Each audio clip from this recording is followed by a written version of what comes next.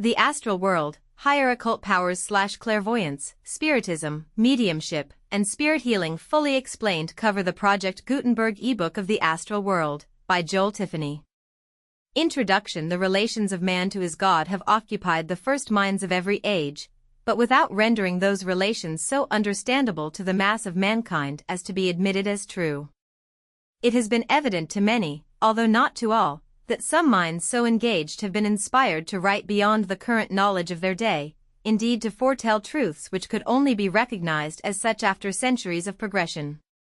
The natural propensity of the human mind in the exercise of its ingenuity has been constantly developing in the endeavor to theorize upon the writings of these inspired authors, so as to present an entire system for the consideration of man. Each of these systems so proposed has passed away, from the fact that it carried with it the elements of its own destruction, itself not arising purely from the absolute, and therefore subject to the analysis of progressed mind, and by such analysis found wanting. Those theories which might have seemed compatible with the ability to adjudge truth in the Middle Ages, were not truths to the more progressed minds of later times, so that truth, except to absolute consciousness, may be considered, when subject to the test of human comprehension, as not absolute even to such comprehension, except in degree, and that varying with the continued progression of the recipient.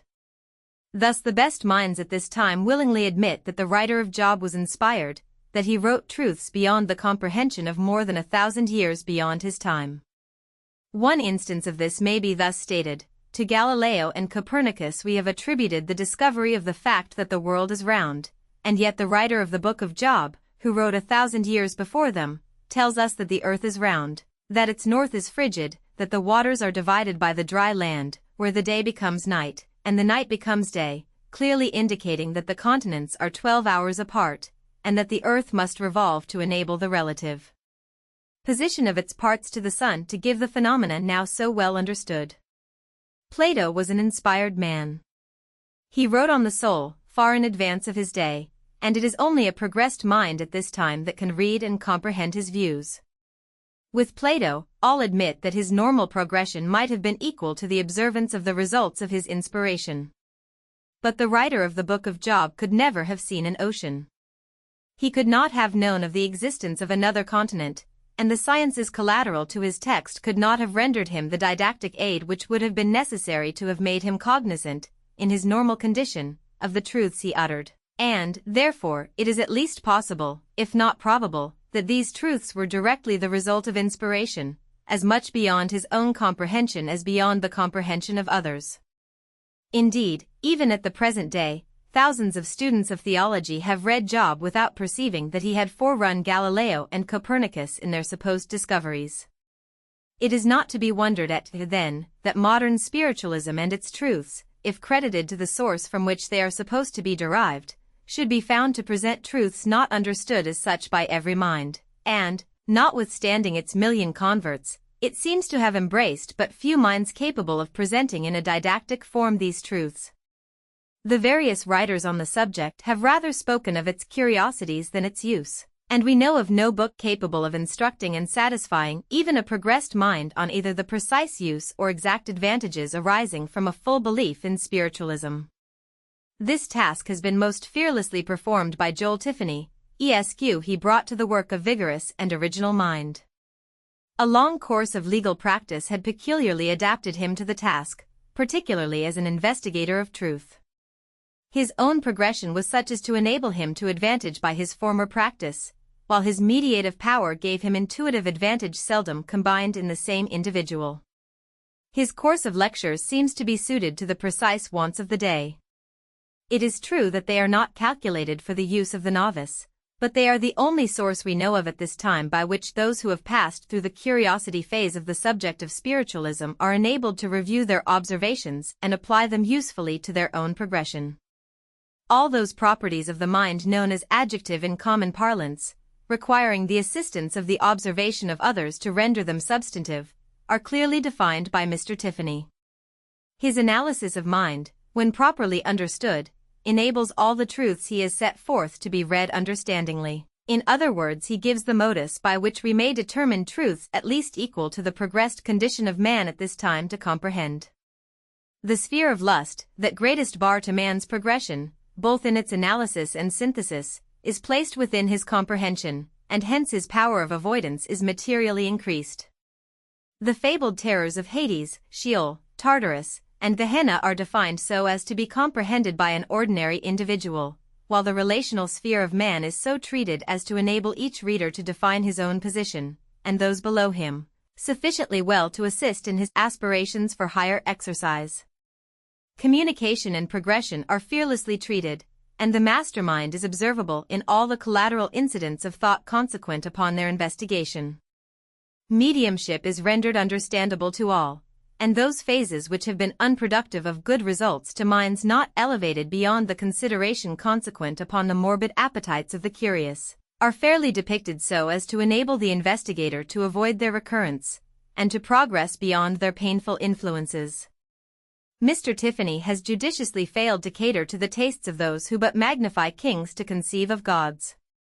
He has presented the deity, or the consideration of the deity, to the minds of his audience, in such a manner as to call forth the highest feelings of the soul for the comprehension of the highest truth. The condition of the spirit in the spirit world, as portrayed by him, is freed from the melodramatic condition in which it has been painted by the fashionable and various theologians of the day.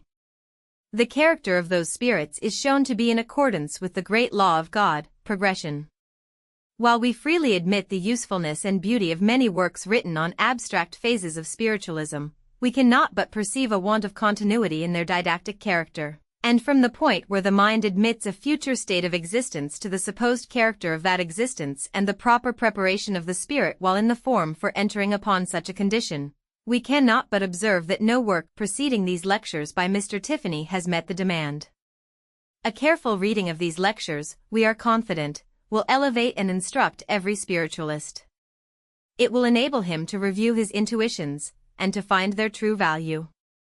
It will chasten his confidence in communications which are not self-evident as truths, and improve his power to comprehend these truths. We ask the reader to peruse the following pages no more rapidly than he can clearly comprehend them.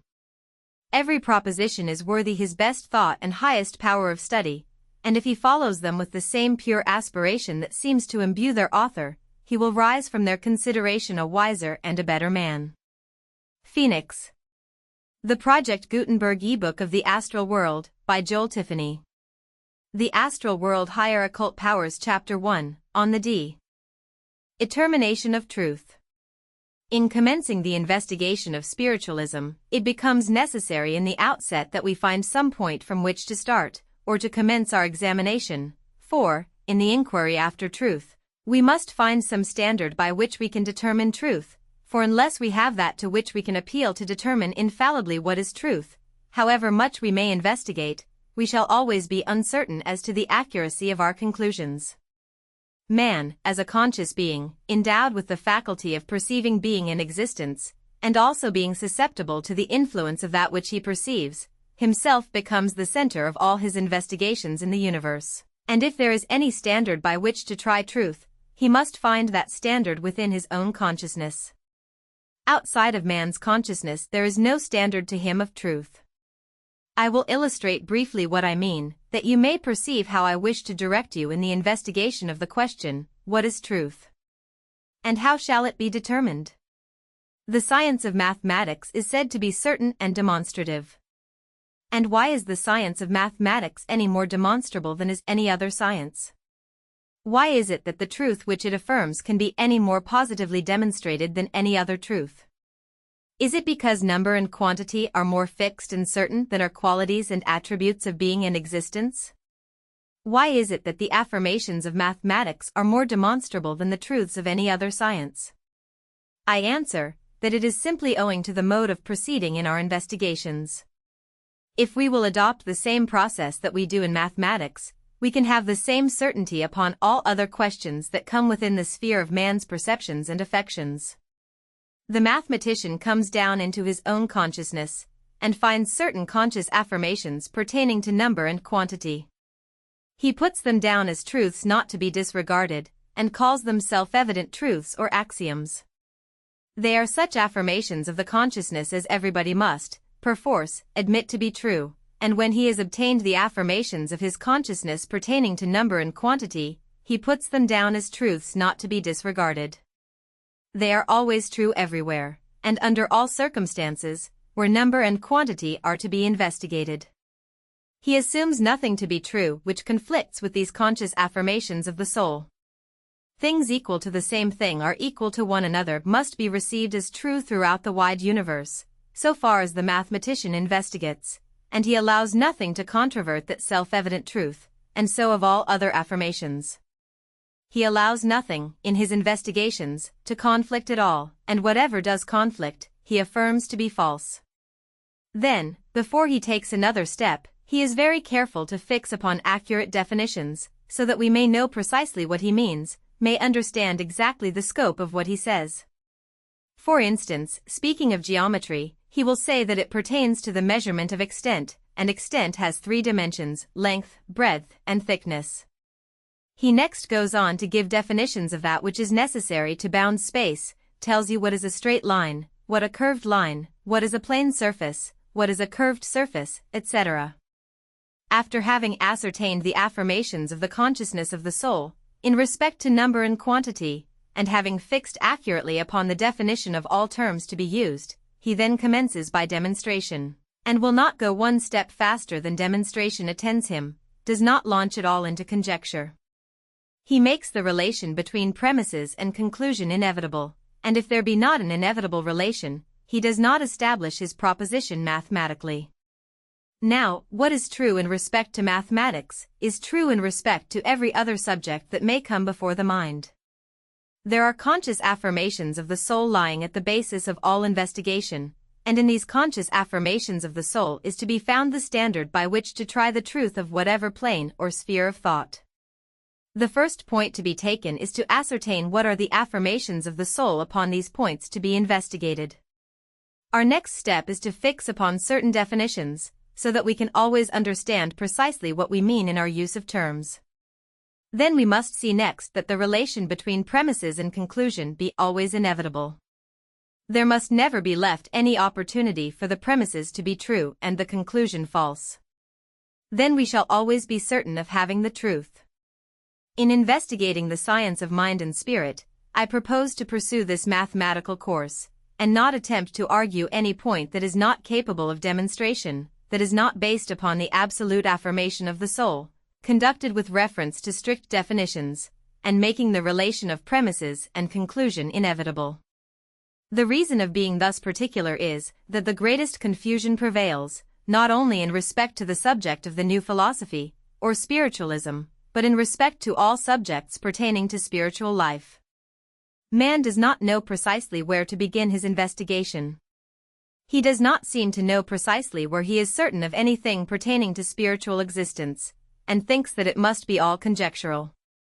Now here is an affirmation which I believe every man in the audience will agree to be an affirmation of every one's consciousness, and that it lies at the basis of all our investigation of this and every other subject. I will say further, that, if any individual in the audience disagrees with me, he will confer a favor by manifesting that disagreement at any time, because I wish to be exceedingly near to you as a lecturer, and wish you to be exceedingly near to me, so that there may be the most perfect freedom of intercourse of thought and expression between us. Then the first affirmation of the consciousness is this, that the mind can perceive nothing but its own consciousness, and that which is inwrought into that consciousness.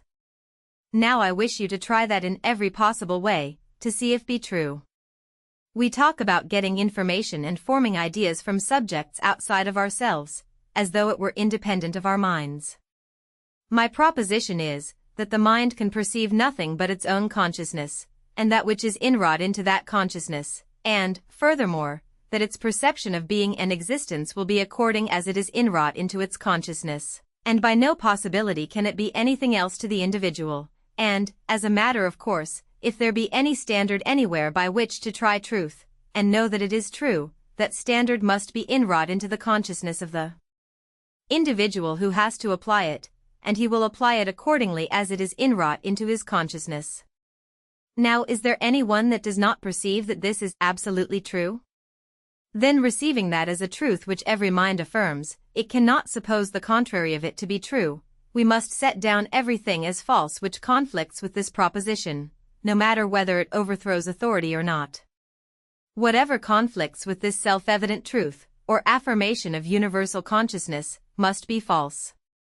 Truth does not conflict with truth. You may be assured that falsehood always exists where you find conflict and antagonism. It follows then, that all there is of being or of existence in the universe that will ever be known to you or me will be that which is inwrought into our consciousness.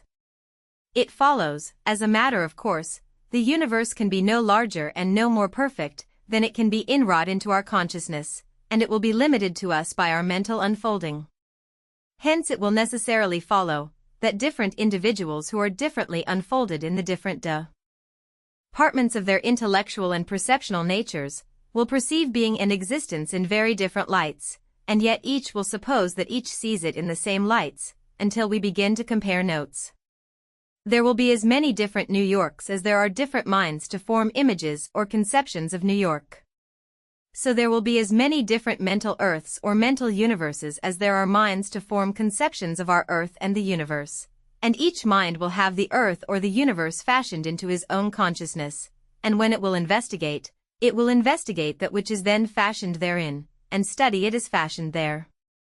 It follows then, as a matter of course, that when the image of the existence within our consciousness corresponds to the actuality, that is, when the ideal in man corresponds to the real in God, then man has the truth, not till then.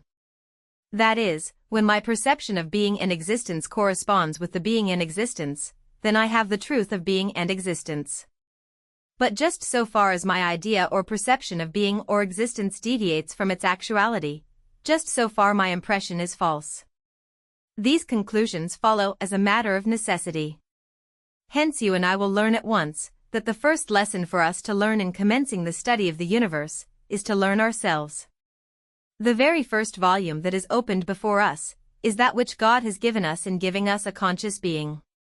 Here we must commence our first lesson, because everything must be recorded in the pages of this volume. God can never manifest any part of the universe or himself to us beyond the capacity of the pages of this volume to receive that manifestation. It follows then, as a matter of course, that truth can never be communicated by authority, and when a man tells me that a certain thing is true upon his authority, I cannot receive it simply upon his statement. You will understand that I distinguish between stating a truth and narrating a fact. I may receive a statement of fact upon authority. A man may tell me that there is such a place as London, and I believe it, and I may form an idea respecting it, but the ideal London I have in my mind is very far from being the real London, is very far from being a representation of the real London. That is, the ideal London which I have exists only in my mind, has no representative corresponding in the outward matter-of-fact London. But when the real London is brought into my consciousness, I have the London. Before, I had a sort of a London. Now you will understand what is meant by a difference between forming a conception of a fact and a truth. Suppose I should say to you that the sum of the squares of the two sides of a right-angled triangle is equal to the square of its hypotenuse. You, having faith in my capacity to determine truth, will say, I will believe it as a fact. But I have no perception of its truth, I have only your word for it. Now your faith is not in the truth of the proposition, but in my word. There is a truth there, but you cannot receive it upon my authority. The reception of it as a truth depends upon your mind being unfolded to the plane of that truth. The question then for us to settle is, whether the conception in our minds corresponds to the actuality. If we have the means of determining that it does correspond, then we have the means of determining that our perception is true. The truth is the perception by the mind of that which is. You may apply this rule to any sphere of investigation that you please. Then let us begin with man as a microcosm of the universe, and who is destined in his spiritual unfolding to be a microcosm of all that is in the universe. In other words, whose mind here is to begin to translate the universe into its consciousness. The universe is a great book, which it is man's business to read and translate into his consciousness, so that the image within shall correspond to the actuality without, so that he shall be a universe of himself, so that the individual in his affection by that which is transferred also becomes a divine, a God. Is it not written in your law, I said ye are gods? Man is to become in his impulses and character like the divine of the universe, so that he has not only all the wisdom, fact, and principle, but all the affection of the universe, to wit, the divine translated into his affection, so that in his outward form and inward being he is a child of God, created in his image. Thus, so far as we proceed day by day in translating the actual and real universe into the perceptive and ideal in us, so fast are we unfolding and growing up into knowledge. And when that knowledge is united with the truth and affectional impulses converted into wisdom, we are made temples for the indwelling of the divine spirit.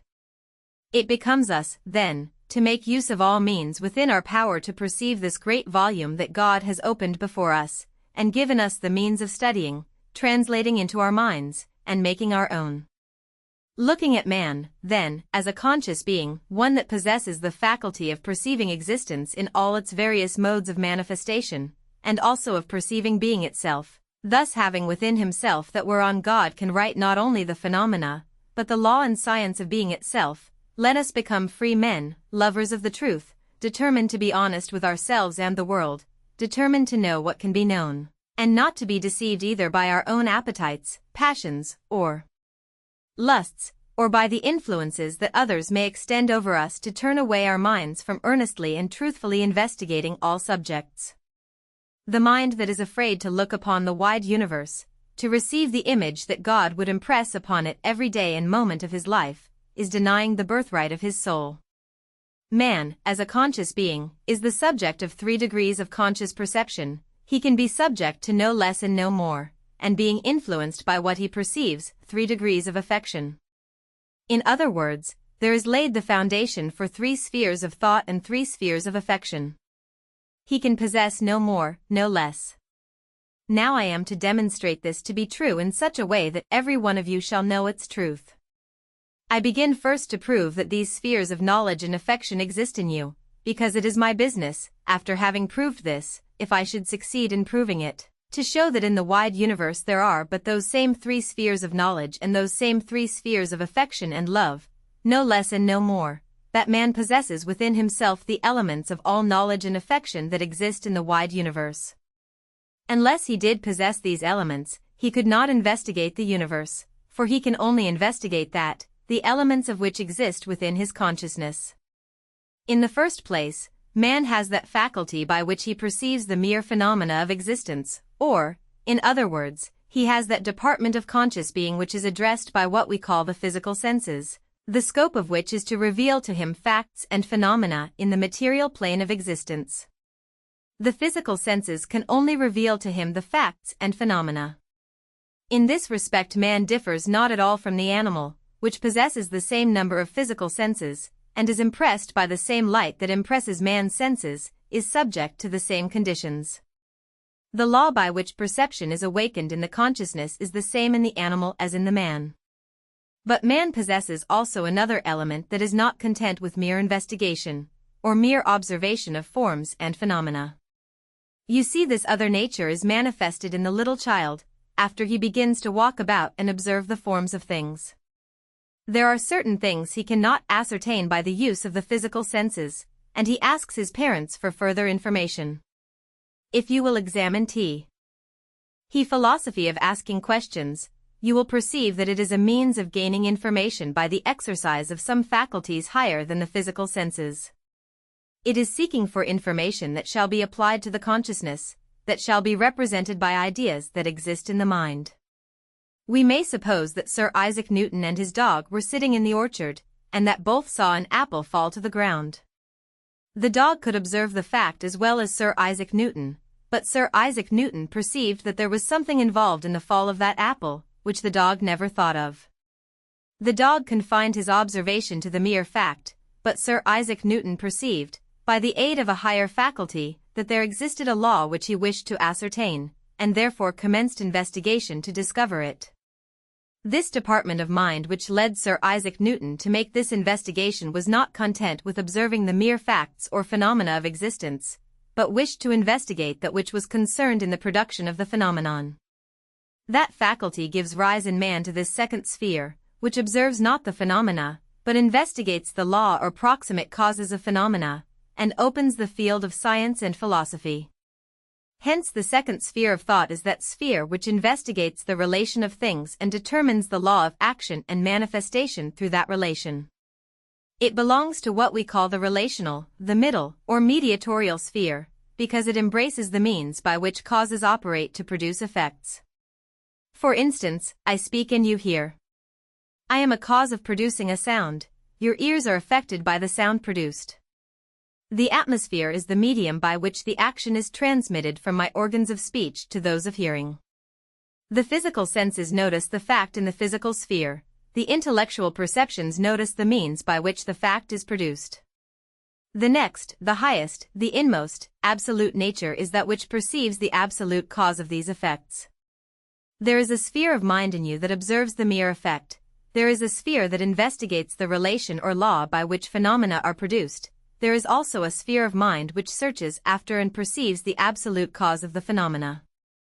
Now, inasmuch as all being or existence must come under one of these forms, either its phenomena, the means by which they are produced, or the cause which, through the means, has produced the phenomena, there can be but these three departments of conscious perception: the physical or intellectual, the moral or relational, and the divine or absolute, which perceives the absolute of all being. To illustrate the difference between the relational and the absolute, when Sir Isaac Newton discovered the existence of the law of gravitation, and found it the same that caused the motion of the planetary bodies, it was supposed that he discovered the cause of their motion. He named that law attraction, or attraction of gravitation. Now we turn upon Sir Isaac Newton and ask, what is attraction of gravitation? The only reply that can be made is to speak of its effects. However intellectual the mind may be, it must be ignorant of the absolute, because it belongs to the sphere of relations.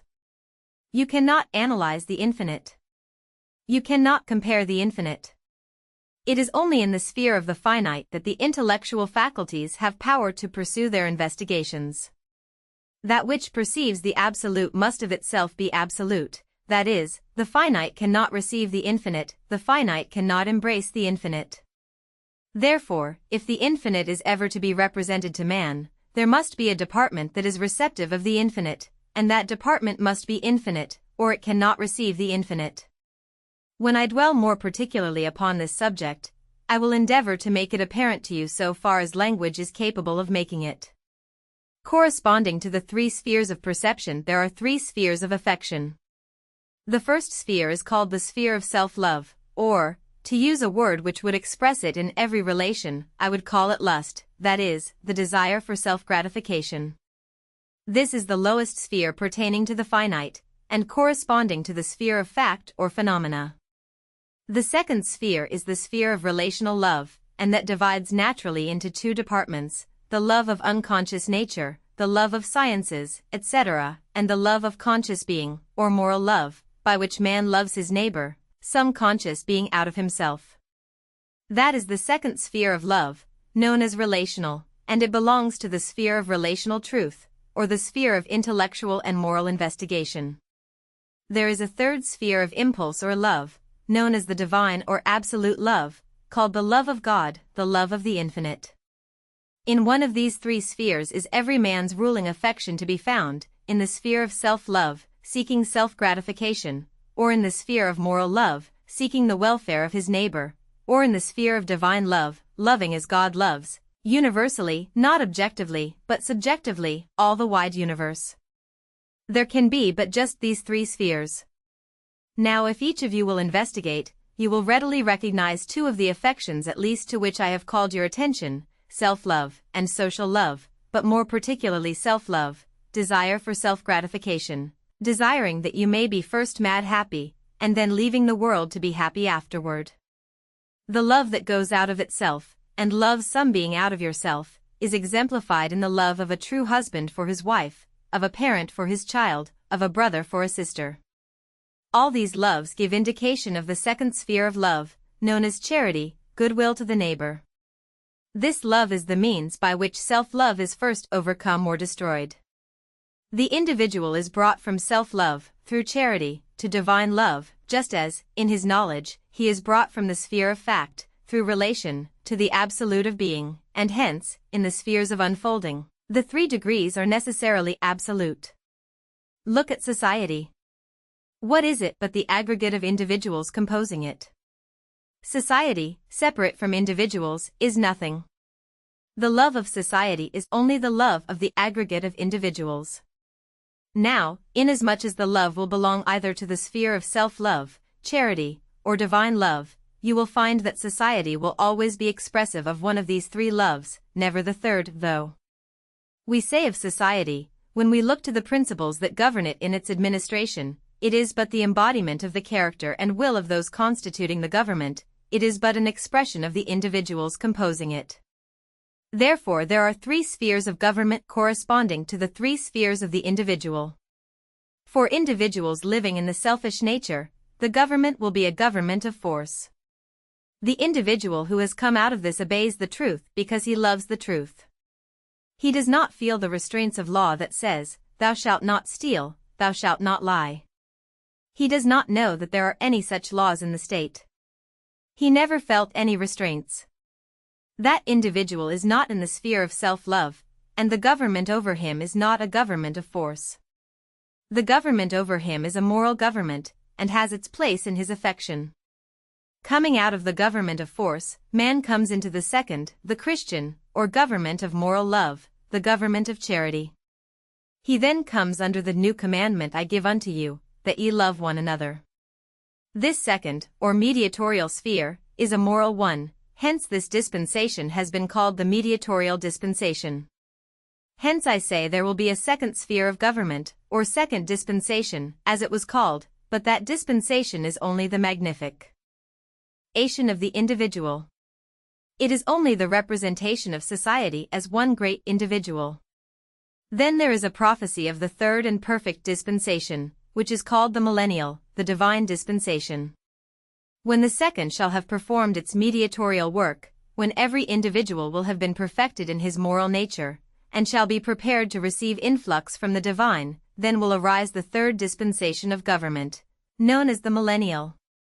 If we refer to the forms of expression by which it is designated, we will find it spoken of as taking place at the consummation of the age, at the end of the world, when that mediatorial age is through, when man is perfected in his moral nature, has put down all rule and power, then Christ himself becomes subject to the Father, and God, the divine, becomes all in all. That brings in the third dispensation, the third sphere of government. These three spheres of love in man lay the foundation for the spheres exhibited in the spirit world. The governments upon the earth, as well as in heaven, have their basis in man. Man is but the footings up of all past ages, and the spiritual worlds have their foundation in him. Therefore, when you and I wish to study the spirit spheres, to know what constitutes a sphere and degree, we are not obliged to go out of ourselves and look into space 10, 15, or 1,000 miles away. That is not the way to study the spirit world. The way is to go within and study the spheres of spiritual being and affection. Individuals who are in either of these spheres are allied to one of the three spheres in the spiritual world. The first is called the lowest, or dark sphere, the sphere of outer darkness, sometimes called the grave. The grave was called the place of darkness, where there was neither knowledge, or device, or wisdom, and was that to which allusion was made in saying, that those in the graves shall hear the voice of God, and shall live. It is sometimes called Gehenna. It corresponds to man's lustful nature, and represents the darkness and impurity of man under the influence of his lusts. That is what characterizes the first or lowest sphere of spiritual being. The second sphere corresponds to man's intellectual or moral nature. It is called paradise, the place of happiness. Jesus said to the thief on the cross, "Today shalt thou be with me in paradise." 2 days after, when Mary met him at the tomb and offered to embrace him, he said, "Touch me not, for I have not yet ascended to my Father." He had been in paradise, in the second sphere, and he told them that when he ascended to his Father they should see him no more. Both Gehenna and paradise are spheres of spirit manifestation. Those who are charitable, and who do possess truly spiritual natures or affections, are in alliance with paradise. Those in lust are in alliance with the sphere of lust or Gehenna. Those who have passed through, and fulfilled every impulse and every love in the second sphere, are said then to be brought into the divine presence. They no longer need a middleman between them and the divine, because the Father can then speak directly to them. But so long as man is in the sphere of outer darkness or in paradise, there is between him and the divine, and he must approach by a mediator, something that can take the things of the Father and make them manifest to him in the visible sense. But when man has come into the third sphere, there is no longer a middleman. Christ himself becomes subject to the Father, and God becomes all in all. Then comes the new dispensation, or the consummation of the Christian age. The point to which I wish to call your attention is that the governments in earth, as well as in heaven, all have their basis in man, man being but the footings up of all the ages of eternity. All is summed up in him, and he is the footings up of all that preceded him, hence all the spiritual spheres have their basis in man. Therefore, when we wish to study the spirit spheres, we are not obliged to go out of ourselves and begin to look off into space 10, 15, or 1,000 miles away. The way is to come within, and ascertain the sphere of spiritual being, spiritual perception and affection, for all there is of the spiritual universe is what has its basis in the individual spirits who constitute the spheres. As the societies of earth are composed of the individuals of earth, so are the spheres of the heavens composed of the individuals of the heavens, and the ruling nature of the different spheres is but the aggregate of the ruling loves of those composing those spheres. The laws of the spheres are but the laws of those composing the spheres. We are germinal universes. We are to be developed and unfolded consciously till the whole universe is translated into our consciousness. There is but one way to study the universe, and that is to come down into ourselves and study ourselves. This idea of looking out of ourselves, looking to any external method outside of our consciousness to find out what constitutes a spiritual sphere or degree, is all fallacious. Spirits may come and rap, talk, and preach till doomsday. If they cannot find the elements within your consciousness out of which they can construct that spiritual sphere, you cannot perceive or get any true idea of spirit spheres. It is as though I were born blind, and had never seen the light, and of course knew nothing of light, color, and darkness, and some individual should endeavor to make me believe that I was living in total darkness, when there would be no part of my being to which he could appeal to make me believe. There would be no possibility of conveying the thought to my mind, because I should have no conscious experience of light, color, etc. Outward language could not give me the idea. Unless I have had the conscious experience to give me the idea out of which to construct the idea, the spirits from the spirit world may come from every sphere and degree, and they cannot convey to my mind an accurate idea of those spheres and degrees. If they would make me understand who God is, and what He is, they must find in me the elements out of which to construct that God. I say it is useless to look for information out of yourselves until you know what is in yourselves. The first lesson is to learn who and what am I. I propose to commence my investigations in each individual's own consciousness, starting with affirmations of that consciousness, and with definitions about which we cannot disagree, and then go forward step by step, demonstrating every point, and ascertaining the law of manifestation as that law is revealed in us. I do not ask spirits, and do not wish them to come to tell me about the law that governs in their sphere. The truth is, we cannot avoid the fact that all communications that come understandingly must come in the method that God has ordained, and that method is that it must be written by His law upon our consciousness, and when it is written so, spirits can come and point out the writing to us, and that is the best they can do. I desire you to understand distinctly what will be the basis of my lectures, what will be the points I shall attempt to establish. I shall endeavor to prove spiritualism. I shall not come to the raps for a considerable time. They are so far off, I shall not attempt to prove spiritualism by rapping for some time yet. People say we have got beyond the rapping. The truth is, a large portion of the world have not yet got to the raps. They are not yet able to appreciate the raps. We must make considerable progress before we can get the philosophy of the raps. We have much to learn yet before we can get the full benefit of a simple sound, even though it be not accompanied by much intelligence. The first lesson I shall attempt to teach, pardon me for assuming to be a teacher, I will be a pupil at any time, is how to study and know yourselves, how to ascertain the LAWS of your being, action, and manifestation, how to determine what is and what is not spiritual in you, how to determine whether you are under spirit influence or not, for there are laws by which all these things can be determined.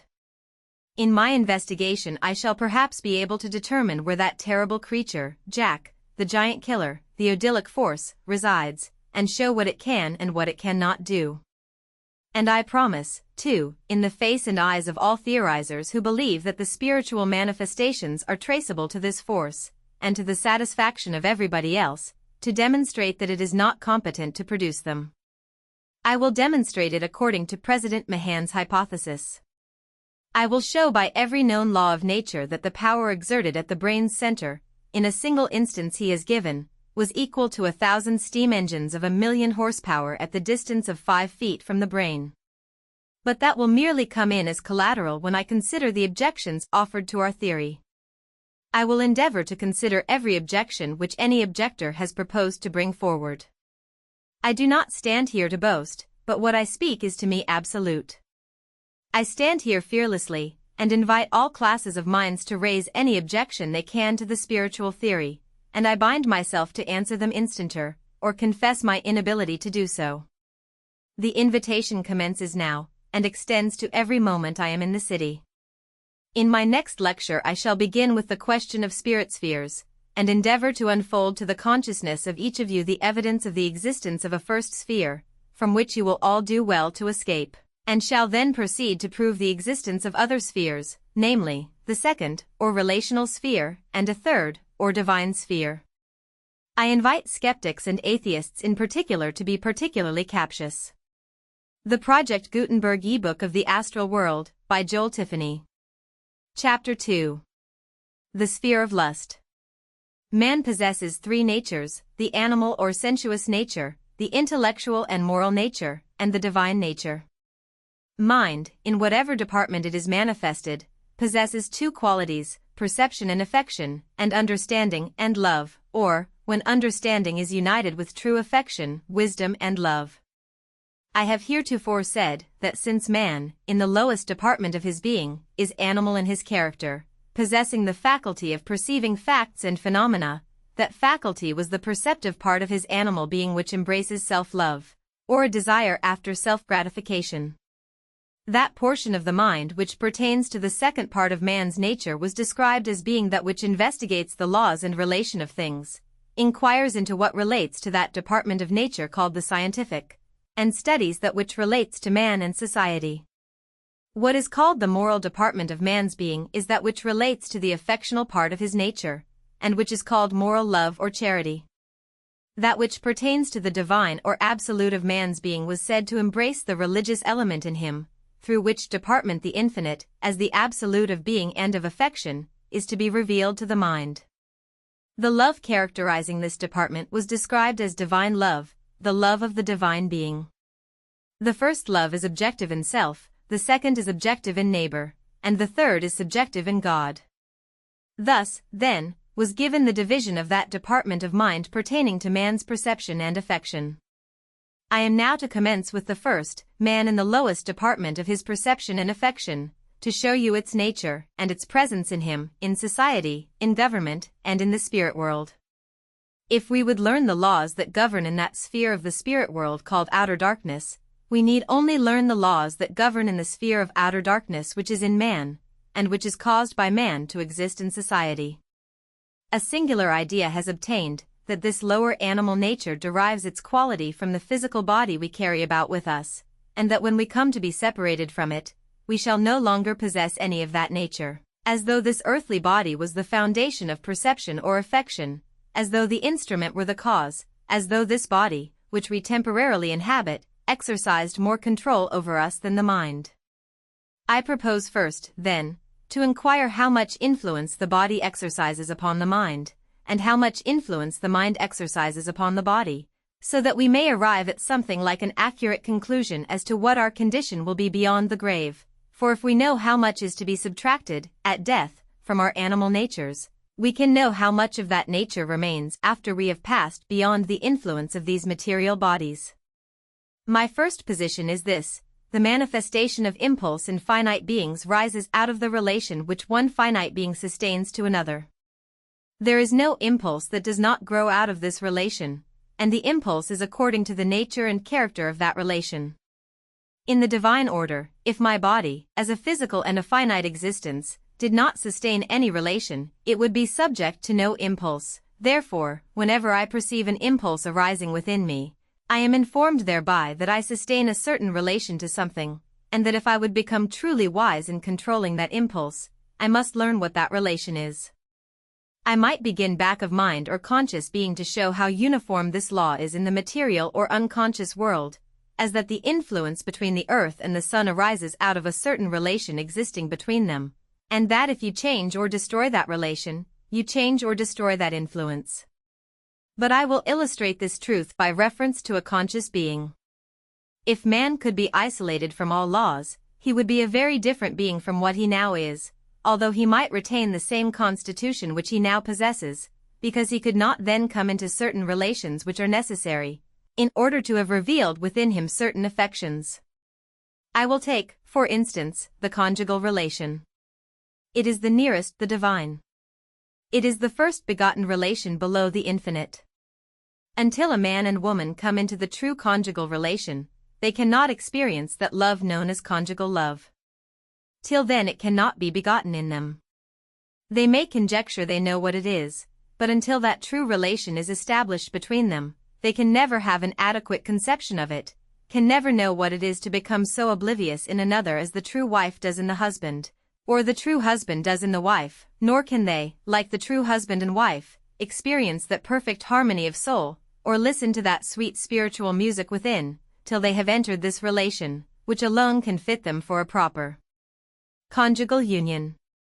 The law exists, and the conditions exist, but man must place himself, and woman must place herself, within the sphere of the law and the conditions, or they cannot experience the benefit to be derived from them.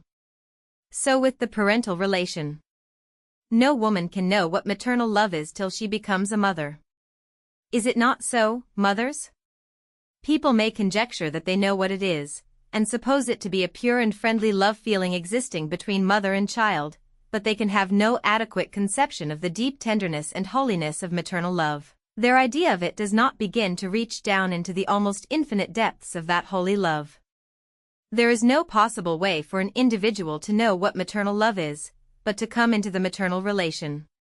That is the way God reveals it in the soul. The reason is that the true maternal impulse in the finite is the manifestation of the divine in the finite sphere, and this manifestation can only be made in an individual when that individual comes into the sphere where the infinite can confer that blessing. The same is true with reference to paternal, fraternal, filial, and social love. They all depend for their development upon those in whom they are manifested coming into the true relation which gives birth to them. The same law holds good when applied to the relations existing between the body and the spirit. My body cannot be nourished so as to become an instrument of individualizing in me an immortal spirit, unless it be sustained by those things necessary to become a part of its organism. I have needs, as an immortal being, which must be supplied, or I perish, and since those needs exist, they must have some means of manifesting themselves to me, and one of the means employed for that purpose is the feeling of hunger. A desire for food proclaims a need of my wasting body. The needed material can then be taken into it to build it up and fit it for its holy mission of being an instrument in elaborating an immortal spirit. So, likewise, thirst is the voice of God proclaiming a need of my body, and my spirit is induced to seek for that which shall supply the demand of a divine impulse originating in that plane. So it is in regard to all other needs of the body calling upon the spirit for gratification. The impulses, then, pertaining to this body have not their origin in this body, but only in the relation which this body sustains to my spirit, and when the spirit has fulfilled its duty of supplying the needs of the body, the demand ceases. When, being hungry, I have appropriated the proper quantity of food, the desire for food ceases. It is so respecting every other need. When it is supplied, the demand ceases, and the individual continues to be satisfied till the demand is again created. By studying the needs of the body, and making yourself acquainted with its condition as far as it relates to the spirit, you may learn exactly how much influence, truly and properly, it exerts upon your spirit. But when you look beyond the needs of the body, and find impulses asking for more, you may be certain that you are finding impulses which do not pertain to your body. Though they may lay hold of your body and stimulate it to action and administer to its gratification, yet they do not arise out of it, but out of some neglected need. Such impulses are the voice of God calling our attention to some need which you have forgotten or neglected, and they will not permit you to rest till you discover what that need is and supply it. I will illustrate this point. Although man in the lower department of his nature is animal, he is nevertheless something more than an animal in the activities of his nature.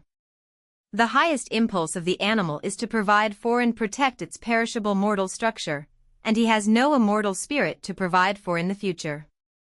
He is content when the needs of the body are supplied. Did you never notice how content and unconcerned are the horse and dog when their demand for food is supplied? Young animals and young children, in their play, are supplying one of the needs of their body.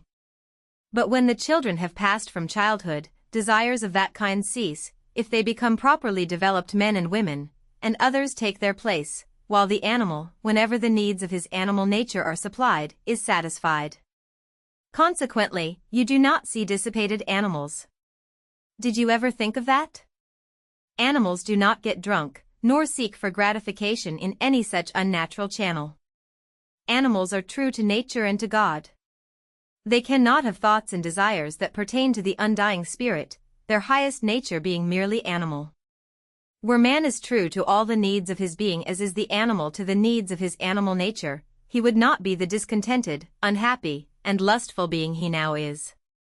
But in consequence of having to supply the needs of a higher nature, he finds himself far from being as contented as the brute, whose animal wants are all provided for. There are spiritual needs pertaining to his understanding and affections which are entirely overlooked or neglected by him, whose demands are as imperative as are the demands of the animal nature. The demands of his intellectual and moral nature cause him to feel the lack of something within which destroys his rest and quiet. He seeks to satisfy this lack by gratifying his sensuous appetites and passions. Thus man runs into vice, and becomes sinful.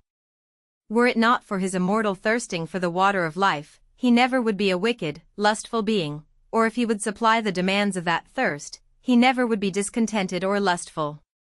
Now let us make the distinction between the lustful and the divine impulse, that you may better understand what I mean by the sphere to which I am calling your attention.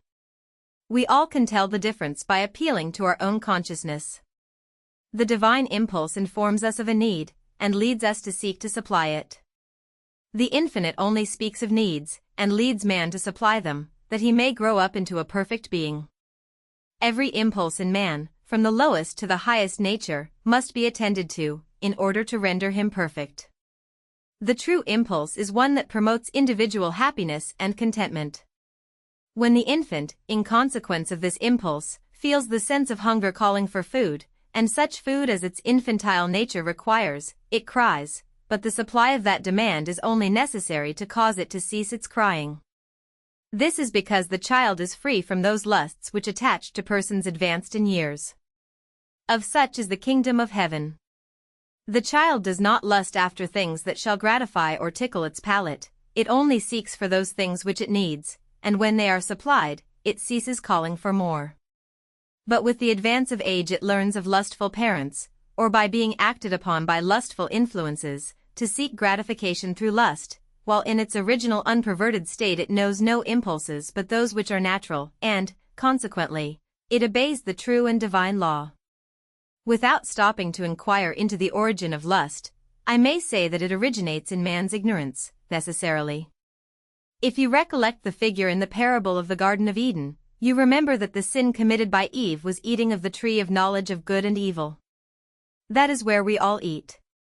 But I do not propose to dwell upon the nature and origin of this lust in man, but merely to speak of it as being that which characterizes him in his lowest sphere of being. It brings him into antagonism with his neighbor and God. It is that which begets in him so much crime, and which brings ruin upon the world. That is lust which leads him to seek after self-gratification irrespective of any need, while the true impulse only leads him to seek to supply those things which are really needed. The impulse belonging to the lower sphere may be characterized as lust. The idea which obtains so generally in society, that lust belongs only to animal, sensual, or sexual desires is, therefore, erroneous. Man may seek gratification in every plane of his being, not only in what he eats and drinks, but also in the intellectual plane. He may seek to gratify a vain curiosity. When he feels restless, he goes off searching after amusement. Time hangs heavy on his soul. There is a perishing need calling for action, and he knows not whence it comes, and he seeks to kill this time by amusement or otherwise. This is lusting, not in the animal sense, but in the intellectual sense. He may also lust in the moral plane. What are called friendships in the world are distinguished by lusts. You know how the world selects its friends. It selects them according to the pleasure it expects to derive from them. Is it not so? Does not the selfish man and woman select friends with reference to the enjoyment they expect to derive from their associatio? And with them? And are they not most constant in their attention to those who are most successful in administering to their enjoyment? Look at this, each of you. Look over the list of your friends, and tell me really what is the basis of your friendship. You love your friends, you say. Why do you love them? You love to be with them. Why? You seek their society. Why? Some of your friends you love best. Tell me why it is that you love them best. You say they are the most agreeable to you, and hence you love to be with them. Is that the highest basis? If so, when they cease to administer to your gratification, what relation will you hold to them then? It is said that prosperity makes friends, and adversity tries them. They can make it pleasant for us when they are with us, and in prosperity, but when adversity comes, their position is not quite high enough for us, and we prefer those differently conditioned. This remark is in accordance with the statement that the friendship of the world is based upon the principle of gratifying ourselves. In making your morning calls, you sometimes visit your friends from a sense of duty, and are influenced by the fear that they will find fault with you if you follow your feelings in the matter, and go where you will derive the greatest amount of pleasure. When you think these friends are laboring to your disadvantage, then your love for them soon cools off. They don't answer your purpose. Thus, trifling circumstances make foes of friends. You may test the friendship you think you have for individuals. If a person's friendship seems to be strong, and he cannot enjoy his friendship for another, unless in that other's society, and he desires to be in the presence of that person, so that he can hear his voice and feel his personal influence, and if, when separated from that friend he is disquieted and unhappy, very much as is the person who uses strong drink or tobacco, and is deprived of his beer, or rum, or tobacco, his friendship has a low basis. But if one has a true friendship, which is high, and holy, and spiritual, one where his whole confidence is merged in that friend, he trusts him with his heart and most secret thoughts, and knows without doubt that he cannot be betrayed by that friend, and they hold constant spiritual communion with each other. No matter how far apart, there is a concord of spiritual communion between them that enables them to enjoy each other's society when separated by hundreds of miles. True friendship is of the spiritual kind that does not regard so gross and physical a friendship as the friendship of the world. I wish to call your attention to the presence of this impulse in you, because perhaps you have not looked at the subject in this light. A word to husbands and wives. A young man, when he contemplates getting married, thinks he will get a wife that will make him very happy. One young man thinks he would like a wife who will be economical, another, one who would make a good housekeeper, and another, an intellectual companion, so they select not so much with reference to the wife, as to the use of the wife. And ladies, on the other hand, select husbands who they think will provide them a good home, afford them protection, etc. They want a husband for his use, so the union between the man and woman is often based upon the idea of use, and not upon their fitness for companions, and hence their love for each other continues so long as the use continues, and no longer. If a man who desires a good housekeeper finds that his wife is not one, or if a husband finds his wife faulty in any other important particular, just in proportion as she proves faulty his love for her is abated, and at the end of 28 days, the period denominated the honeymoon, he finds he does not love her near as well as he supposed, and that what he supposed was love, was, after all, but a desire after gratification, that he was loving self instead of his wife. Man may be lustful in his religion as well as in his moral relations. He may mistake what he supposes to be the love of God for the love of the use of God. He expects God is going to make him eternally happy, and bestow upon him unending enjoyment, and for this reason he shouts and praises him, and calls it loving God. He does not see that God is so much better than anybody else, but he has become satisfied that God means well, and will bless him, and he honors him for these things. Hence his seeking after religion that he may make himself happy and save himself from suffering is as lustful and selfish as seeking after something good to eat or drink, making self-gratification the object of his search. The great difficulty, my friends, with popular religion is, that it is only a religious expression of lust.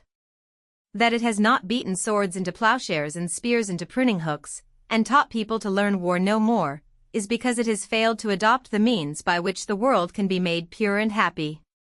Hence the religious man may be as selfish as the miserly man, and yet think he is so much like God that he is going to be saved. But it is not religion that he loves, it is only the use of religion. Satisfy him that God is not going to benefit him, but that he is going to damn him, and he will curse him bravely. I ask everybody to look at this. It is claimed, as I have already remarked, that the impulse of lust belongs to the body, and does not grow out of the relation which the mind sustains to the body. What need, I ask, did Alexander's body feel, which demanded that he should have all the kings and potentates of earth on their knees before him? What did he want of the wealth of the earth? And what made him weep because there was not another world to conquer? Was it his body? I tell you, nay. There were perishing needs within him that would not give him rest till they were supplied, and, ignorant of the nature of those needs, he sought to supply them by the gratification of his selfish nature.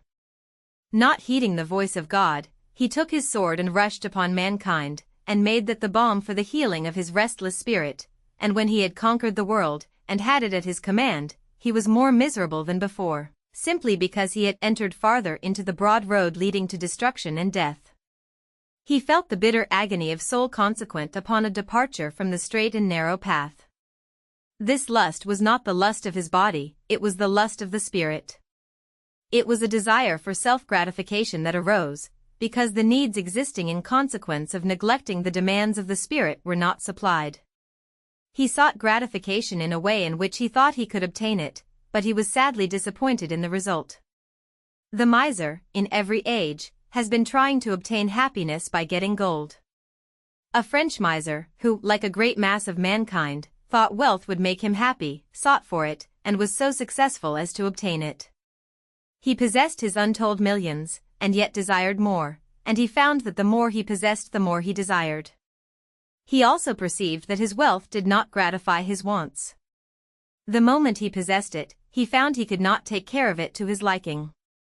He could not trust it in banks, for the banks might break, and he did not like to invest it in stocks, for stocks were liable to depreciate in value, so he made up his mind that he would convert it into money, and keep it continually in his sight, and accordingly he had it placed in heaps, and stood and watched it. But then he was unable to sleep because he feared burglars and assassins, whose plottings for his life and money constantly rung in his ear. As he stood and watched those shining heaps, he reflected that although he had obtained wealth he had derived no satisfaction from it, but that every dollar added to his possessions added a new pang to his sorrows, and he determined to kill himself, and accordingly proceeded to the bank of the river Seine, for the purpose of drowning himself. Upon arriving at the river's bank, happening to put his hand in his pocket, he found 4 guineas. Thinking they would thereafter be of no use to him, he concluded that rather than have them lost, he would, before he sought his watery grave, go and find some needy person to whom he might give the money. He accordingly went to a miserable hovel close by. As he approached it, he heard cries of agony and distress within. He entered, when he beheld a most heart-rending sight. There lay a poor, sick, distressed widow on a pallet of straw, with a few rags for covering, and there were 4 hungry, dirty, naked children crying for bread, while the sick mother had no bread for them, or the means of obtaining any. The miser stepped up to the bed, and placed the 4 strayed guineas in her hand, and told her they were hers. She looked wildly at the money, and then at the giver, and then at the guineas again. She seized his hand, pressed it, blessed him, and called upon God to bless him, and the children thanked him. The thanks, and blessings, and tears which were showered upon that miser's heart caused it to break, and for the first time in his life a pulsation of pleasure, delight, and satisfaction beat through his soul, and as he stood and witnessed the joy, and thankfulness, and hope of that family he exclaimed, "What? Is happiness so cheap? Then I will be happy." Then he went away, not to drown himself in the Seine, but to seek out other similar cases of suffering, and after that he had no occasion to kill himself, for he had found what was the canker that had so long been gnawing upon his heart. He found that he possessed a moral nature that had needs, and that nature was calling upon him to perform certain moral duties, and that the moment he obeyed the demands of that nature, he silenced that clamoring within, which had all his life long rendered him unhappy and discontented, and at a good old age he testified that the way to be happy was to be good and useful. I think his experience will be yours and mine. We talk about wanting pleasure, and we seek it in amusements and at theaters, routs, and balls, and I tell you that this feeling arises from the same cause as the miser's misery. We have hungerings and thirstings of soul which we are required to satisfy, and except we comply with these requirements we will be disquieted. If those of you who love the opera, the theater, etc., will go forth and tread these streets, and find out the objects of need, those worthy of aid, and visit them, and administer to their comfort, you will no longer feel the need of theaters, routs, and balls, and you will find greater satisfaction in such a course than these amusements can afford. Try the experiment, and I will guarantee you will be successful. That this city, like all great cities, is pursuing after pleasure, as the paramount object to be attained, is because their souls are hungering and thirsting after that food necessary to build them up into the stature of perfect men and women. This makes time seem cruel, and hang heavy upon them, and, like the victim who seeks to drown his sorrow in the cup, they seek to fill up the long hours in dissipation. To return to my subject. This fear of lust, I say, then, does not arise from the body, nor from the influence of the body on the soul. It arises from our neglect of our spiritual needs. This lust, this desire proclaims a divine life within, which demands activity corresponding to our real natures, and we can never get peace and happiness until those real demands of our natures are supplied. I appeal to all pleasure seekers whether this is not true. You have heard it argued whether there be more pleasure in anticipation than in participation. The world's pleasures are always in the future, never in the present. The man or the woman of the world is never satisfied with present conditions or present attainments. Why not? Because the man and the woman of the world are not attending to the present needs of the spiritual nature. The finite man ought to understand that he lives only in the present.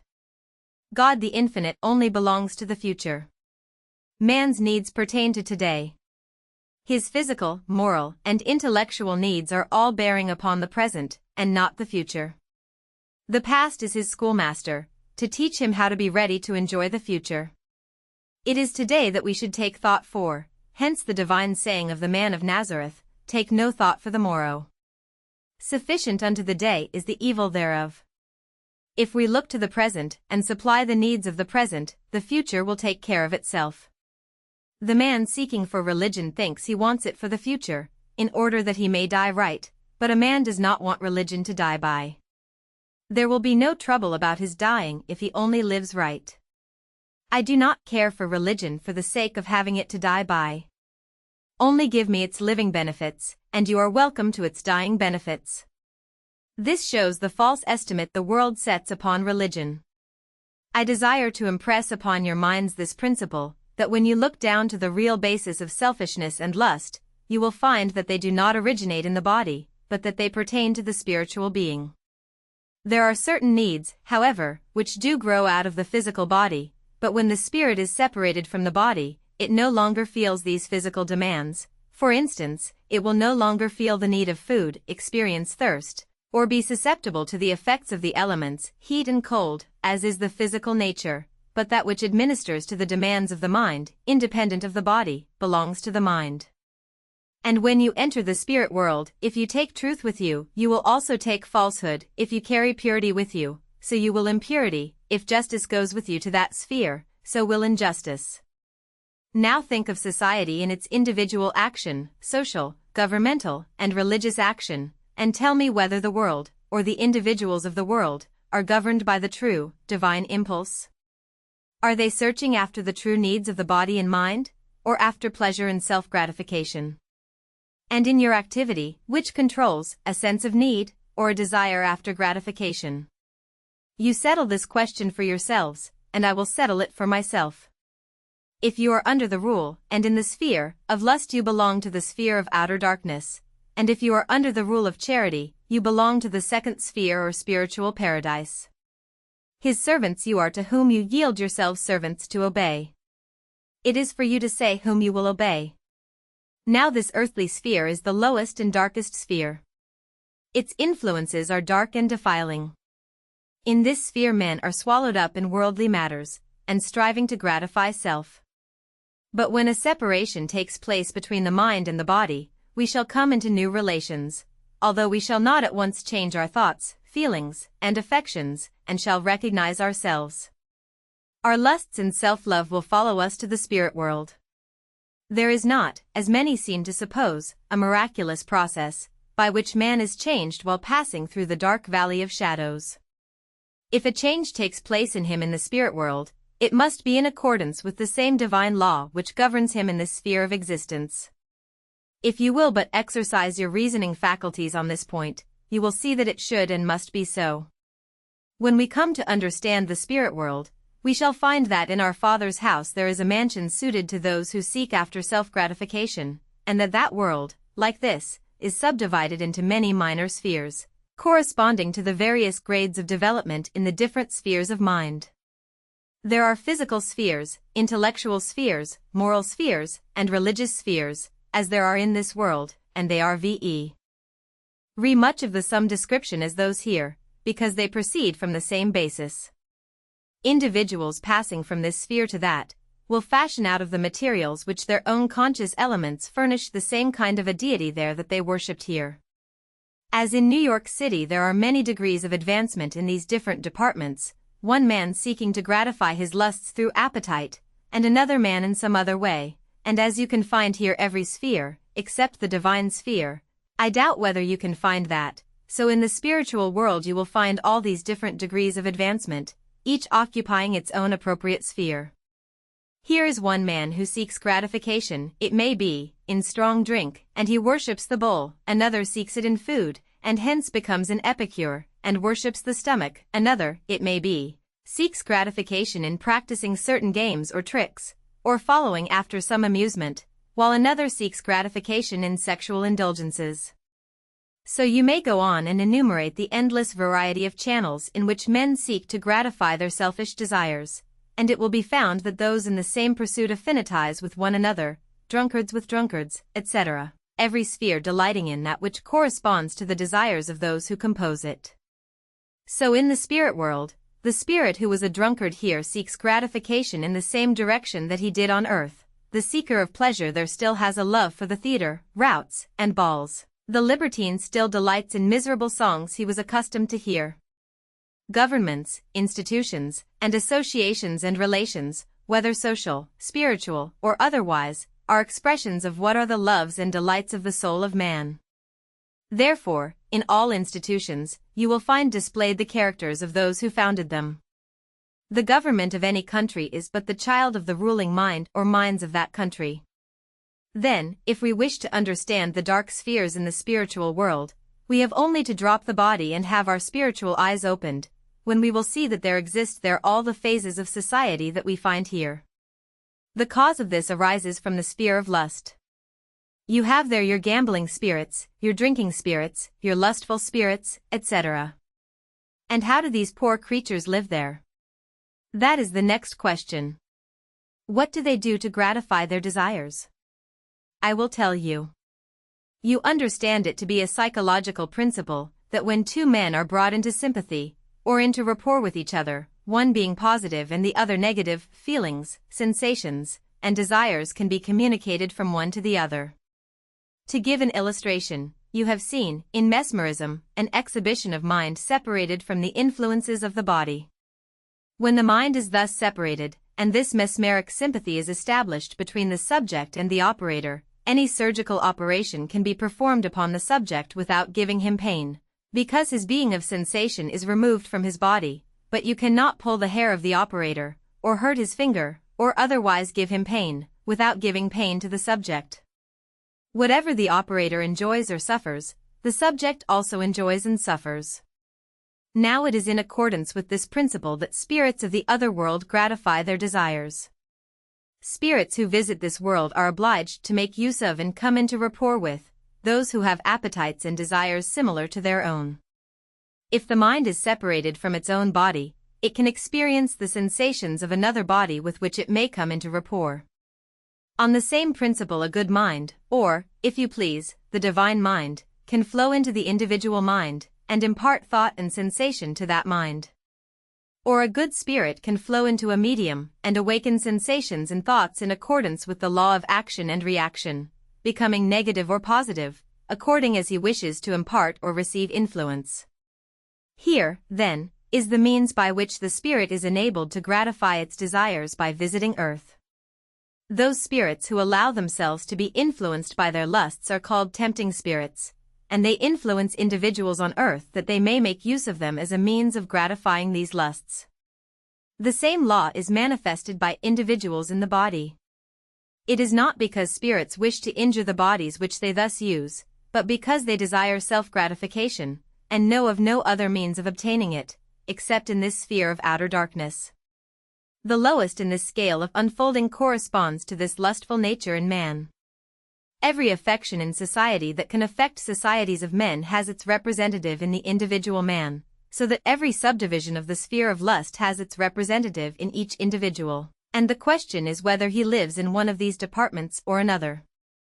If I am developed in the moral department, there I live, and love, and worship, and when I pass to the spirit world, I go to a sphere corresponding to that ruling affection by which I am controlled.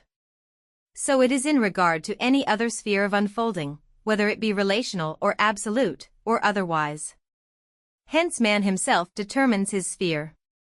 Take any man or woman you please, and let them be developed to any sphere, from the darkest sphere of lust to the purest sphere of love, and if there is any place in God's universe where they can find that which corresponds to that lust or love, they will find it.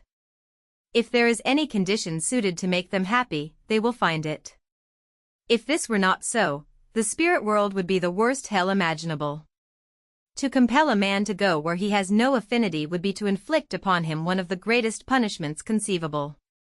Compel a lustful libertine to remain in a Methodist class meeting, and shout and sing with the enthusiastic Methodists, and he would be extremely miserable. He could find many places where he would be infinitely more happy, and in order to be happy, he would be obliged to go where he could find that which would correspond to his cast of mind.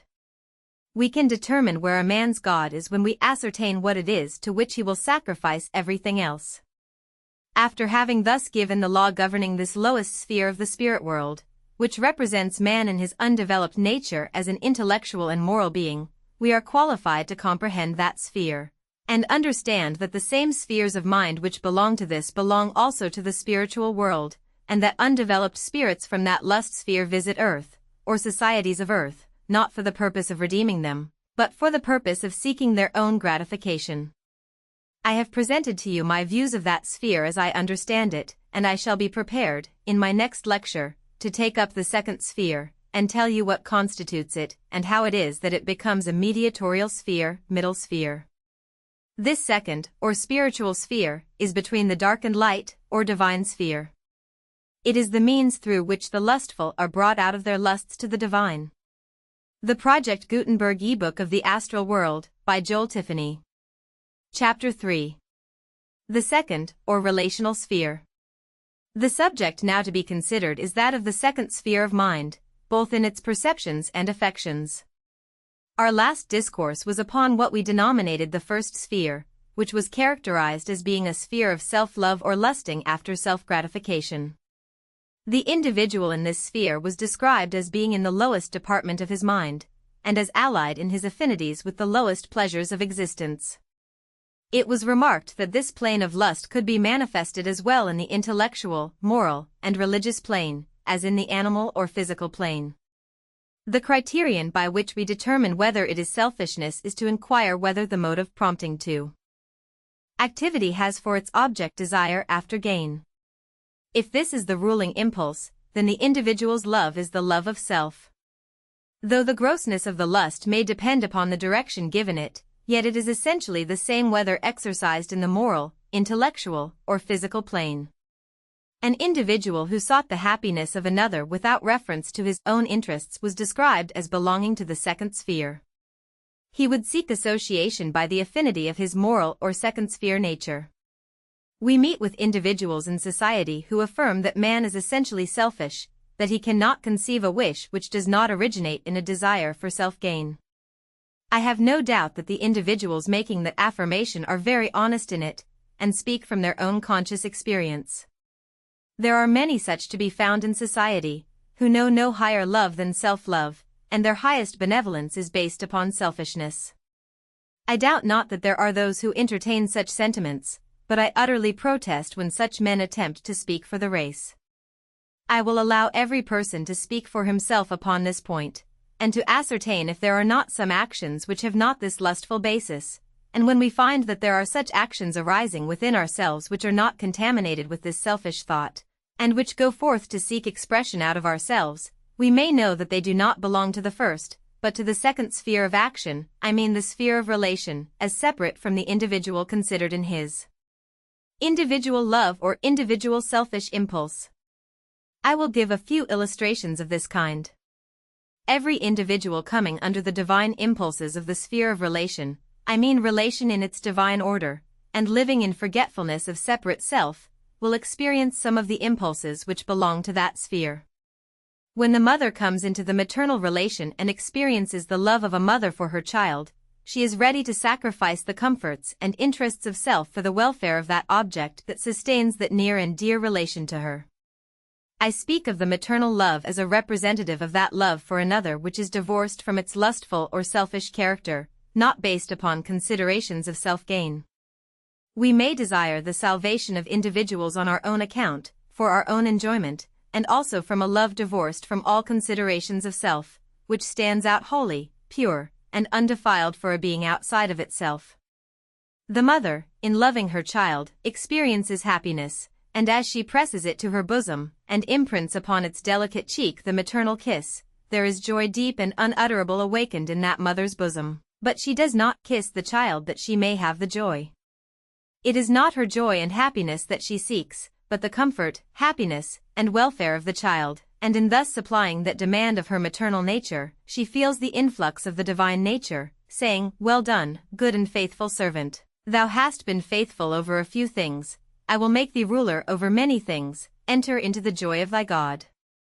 That is what God says to every mother who loves her babe from the true maternal feeling. So is it in the true relation between husband and wife. I mean now the union in heaven, and not the union fixed up by society and its institutions. I speak of such hearts as God has joined together.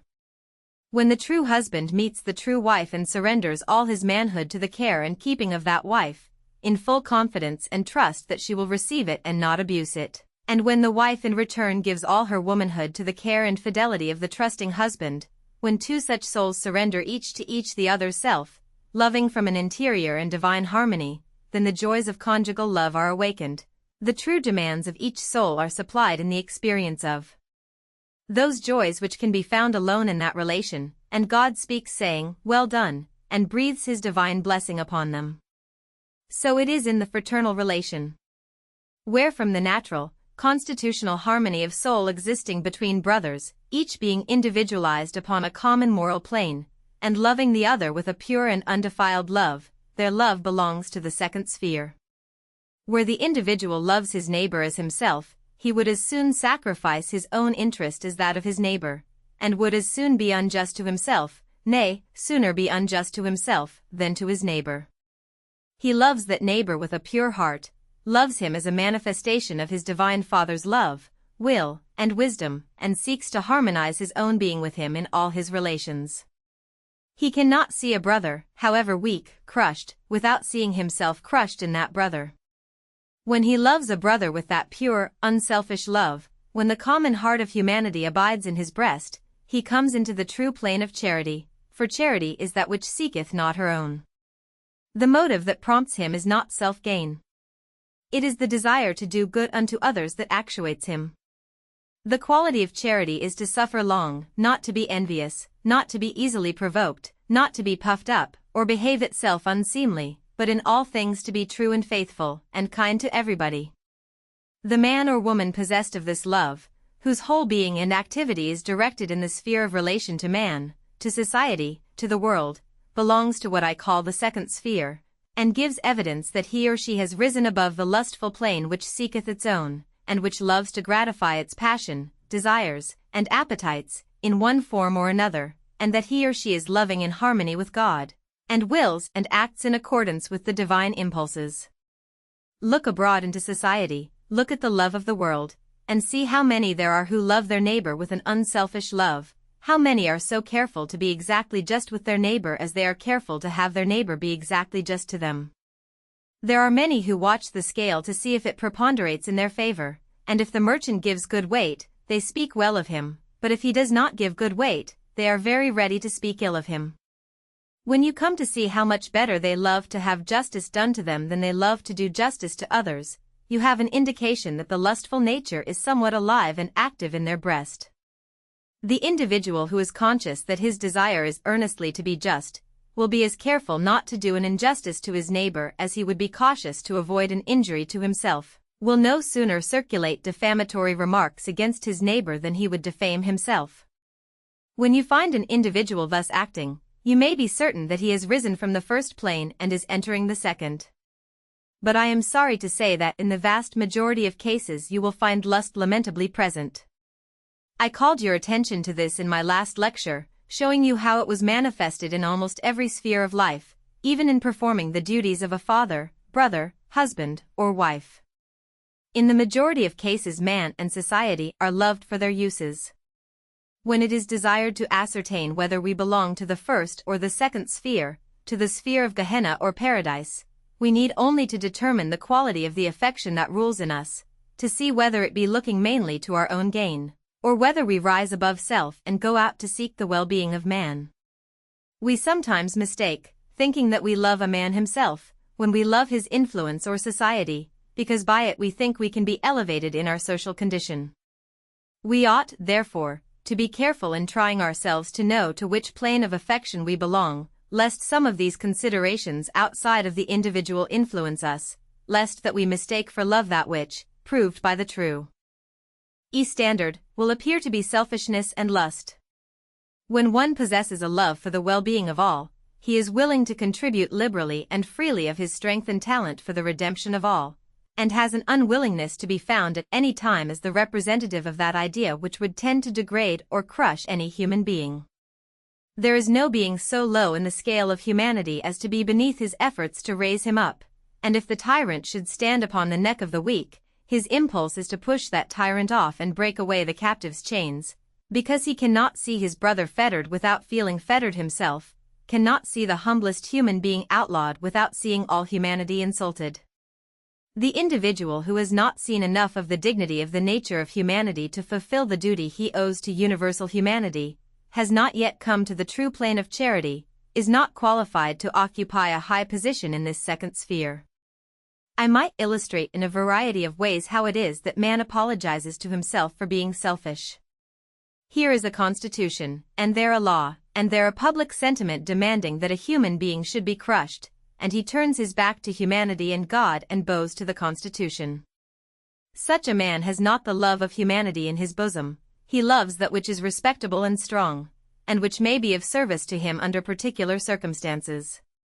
But the individual who can be a Judas and can sell the Lord in the shape of his brother, can betray him with a kiss and sell him for 30 pieces of silver, whatever may be his profession, belongs to the lowest grade of humanity. Here is a truth that every soul must affirm. It honors the man that honors humanity, and despises the man that despises humanity. When a man in his lustful nature will bring his whole soul to honor that sentiment, he is prepared to leave the first and enter the second sphere, which is expressive of the finite character of man as he comes into this charitable affection. This character in man is that which determines the second sphere in the world of spirits. Man is a universe, and if there is a hell in the universe, it is because it is in man, and if there is a heaven, it is because there is a heaven in man. Those who are developed only in the sphere of outer darkness, and who from affinity love to associate together, will be found composing what is called the outward sphere. Do not now, by any means, associate the idea of sphere with that of place. The persons in this room are all together, so far as space is concerned, but so far as sentiment or sphere is concerned you may be at heaven-wide distances. While one is in rapport with celestial affections, holding communion with the Divine Father, the other may be in rapport with spiritual beings, holding a communion with the angels, and a third may be in rapport with the infernal, holding communion with the spheres of lust. It is not a question of place, but simply a question of condition. If you and I are in the condition of lust in our affections and perceptions, if we associate with others in the same condition, heart thrills to heart, just as in the moral or divine sphere heart answers to heart. Each in his own plane seeks that which is adapted to his own nature. I say, therefore, do not connect the idea of place with that of sphere. Man is a little universe, a microcosm.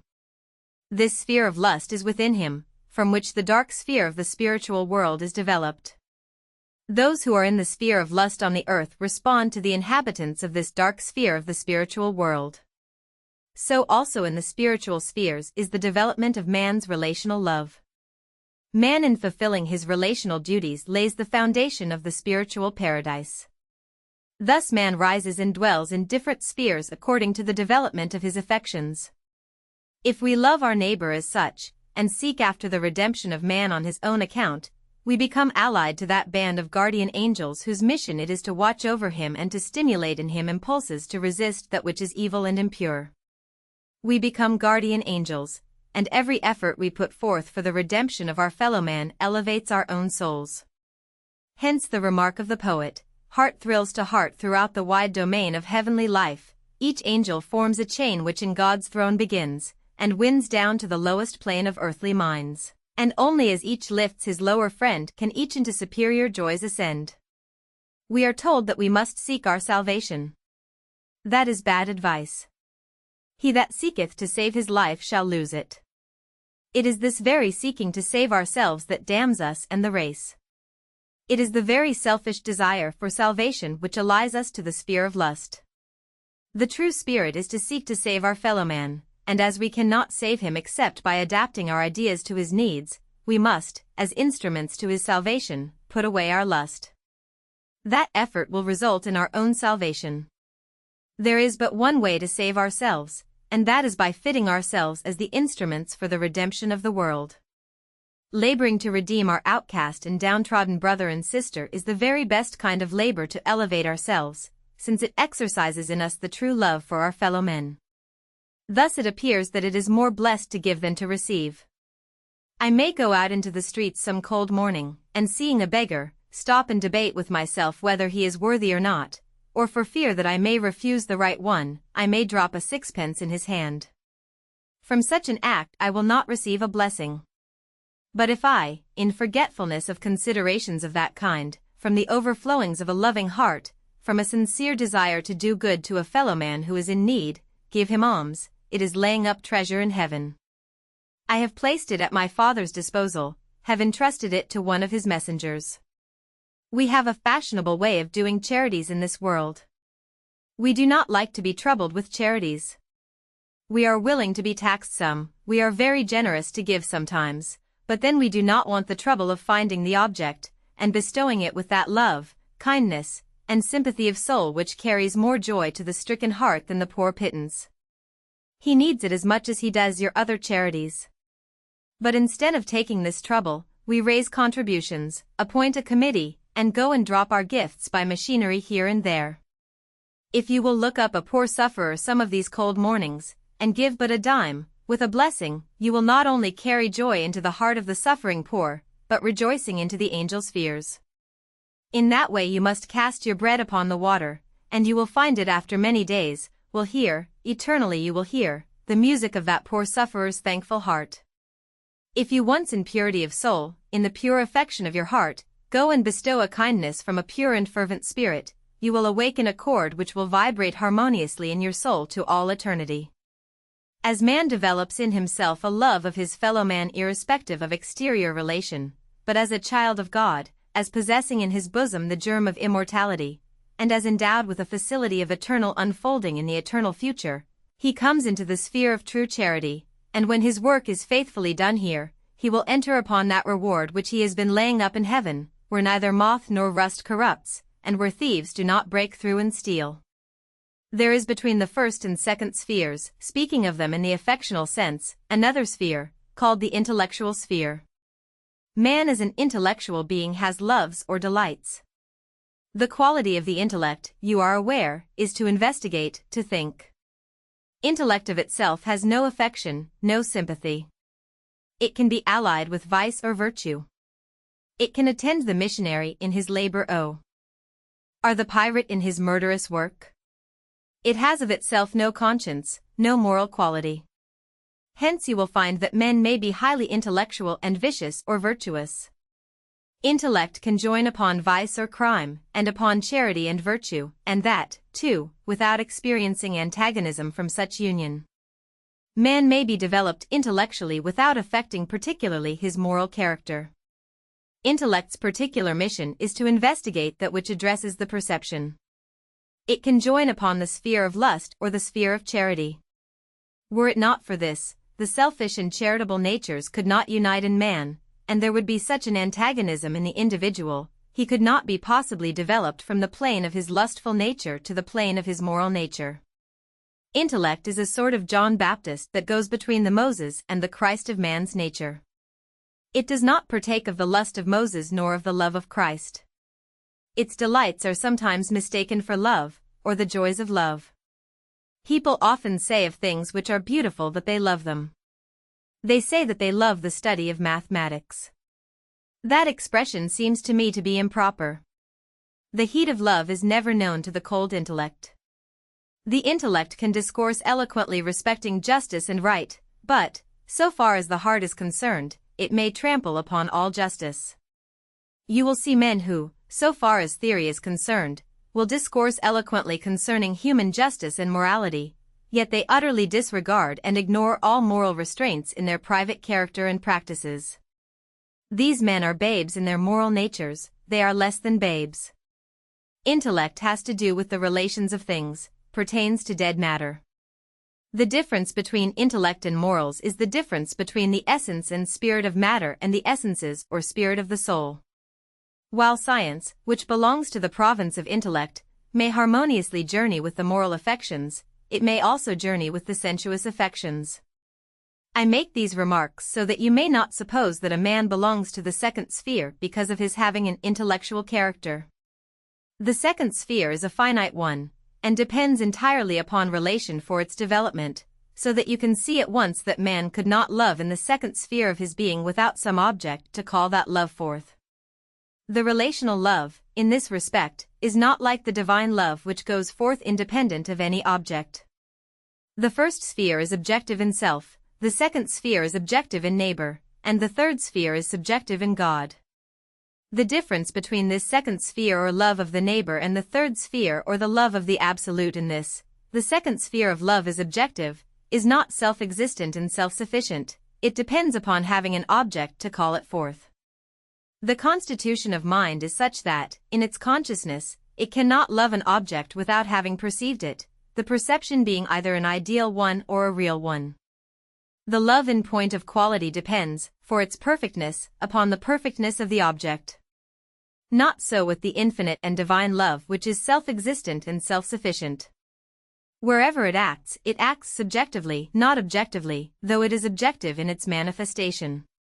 Said Jesus of Nazareth, who was deeply learned in this love, in speaking to the Jew who was to become his disciple, "Ye have heard it said by those of old time, Thou shalt love thy neighbor and hate thine enemy, but I say unto you, love your enemies, bless them that curse you, do good to them that hate you, and pray for them that despitefully use you, that you may be the children of your Father which is in heaven, for he causeth his sun to shine upon the evil and the good, and he sendeth his rain upon the just and unjust." Notice the figure. The sun shines not objectively. It shines of its own nature. If the earth were to be blotted out of existence, the sun would shine on still, and if every other planet in the solar system should refuse to receive its light, the sun would continue to shine. Its light and heat go forth in their own plenitude. Therefore, if you and I wish the sunlight, we have but to stand forth, but the sun does not shine or send forth his heat because we are here. It does not shine objectively but subjectively upon us. The sun, as a type of the divine wisdom, continuously gives forth its light, and as a type of divine love it constantly gives forth heat to build up finite forms. The Divine Father does not stop to inquire whether men love him or not. His love is self-existent, self-sufficient, and goes forth of its own divine plenitude, of its own infinite fullness, blessing every being in every plane, according as he comes into the condition to receive that blessing. God's sun shines upon the field of the wicked man as quick as upon the field of the righteous. This is bestowing blessing upon a common plane. Man loves friend and curses foe, but Christ says you must not make any difference. You must become like your Father. You claim to be his children, therefore love your enemies, seek good for all, whatever may be their affection for you. Christ's doctrine differed very much from what the world had heard before. It had generally been supposed that God loved objectively. Christ taught that God blessed every man according to the plane he occupied. God of his infinite fullness will pour out all the blessings you are capable of receiving. If you want all the joys of the third heaven, which are inexpressible, bring your mind to love subjectively. Love God, not for his use, not because he is going to bless you, but because there is interior harmony and oneness between your soul and his, because your heart thrills and throbs to his divine heart. Then you will reap the blessings belonging to the divine plane. Man can only love an object by having an object to love, but God is love, it is his nature to love and bless, and whatever comes within the divine influence will be blessed according to its capacity to receive the blessing, and every action, every impulse, and every going forth of the divine in every plane is but a manifestation of that divine love, so that when you and I have perfected ourselves in loving our neighbor, have fulfilled the entire law of charity to all mankind, we are yet to go into a higher and holier love than that. We are to arise above this discrimination, we are to come into a plane where, having received the divine life and love, they shall go forth by their own plenitude to bless all around us, as our Father blesses all. In other words, he is to sit as a refiner and purifier of silver, and he is to purify us from all this dross, until he sees his own image perfectly reflected in us. When we shall reflect the divine image, there will be an indication that all dross is burned away, and we shall be swallowed up in the divine will, though still retaining our divine personality, our hearts beating with the great heart that beats throughout the universe. The Project Gutenberg ebook of the Astral World, by Joel Tiffany. Chapter 4. Communication. Communication proper belongs to the sphere of manifestation, and signifies, as I use the term, the imparting by one, and the receiving by another, of that which is imparted, or that which represents that which is imparted. When we look at man as a finite being, born as he is without conscious knowledge, and without conscious affection, and developed from that negative point by that which flows or enters into his consciousness and daguerreotypes itself there, we readily see that he can only develop by being subject to the principles of communication, that is, he must receive that which is without into his consciousness, therefore it must be communicated to him. Hence it becomes necessary for us to understand somewhat the laws of communication.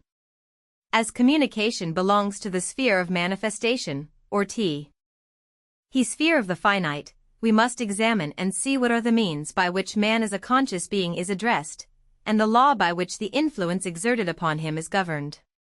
The mind when looked at in its simplest nature consists of its perceptions and its affections, that is, its knowledge, if you please, and its love, but in the order of unfolding, perception, as a conscious principle, precedes affection. That is, an individual as a finite being cannot love till he perceives an object to call forth that love or affection. Whether it pertain to unconscious or to conscious nature, he must perceive the object before the affection is known to exist in his consciousness. For instance, a husband can know nothing of conjugal love, neither can the wife, until the object calling it forth exists in his or her perceptions. Neither can the mother love her babe until the object exists in her perceptions. Neither can the brother love brother or sister, or the child love its parents, until they perceive the objects of their affection. So you understand what I mean when I say in all finite nature's perception precedes affection as a conscious principle, hence the law of communication pertains to perception and affection. As perception precedes affection, it is more external, view it in what sphere you will. I am now using perception in the sense of thought. The individual, by the means of communication, may be addressed externally by first addressing his perceptions, and thence through his perceptions addressing his affections, or he may be addressed by first addressing his affections, and through them his thoughts. I shall use for the purpose of convenience the expression thought and affection. Then the two methods by which individuals may be addressed are first the external, and second the internal. The external communication flows first into the thought, and the internal first into the affection. The external proceeds from thought to affection, and the internal from affection to thought. The one is by an outward language, by signs, and symbols, and representatives of ideas, the other is without external language, and is what is known as inspiration. Now, as there are three planes of conscious being, conscious perception, and conscious affection, and as the thought or perception precedes the affection in the first or lowest plane, so it is in the second, and it is the perception and affection in the third that begets the affection in the divine sphere. But as I am speaking of communication, I am confining my remarks to the first two spheres, the external physical sphere, and the spiritual or relational sphere, for they are spheres of manifestation and communication, and have reference to these finite spheres. When I complete the consideration of these, I will make some remarks on the divine sphere, to show the difference between it and those spheres below the divine. Take man, then, as a mere animal being, looking at his nature as being nervous, where his perceptions and affections have respect to his physical being. Here the same law of order prevails, perception precedes affection, and perception is external, while affection or love is internal, but taken both together as constituting the animal nature, it becomes external to his spiritual nature. But in his spiritual nature perception precedes affection, hence, if we would communicate with him spiritually, external language communicates first with thought, and thence with the affection, while internal language communicates first with the affection and thence with thought. Then external and internal communication differ in this, that the external is by means of outward language, and the internal is by means of a sort of inspiration. There are inspirations pertaining to each of the three spheres, the nerve sphere, the spirit sphere, and the divine sphere. On coming into rapport with this audience, I through the nerve medium by external means perceive individuals about me, perceive their forms, their faces, and their relative positions to each other, that is, by an external medium which represents the individual through the nerve medium to my consciousness. But I may come internally into rapport with these individuals by bringing my nerve system into harmony with their nerve system, and becoming negative to them. To explain, when I bring my nerve system into sympathy with you, I take your sensations upon myself. If you have a pain in your head, I have a pain in my head also, corresponding in location and character to yours, or if you experience a pain in any other part of your body, I feel that pain. Not a word has passed between us concerning it, but nevertheless it comes upon me, and affects me in precisely the same manner that it does you. Now this I consider analogous to the inspiration which belongs to the higher plane. This is the inspiration of the nerve sympathy. Permit me to explain briefly what I understand by harmony, because the great law of harmony is fundamental to a comprehension of the law of inspiration. You are aware that if we take two strings of equal length and tension, and vibrate one of them, its vibration communicates its motion to the atmosphere, and through the atmosphere to the adjoining string, so that they at length vibrate together.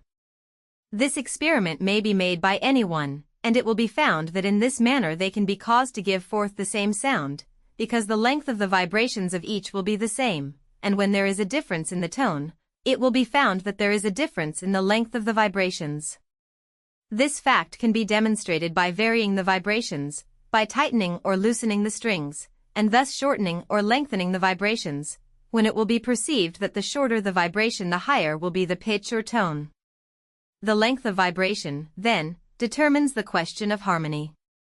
Here appears the great law of harmony in musical sound throughout the universe, which is commensurability. In mathematics, things which will mutually measure each other are said to be commensurable. Now these spheres of atmospheric vibration will always produce concord or harmony of sound.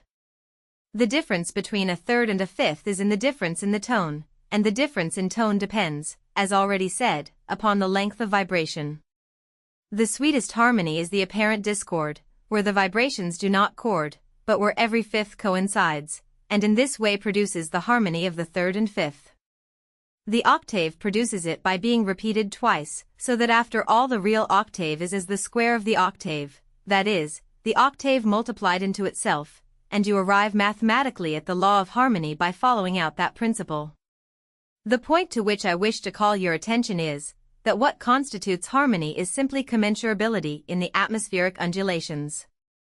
Now my nerve fluid moves by pulsatory movements, as move all other media, and these movements sustain to those of your nerve fluid commensurable or incommensurable relations, and you will find that the law of musical harmony, by which one of two strings having the same tension communicates its motion to the other, is the law which determines the harmony between my nerve system and yours. I am constituted to speak upon a certain key, like an instrument. My nerve vibrations undulate to that key, and when I am in perfect health, there is perfect harmony in my system. Your nerve undulations are perhaps tuned on a different key, and if you are positive to me, my nerve undulation will not move yours, nor yours mine, but they will resist each other like two strings unequally tuned. So my nerve vibration will not communicate its undulations to you, nor will yours communicate its undulations to me, unless we happen to be upon the same key, or in harmonic or commensurable relations with one another. But in order to get our nerve systems to undulate one upon the other, I must either become negative to you or you must become negative to me.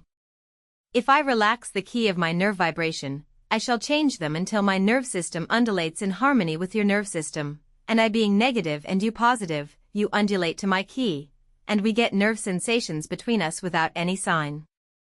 The individual in mesmerizing his subject becomes positive, and he will succeed in mesmerizing that subject just as soon as he brings about a harmony of nerve vibration, so that the nerve vibrations of both are alike. The condition is that the operator places himself in a positive position, while the subject must become negative, by allowing his nerves to become relaxed. Then the operator commences by a strong effort to undulate, so to speak, his nerve influence or forces upon the medium, until the medium sinking down comes to his key, and then he by his forces insulates the system, and the individual passes rapidly into the condition of mesmerism, but do anything to disturb that medium, so as to make the points of nerve tension unyielding, and the operator may work till doomsday in vain. It is not till the points have yielded and the vibrations harmonize with his that he can produce the effect upon the medium. This is on the same principle with the phenomena exhibited in experiments with the string, which is a type of the law of communication in every sphere. The vibration of the string represents the entire law. Take one string whose points of tension are unyielding, and another whose points of tension are yielding, then cause one of them to undulate, and it will impart its motion to the atmosphere, when the atmosphere will strike upon the other, and if it have the same points of tension that the other has, it will undulate, but if it have not the same tension, it will receive the influence of the atmosphere, the tendency of which will be to depress it and bring it to its own vibration. Thus eventually, the two strings will be made to harmonize. So when we sit down to mesmerize a person, he may be so positive that we do not at first succeed, perhaps, in producing the least impression upon him. We try again and again, and at last succeed in controlling the nerve system, and through that the mental system of the subject. We are each time we try reducing the nerve system to our key or standard, and the moment it is reduced to that point, the subject is under the operator's control, and not till then. When I speak of the harmonic action of one system upon another, it will be perceived that I speak of the relative measure or length of the nerve undulation which passes between one mind and another. In the nerve plane there is this method of addressing the nervous perceptions by external means, by language, by signs, by pantomimic representations. And there is the internal method corresponding to inspiration, which consists in coming into nervous sympathy and receiving nervous sensations one from another. A sensitive person looking upon a wound shrinks from beholding the sight, and there are real sensations experienced in his nervous system which have been produced, not because a nerve influence has acted upon him, but because he has seen the wound. The impression first fell upon his conscious perceptions, and then went to his feelings, which is analogous to the principle that the idea first comes into the thought, and thence reaches the feelings. In the second plane, the mental or spiritual plane, the same law prevails. There is the external method of addressing the mind, and there is also an internal method. The external is the method by which the mind is addressed first through the thought, and the internal is that by which the mind is addressed through the feelings. These two methods obtain in the whole plane of manifestation. If I wish to communicate with you, I must adopt one of these two methods, and if I am not in spiritual or nervous rapport with you, I must adopt one of the methods of external communication, and address you by signs or outward representations, addressing first the thought or understanding, and coming thence to the affection indirectly. In all external methods, as well as in internal methods, media of communication become necessary.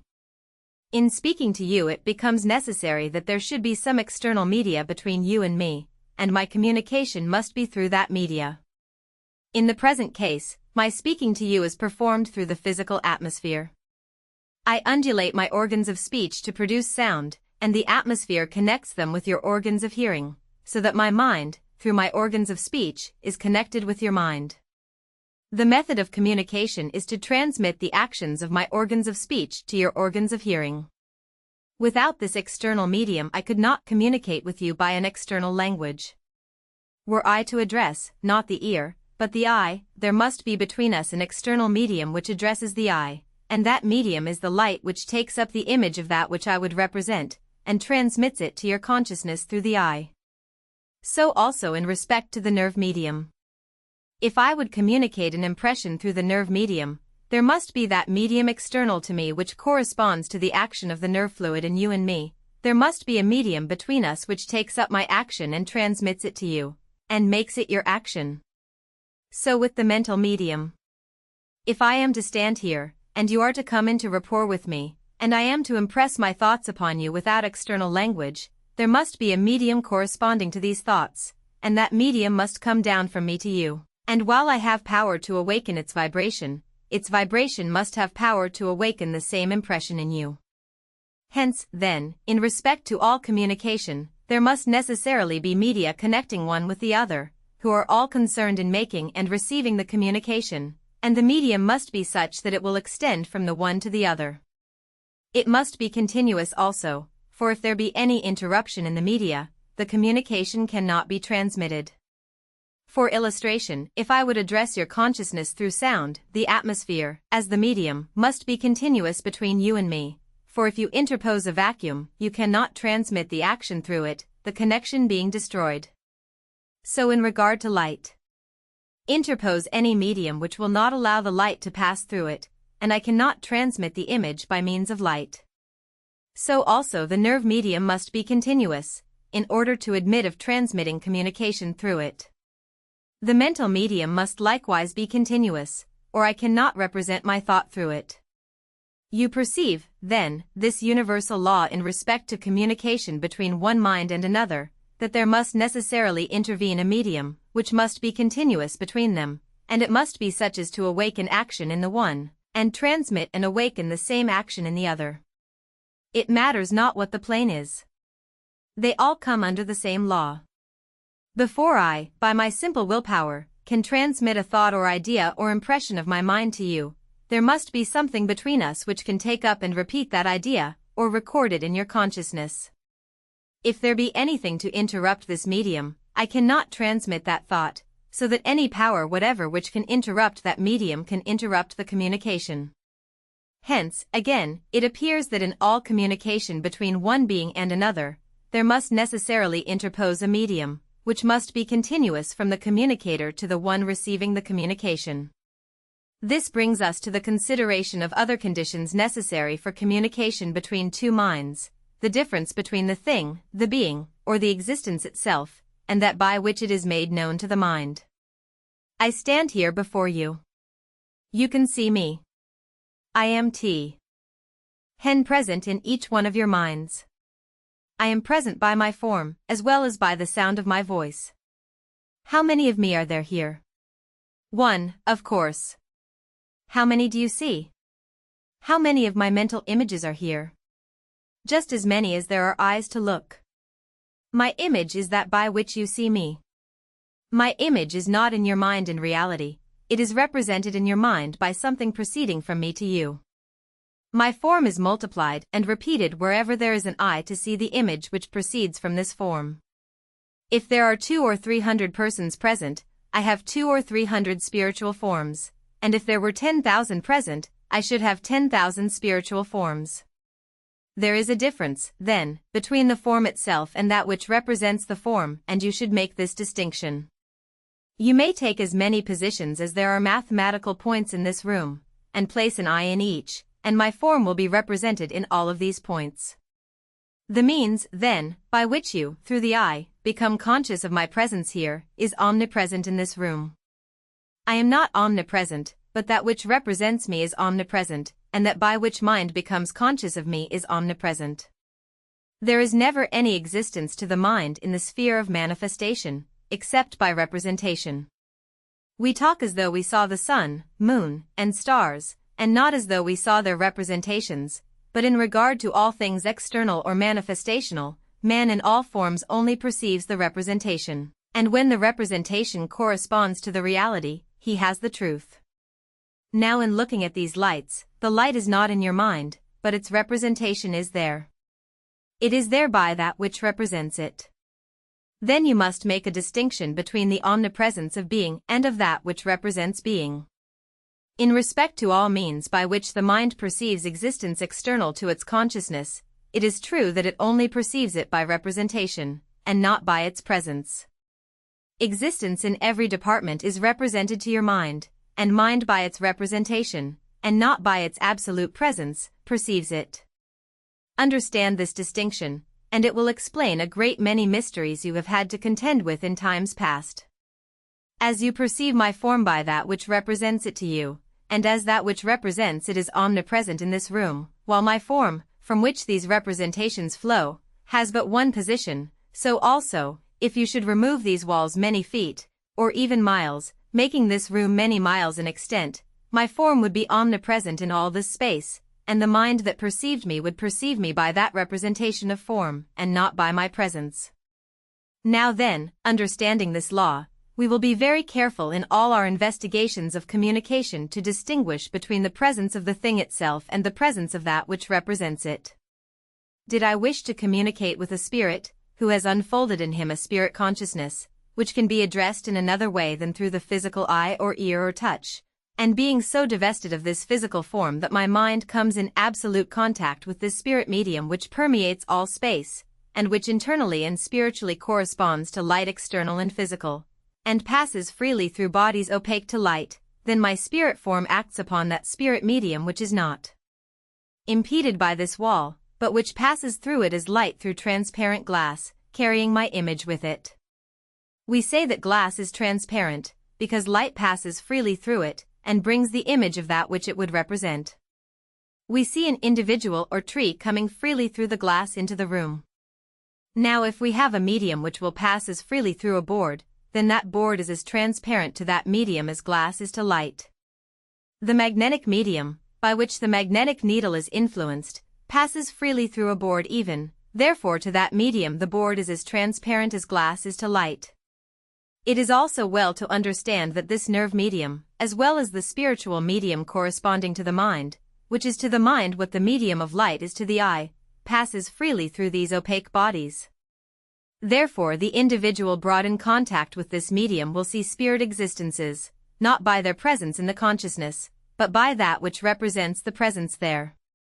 Hence it is that the clairvoyant, when you have proceeded with your manipulation until you have insulated the mind, or brought it into clear rapport with this spiritual medium or atmosphere so that he sees by the spiritual sight and hears with the spiritual ear, and no longer sees with the physical eye, or hears with the physical ear, comes in contact with this spiritual medium, and can look out into another room, and tell what is transpiring, who is there, etc., just as we can look through glass and tell what we see. The principle is precisely the same. The medium by which he perceives things in another room freely permeates or passes through the intervening walls, so that although my spiritual form is still in this body, yet it is actually exerting its influence on this spiritual medium throughout the world, throughout not only this world, but throughout the solar system. Wherever this spiritual medium extends, this spiritual image of mine is taken and carried out through that medium, just as my physical image is carried out through the medium of light, and whoever comes into rapport with that spirit medium and influence, and undulates to the same motion, will perceive that form. Hence, coming into the clairvoyant condition, I may see a person in London, if it so happen that the undulation of my mind on this medium be such as to harmonize with that of the individual in London, not that his spirit is personally here present, or my spirit personally present there, but I am here in my own spirit consciousness, and he there in his spirit consciousness, but because his image as well as mine is here and there and everywhere else. The idea that my mind goes to London, or his comes here, is altogether a misconception.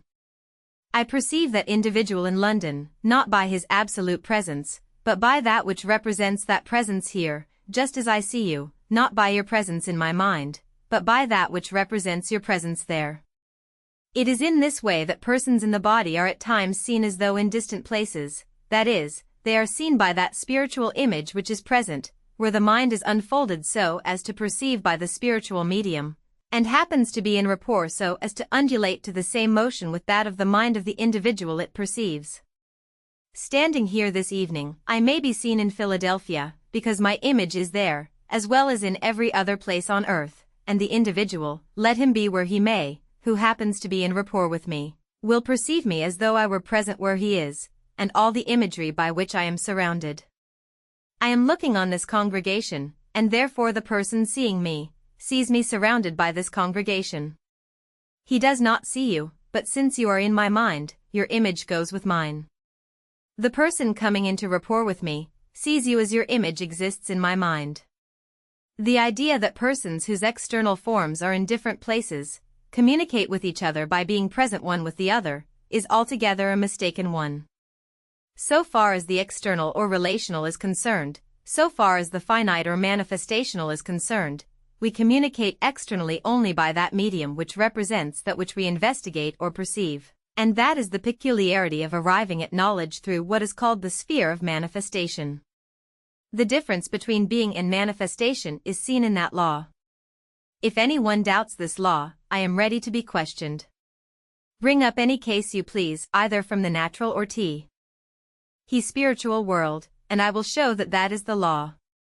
I say it is altogether a fallacious idea that spirits cannot communicate without being actually present. The idea that spirits cannot communicate in New York, London, Liverpool, or any other place in the world at the same moment, is altogether a fallacious idea.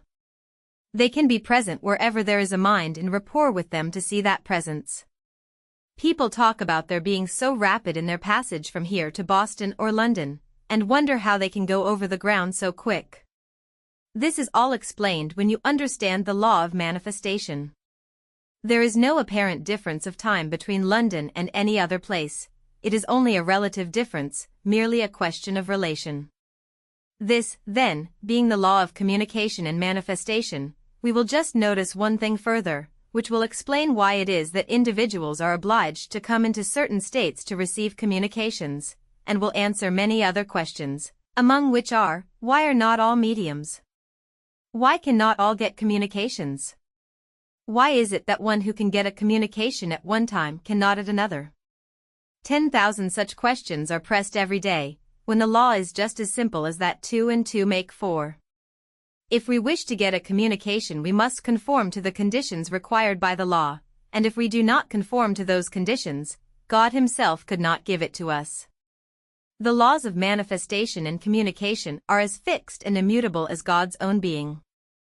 Our business is to comply with the conditions, and then take what follows. We need not stop to quarrel because it requires a wire rather than a tow string to make a good telegraph. It is enough for us to know that it is so, and conform to the conditions. The great law by which all action producing result, producing development and communication, is governed, is the one to which I first referred, the law of commensurability in form and motion. All development comes under that law. The law of triunes, the law of sevens, and the law of 12s are all wrought out by that simple law. You cannot develop in any key except you comply with that law. Commensurability tends to produce harmonious results, while incommensurability tends to produce discord and death.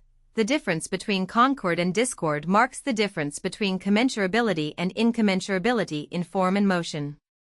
We have several different departments of our systems. I have a vital, a nervous, and a mental system, each of which has actions peculiar to itself, actions which sustain to each other certain relations, either commensurable or incommensurable. Now, when my spiritual and vital systems act upon the same key, there is harmony between my internal and external forms, but if they do not undulate to the same key, if there is not harmonious action between my mind and spirit, I cannot be a medium for physical communication, for the same reason that if you graft a peach upon an apple, you cannot make it grow, according to my information. It is because the vital action between them is an incommensurable action. Now, whenever my mental action is too intense for my nerve or vital action, if you will by any means reduce my mental action so that it may harmonize with my nervous action, perhaps I will get physical manifestations peculiar to myself. I was once one of those things called mediums, and am now, perhaps, to some extent. When I was partially asleep there would be very loud raps, and if you could come in without waking me up you might get a communication, and it has ever been so when I am peculiarly quiet mentally, but the moment I rouse up and ask questions I can get no reply. There are others who require exactly opposite conditions, whose bodies are too active for their minds, in whose presence you can get rappings by reducing the action of the body. But you change them from that point, the manifestation ceases. There are other individuals who in the normal state seem to comply with all the conditions necessary, that is, whose vital and nervous actions are the same, but you make them angry or stir up within them feelings of dread or fear, and your manifestations cease, simply because there is no harmonic action between the mental and physical systems. Persons boast, at times, of being able to destroy the power of mediums, but nothing could be simpler, for a powerful battery may have its action stopped by lifting out the connecting wire, simply by disarranging the conditions of its action. It is often the case that the entrance of a person into a circle where manifestations are occurring causes their discontinuance, and the person is perhaps astonished to think the spirits should be so contrary. It was simply because he had come in and violated the conditions by which they could manifest. He had, so to speak, disturbed one of the plates of the battery. The law to which your attention is called is this great law of commensurability in form and motion, or, in other words, the law of harmonic action, which is manifested not only in the material plane, but unfolded in every degree upon the conscious plane. In consequence of this law, the communication between spheres differing in their characteristics must necessarily be external. That is, I cannot communicate with an individual by the internal method, or the method of inspiration, except he is on the same plane with myself. Perhaps there is not one individual here so exactly on the same nerve plane with myself, that I could communicate with him without signs, yet I can reveal my form so that you can all see me, by an external method, though we belong, perhaps, to very different planes. We can all communicate by external language, provided in our communications, we take that plane of communication which will be familiar to all present. This is the law existing between minds out of the physical body. One mind out of the physical body may communicate with another out of the physical body, by an external means, when he cannot by the internal. The external means does not come directly to the affection. The vulgar and the profane man may speak to the refined mind by means of speech so as to shock the feelings, but he cannot speak by his sympathy. One class of individuals in the sphere of lust, in what we call the low and polluted plane, cannot come into rapport with those occupying a higher plane. There is an impassable gulf between them.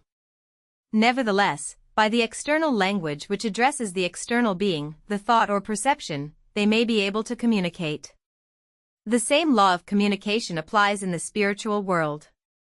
If angels are employed as messengers, they communicate by an external language, because their thoughts cannot flow into the lower affection, the lower cannot respond to them. If a spirit in paradise wishes to communicate with one in the sphere of lust, he must take upon himself the conditions of lust, or he cannot communicate by the internal method. He cannot communicate by the internal method, because the conditions are dissimilar. Communications made to us from a higher plane must be external, and must be addressed to our thought, and if they operate upon our affection, must flow from the thought into the affection.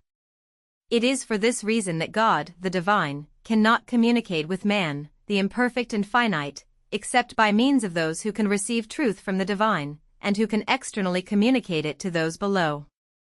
Spirits under a higher and more perfect law cannot come and inspire us in our polluted condition, but they can, by means of external language, draw us from our low condition of lust, and bring us to a plane where a spirit nearer to our plane may by influx come into us and develop within us the true affection, but the high spirit cannot do it. Hence it is that there is a gradation between the highest and lowest, that angels form a chain which in God's burning throne begins, and winds down to the lowest plane of earthly things. I may possibly receive a communication from a higher plane by abstracting myself from the lusts and evils of the world, by sending forth my highest, and holiest, and purest aspirations after all that is pure and good, for a moment elevating my condition to a higher plane. That is the condition of true prayer. While in that condition a spirit of that higher plane may, by influx, raise me up and hold me in that condition.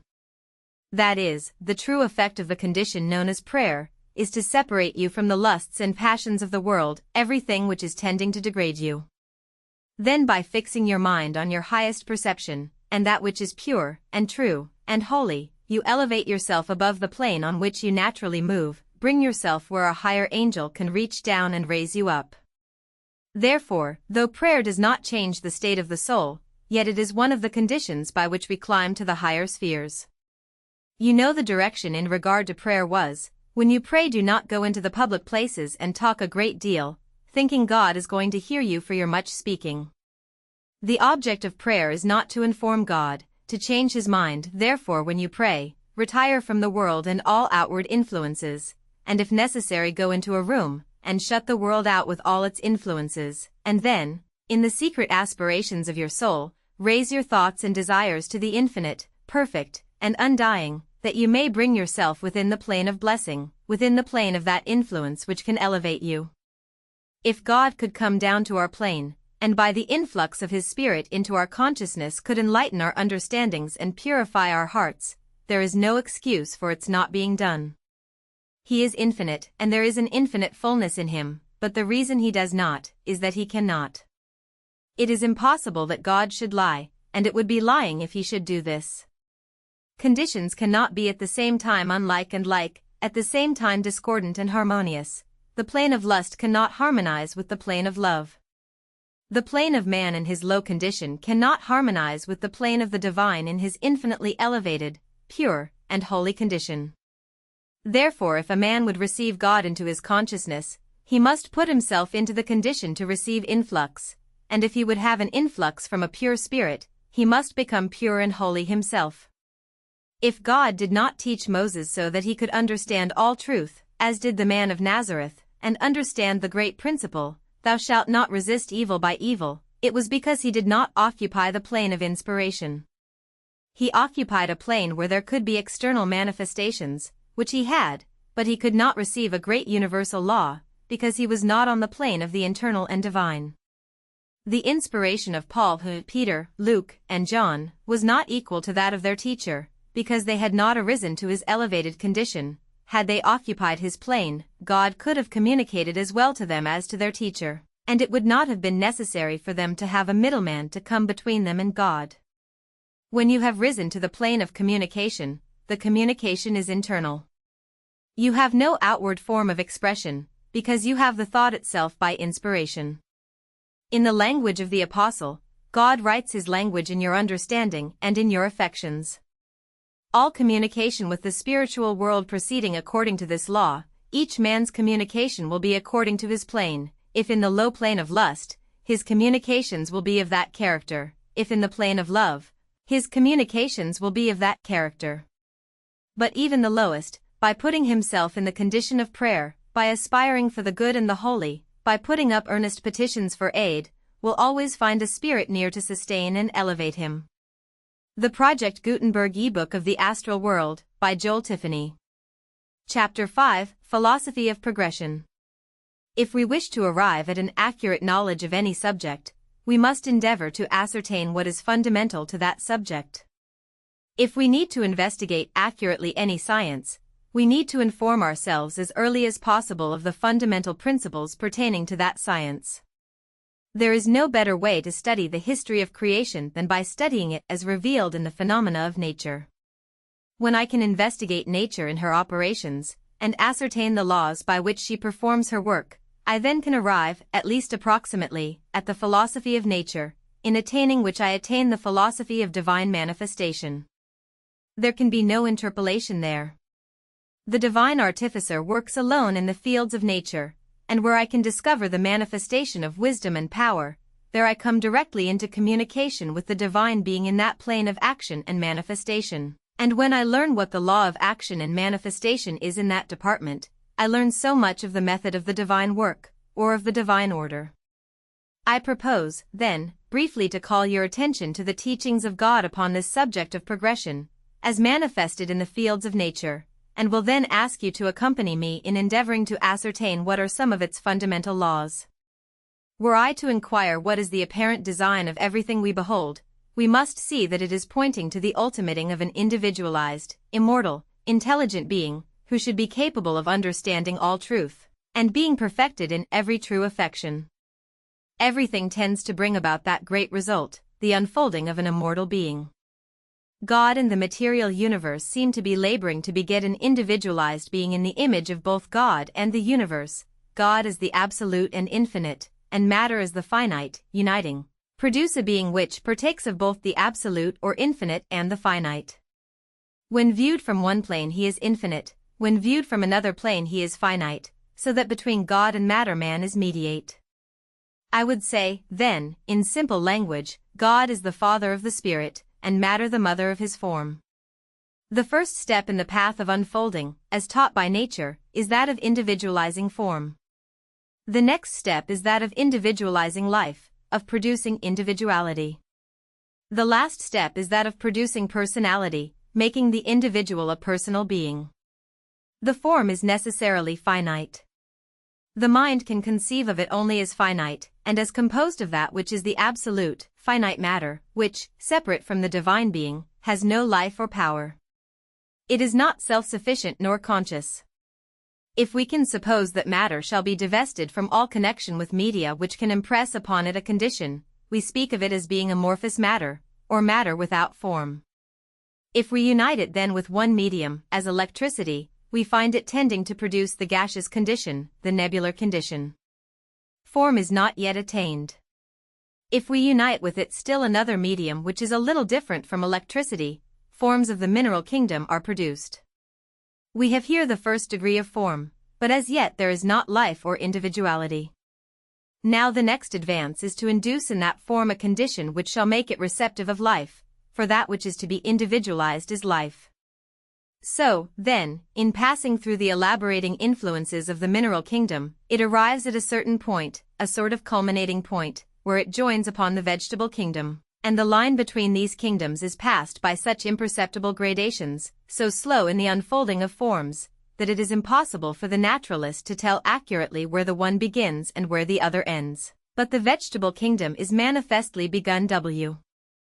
Hence there is found the incorporation of a new principle into a new form, a principle looking to organization, giving matter an organic structure.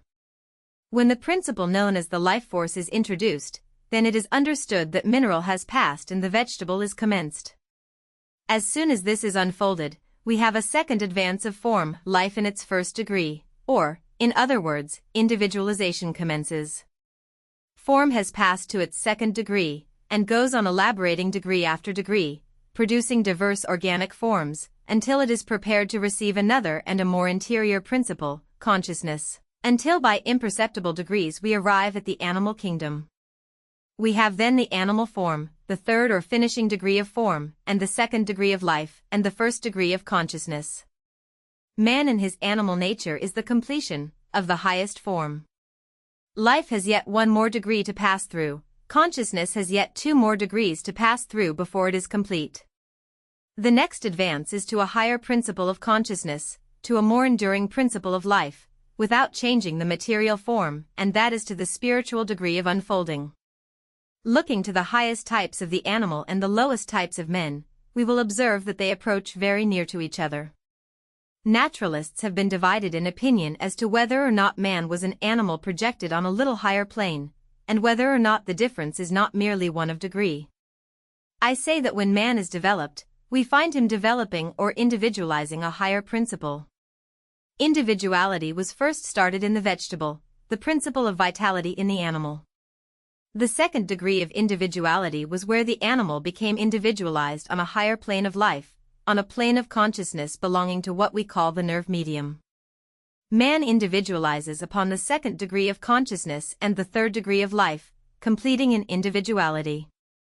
He becomes to us the highest type of form and life in the finite, and a large class of philosophers and theologians conceive man as formed in the divine image, and suppose the expression that God made man in his own image, to refer to an external as well as internal likeness. Man as an individual occupies the highest plane, he is attained to the third degree of life as a spiritual being, consequently he becomes immortal. If the third degree of life brings man into communion with the self-living and divine, he becomes immortal. If not, then he is not immortal, for that only is immortal which receives into itself that which is self-living, self-sufficient, and self-existent, that which cannot be dissolved or disorganized. If man has not attained to that plane which joins upon that which is self-existent, he is not immortal.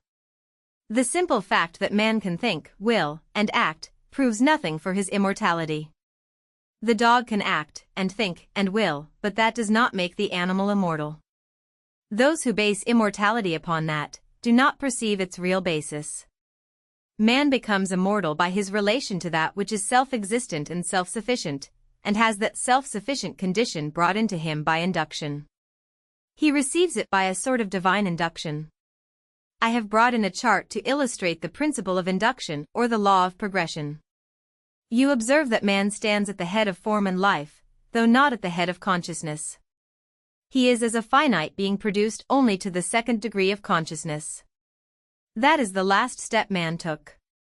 Man has advanced to the second degree of consciousness, which looks to the relational and finite, hence man is a moral being, as a finite being, and that which he investigates in virtue of his faculties as a moral being must be finite. He can therefore only investigate in the sphere of the finite. The moment he attempts to embrace the infinite, and translate that into the finite, that moment he is pushing his investigations beyond his development. But there is not only this second degree of consciousness, which notices the relation, but there is a third degree, which notices or perceives the absolute. It perceives not only outward form and mediate relation, but the absolute essence of all being. Man attains to that, not because that third nature is individualized in him, but because by reason of its conjunction upon that condition which is known as the absolute, he has that condition in him by a sort of induction. A non-individualized condition, a sort of resident divinity in him, gives him this third degree. Now permit me to illustrate the principle of induction. You understand, when electric conditions are produced, that there is such a thing as causing them by induction. You understand that negative attracts positive, and that positive attracts negative, that where these opposite conditions prevail there is a tendency to bring them together. Similar conditions repel, and opposite conditions attract, each other. We understand that all electrical currents are double, that there is a primary and a secondary current. In vitality, in nerve aura, in whatever acts as a medium, there is a double current. The second current is within the primary, and runs in the opposite direction. It is more interior than the primary. Now, if I have a body charged positively, and I bring it into a certain relation to another body, it imparts its electricity to it. This is called producing the condition by induction. I speak now of progression under this law of induction. Suppose, now, that we take the two great principles of life, consciousness and action on the one hand, and death, unconsciousness, or inertia on the other hand, one being impartive and the other negative and receptive. God on the one hand and matter on the other. Pardon me for speaking of God as a principle, the subject requires it. Whatever is attempted to be explained in language must necessarily be considered as finite. Now, whatever pertains to the divine and absolute on the one hand, the very opposite pertains to matter on the other hand, hence we speak of the sufficiency of deity and the inertia of matter. This principle of inertia, however, is as essential to the development of form and individuality in the finite as the principle of consciousness is to the conscious being. Without the two conditions, that which is mediate could not be elaborated or produced.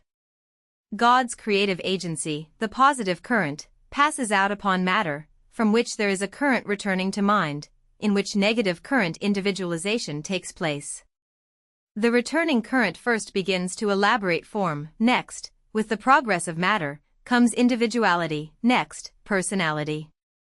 The formative principle is in the secondary current, which produces induction, but that which is interior to form and elaborates it is the induced or positive current, which partakes of the positive or energetic action of the divine current, so to speak. In this way, by induction, form after form is elaborated and made to become the receptive of certain conditions. Matter has no power of itself, but at the same time is receptive of influences or conditions. Two theories have prevailed respecting the origin of man. One is what we call the theory of supernaturalism, which supposes that the divine being, at a certain period of time, when every other condition was fulfilled, came down, and by special power formed man in his present shape, and imparted to him his present spiritual life, and that from that man thus formed, and a woman formed for his companion, sprang all the rest of the human family. Others, who adhere to this idea in general, suppose that there was a plurality of parents, from whom the human race have proceeded. The opposite theory is, that man has been developed from the animal kingdom, that he is a development of the animal in a higher plane. This theory was advocated by Lamarck. Now, I believe in neither theory. The truth lies between the two. In the outset I made this remark, which I intended to be understood as meaning all that it implied, that God is the father of the spirit, while matter is the mother of the form. Matter is finite in all its attributes and qualities. God is infinite in all his attributes and qualities. Man is taken from the finite in his lower plane. His form is nourished and fed by its connection with the finite, and when the spirit is separated therefrom, this portion of man goes to decay, and so far as he is concerned as an individual, he is no more. On the other hand, man comes from the infinite, in the higher department of his being, so that man partakes of both the finite and the infinite. He is in the image of his mother, as well as of his father. He is created in the image of God and the image of matter. He has both an individuality and a personality. In his finity he is an individual, in his divinity he is personal. Therefore man contains in himself all the germinal elements of the universe, and also the representative elements of the divine being. As a being of form man became receptive of conditions. The mineral eventually became receptive of the principle of life, which developed the vegetable kingdom. The moment this life principle began to work in producing organic structure and multiplying relations and conditions, a variety of forms succeeded, until forms were brought to such a point that they became receptive of a higher principle, the nerve principle or consciousness, and the animal kingdom was the result. The vegetable kingdom only produced the form. The spirit came into it by induction from the other direction. The vegetable did not produce the animal, it merely produced the conditions by which this conscious principle could be induced into the individuality developed by the vegetable. That individuality was raised out of the vegetable and placed upon the animal plane, and a new kingdom was born by the application of the law of commensurability. Eventually form was elaborated through the entire animal kingdom until the highest form the nerve principle could produce, was produced. The human form was elaborated through the animal kingdom, but the spirit was not elaborated there. When the nerve principle had done its best, had fulfilled its highest possible condition, and had brought form to join upon spirit, the condition of spirit was induced into this form, and the induction of that spirit raised the form of the animal kingdom into the human kingdom, and the first man thus stood forth, produced by the divine breath breathing into him. Consequently the difference between the lowest man and the highest animal was very slight. The man, to be sure, takes his animal body, appetites, senses, and the laws which govern in the development of his body, from the animal, but not that which pertain to his spiritual nature. It received this from above by the induction of the divine principle which took hold of the form and raised him out of the animal kingdom, so that man does not trace his parentage to the animal but to God. He has been begotten by the Spirit and power of God, operating through every plane of being and action from the crystal to the divine. I detract nothing from the divine wisdom and power when I say that God works in an orderly and methodic manner. Forms are of the earth, but the Spirit is from heaven. The first man is of the earth, earthy, the second man is the Lord from heaven. Every operation on the material side of the universe looks to the ultimating of a form which shall be so perfect as to become receptive of a spirit which shall be capable of living forever, of being conscious of all that is, of being truly affected by that which it perceives. There is not an operation in nature, not even the progress of the comet in its path, which does not look to the production of a human being, the production of an immortal soul. There is not a manifestation of power or wisdom in the world which is not laboring and conspiring to accomplish this great end of producing a son, a child of God, which shall be capacitated to be receptive of its divine origin. We shall eventually see that every law which we now think is working for destruction, is but the going forth of the divine power to produce the being, man. I said that man was not immortal in consequence of his spirit individuality alone. The reason that man is immortal is very manifest. The highest principle in the animal individuality is the nerve principle, the principle of consciousness which can perceive material forms and material phenomena. That interior principle is not unfolded in the animal. The inmost principle of the animal, I grant, is spiritual, but that principle is not individualized. The animal has only the nerve principle, but in the spirit principle, and joining perceive facts and phenomena, but he cannot perceive relations, has no desire after relations, and knows nothing of moral duties. He cannot be active in that way, because his highest individuality is his mere nervous individuality. God does not breathe into the animal that breath of life which makes him a living soul. But man is individualized not only in this nerve principle, but in the spirit principle, and joining upon the infinite he does take the divine breath into him as the inmost principle of his being.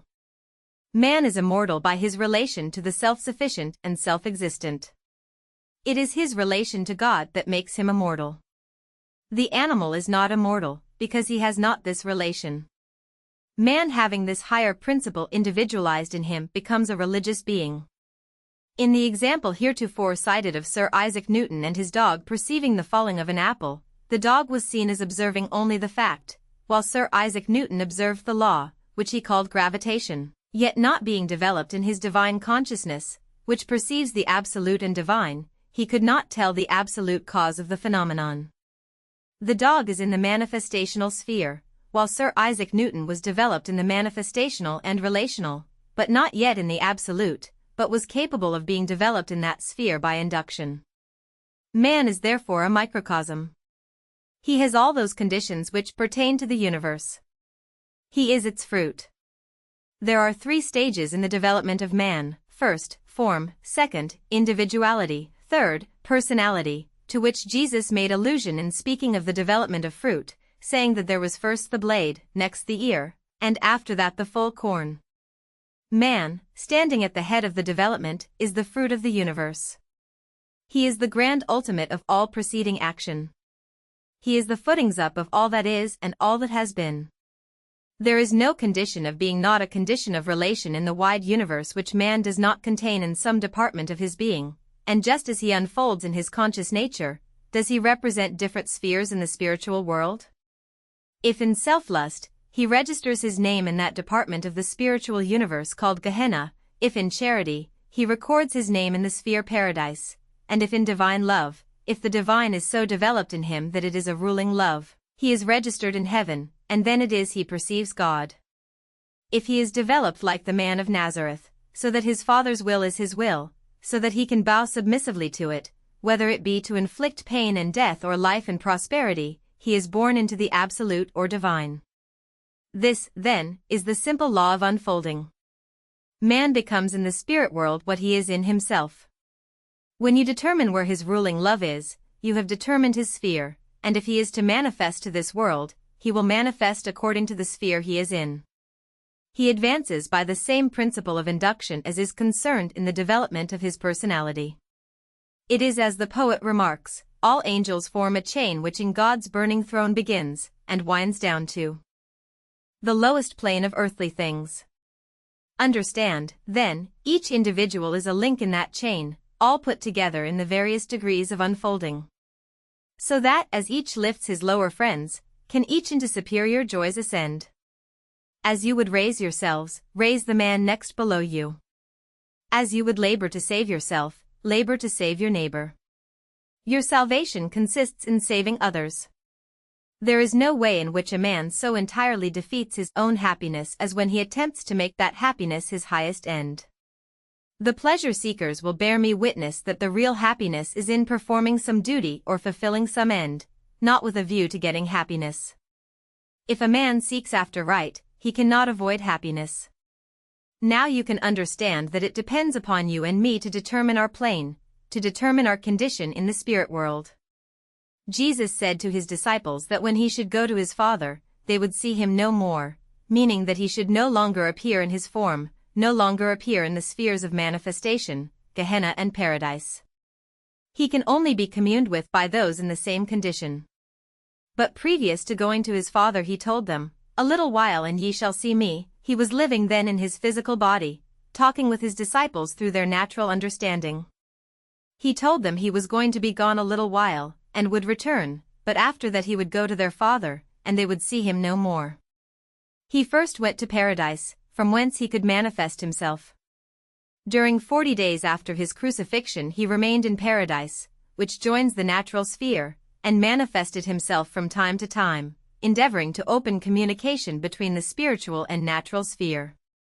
Having spent 40 days developing his apostles as mediums, he went to his Father, into a sphere which is not one of manifestation, and they saw him no more. I do not mean that he went to a particular place, but that he went into a more interior condition, that is, he retired from the external to the absolute and divine, and of course could no longer be made manifest, and according to the description, he was separated from his disciples, and a cloud received him out of sight, not a literal cloud, but that interior condition of divine personality which made him invisible to them as a spiritual being, where he has continued from that time to the present. The second sphere, Paradise, is that in which angels are said to be God's messengers. God cannot directly communicate his consciousness to us in this sphere. He simply gives his consciousness to his angels, who translate it into the external sphere. In speaking of the divine being as nearly as possible in external language, I would say that he is a personality, but not an individuality. Individuality is finite necessarily, therefore all the ideas originating from such an individuality are finite, hence if you attempt to portray the infinite in your imagination, you make him finite. And just so sure as you attempt to make that finite image or idea represent the infinite, that moment you involve yourself in inextricable confusion. You make an individual of God and make him finite. By personality, which is quite another thing, I refer to this principle of consciousness. That being only has attained personality where the subject arises and the object terminates within himself. That being is a personality alone who possesses self-existence and self-sufficiency. Now I standing before you am liable to influences outside of myself. An act arising from such influences is not strictly mine, not depending entirely upon me for its existence. If you influence me, and my act be a good one, you are entitled to part of the credit. If it be bad, you are chargeable with part of the censure. You can see that under this law of motive, which belongs to the first and second spheres of mind, no action depending upon outward condition is perfect, not being self-sufficient or self-existent. It belongs to the individuality, but when the act is of such a character that it cannot receive outward influence arising from a sort of divine spontaneity, it is self-existent and self-sufficient. And the person capable of such an act may be said to be a personality, that is, he is becoming independent, attaining to a self-sufficiency and self-existence. An individual is neither. It is only that which receives.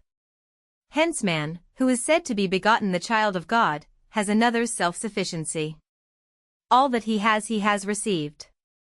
Said Jesus, speaking from the natural plane, I can of my own self do nothing. As I hear I judge. It is not I that doeth the work, but the Father that dwelleth in me that doeth the work. So you will understand what I mean when I say that man as a separate individual has a finite being, but in his connection with the divine being he becomes a personality, not of his own, but as a personality in God. The universal and eternal personality of God is in him. This is the relation we sustain as finite beings to the infinite. I expect not to convey my idea in a very clear manner. I can only point in the direction, and say investigate in that direction and you will find the infinite. I can only give a negative description of the infinite by saying what it is not, and ask you to pursue the positive in your inmost consciousness, and after a little while you will see some glimmering of the instinct infinite. Then all your doubts about the infinite will cease. You will then be able to perceive, although not able to describe, how it is that there is an infinite Father whose love and wisdom is over all his works. The Project Gutenberg ebook of the Astral World, by Joel Tiffany. Chapter 6. Mediumship. My subject of discourse this evening is that of mediumship. There are two classes of mediumship, and only two, that which is external, that which reaches the consciousness through the region of thought, and the internal, that which reaches it directly in the affections. The most imperfect as a means of communication is what is known as the external, its imperfection being due to the fact of its having to employ in its communication certain signs or symbols, which signs or symbols each individual must translate by his own standard, by his own understanding. Its perfection as a means of communication depends, first, upon the perfection of the communicator, secondly, upon the perfection of the understanding of the individual to whom the communication is made. If the communication pertain to those things belonging to the common plane of the understanding, and the individual communicating and the one to whom the communication is made understand alike the symbols used, the method of communication is comparatively perfect. I am obliged to make use of certain natural words which are signs of ideas. If you understand these words precisely as I do, I will succeed in conveying my ideas. But if the slightest difference exist between us in the use of words, a perfect communication cannot take place. You understand how this is. Nothing is more common in an audience like this than for different individuals to understand the speaker differently, though each individual heard the same words. But different conclusions are attained because each interprets by his own standard. We cannot be perfect in our external methods of communication any further than we each occupy the same plane in our communication, and understand alike the symbols used. If I were describing simple natural things, and describing them by natural qualities, there would be no difficulty, perhaps, in conveying a definite idea. I may not fail in describing objects by using such terms as red, white, round, square, angular, because these terms are commonly well understood.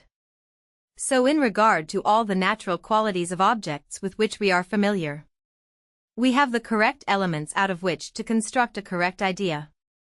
Therefore, while I am aiding on the natural plane where we all possess the same consciousness, external language answers very well as a means of communication. But suppose I attempt to go into a more interior truth, that which does not address each one's consciousness through the sense. I am obliged, however, to make use of external language, but as the interior truth is more interior than the natural plane, I must employ that language figuratively, must speak by parables, similes, and allegories. But the moment we begin to use language in that manner we are very liable to be misunderstood. The individual inclined to understand all things on the natural plane will very likely fail to get the spiritual idea which is figuratively conveyed.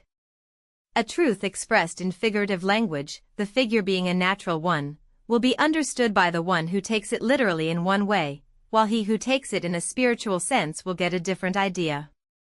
So whenever we attempt to teach by parables, there is a very great liability of diversity of understandings.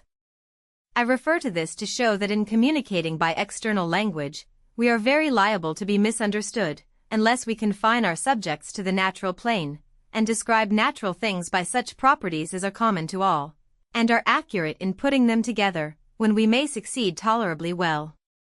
But if we omit any of these essential particulars, there will be almost as great a diversity of opinions as there are diversity of minds to hear the communications. Many persons have thought that if they become mediums, and could see disembodied spirits in the spiritual world, and see how they are associated together there, they would become wise. As a mere observation of the vegetable kingdom serves simply to acquaint one with its various forms, but not with its uses, so a view of the spiritual world might acquaint one with the fact that spirits existed, of their employments, etc. But the real interior truth, which is necessary to enter into you and make you wise, cannot be acquired in this way. The idea that we can get perfect communication externally, when we are imperfect ourselves, is altogether a fallacious idea. We depend upon our understandings for the meanings of communications addressed to us, and just so far as you are developed to understand perfectly, you may get a perfect impression. But just so far as it is above your comprehension, you are liable to misunderstand, and charge the fault upon your communicator. The proposition is simply this: you and I cannot understand infallibly what is truth, unless we are infallible ourselves in the determination of truth. That which, of itself, is fallible and liable to err, cannot determine the quality of infallibility, and whenever an individual affirms, upon some authority, the truth of anything which, by his acknowledgement, lies beyond the plane of his intellectual development, he asserts something unphilosophical and false. That is only truth which, in our minds, corresponds to the actuality. It matters not who speaks, even though it be God, just so long as you must depend upon your understanding to interpret the meaning of what is said, you are liable to get a falsehood instead of truth. The question of truth depends as much upon you as the communicator. There has been a great deal of discussion about the infallibility of the Quran, of the Shastras, of the Vedas, of the Bible, and of the Book of Mormon. It has all proceeded upon an erroneous idea. Although the book may contain infallible truth, yet since you have to depend upon your understanding to interpret the language employed, you may fail to get the truth. You need to be infallible before you can affirm that you have the truth. You hand me the Bible, perhaps, saying that it is the Word of God, that it was given by inspiration of God, and that every word it contains is true, infallibly true. Very well. Do you wish me to receive the entire book of paper, ink, and calfskin, to take the book and read it, and believe what it says? I must receive it as I understand it, and faith, therefore, corresponds to my understanding of the book. Is my faith in the book, or my understanding of the book? When a man affirms the infallibility of the Bible, he affirms the infallibility of his understanding. It appears that your faith cannot be in the Bible, whatever it may teach. Your faith is only in your understanding of the Bible, and if your understanding happens to correspond exactly with the truth, you then have the truth. But if your understanding happens to be erroneous, your faith is in a falsehood. You affirm, then, that God teaches that which he does not teach, and you make your falsehood God's truth. I want to make this plain, for here the law of outward communication is abundantly manifest. Look the world over and see how many different sects there are in Christendom: Baptists, Universalists, Presbyterians. I could not begin to name them all over tonight. They all take the same book and learn from the same source, and yet they come to very different conclusions. You may take any one doctrine which you may think the Bible teaches, and I will immediately find you a denomination who will deny it. One says that it teaches universal salvation, and another affirms that it teaches almost as universal damnation. Each man translates it by his own understanding, and each affirms that he has infallible truth. If they would just take this simple proposition, that that which is fallible cannot determine the quality of infallibility, that upon these subjects the human mind is fallible, and therefore cannot determine what is the absolute meaning of the communications, they would learn the source of all their errors. Men may be ever so honest, they will differ as a consequence of their constitutional differences. A man whose intellectual faculties are strongly developed, who will reason and demonstrate everything rationally, will be a Presbyterian. Hence the expression long-faced Presbyterian. It is very common for them to be long-faced. They are very actual, never have much feeling, and sit perfectly quiet.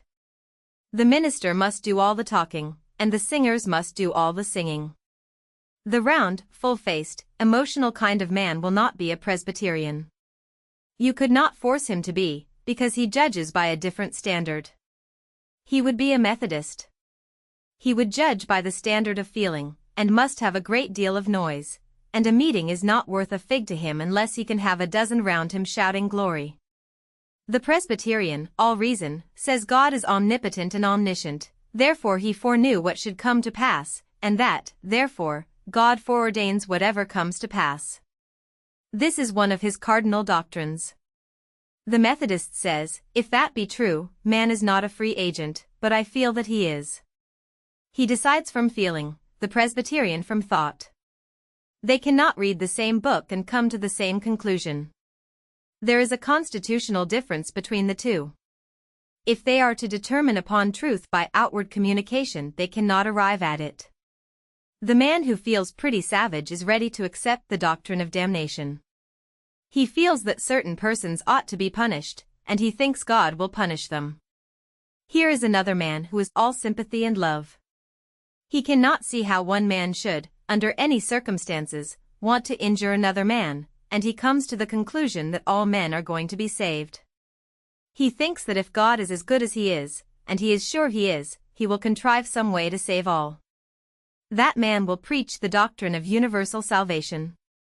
So true is it, that phrenological differences point out different religious beliefs, that in almost any congregation you can sort out the Presbyterians from the Methodists, etc. This is a truth that God, nature, experience, everything teaches. What is the use of quarreling about it, as long as we know that individuals hearing a discourse come to different conclusions? They do, they must, they will, and they cannot help it.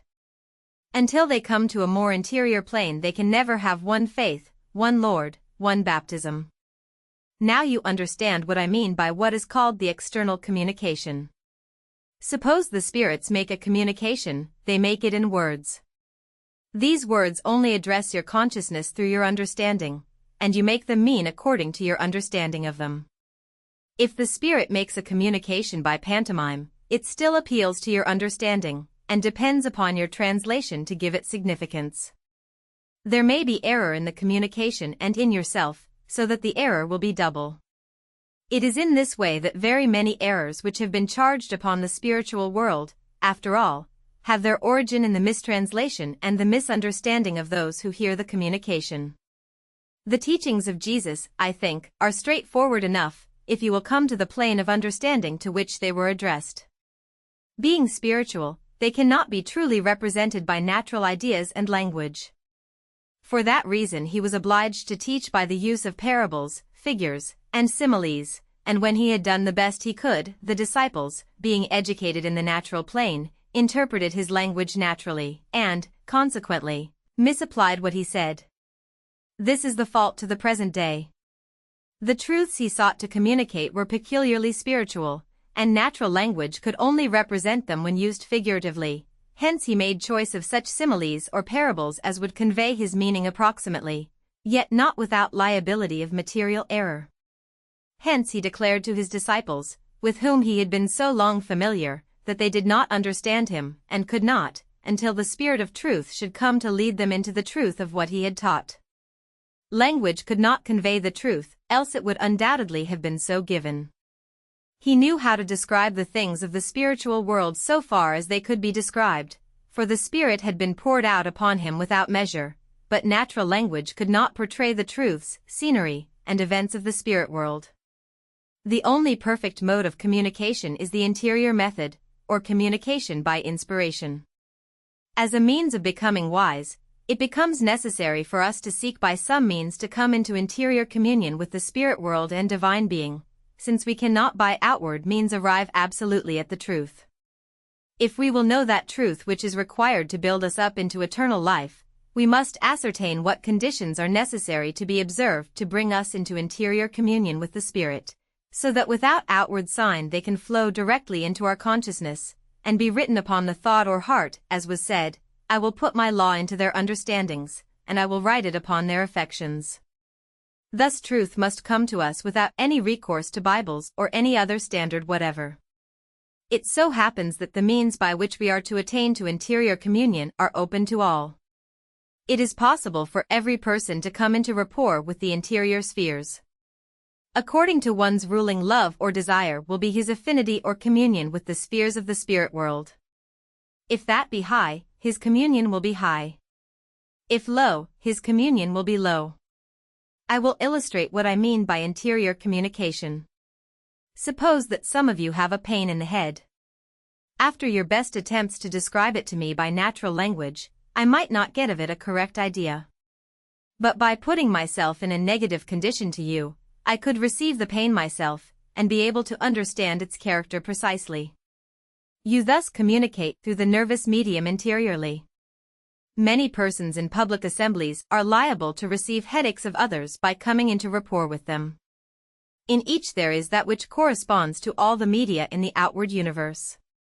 There is a material earth, and I possess a material body. There is electricity, and I have electricity in my system. There is magnetism, and I have magnetism.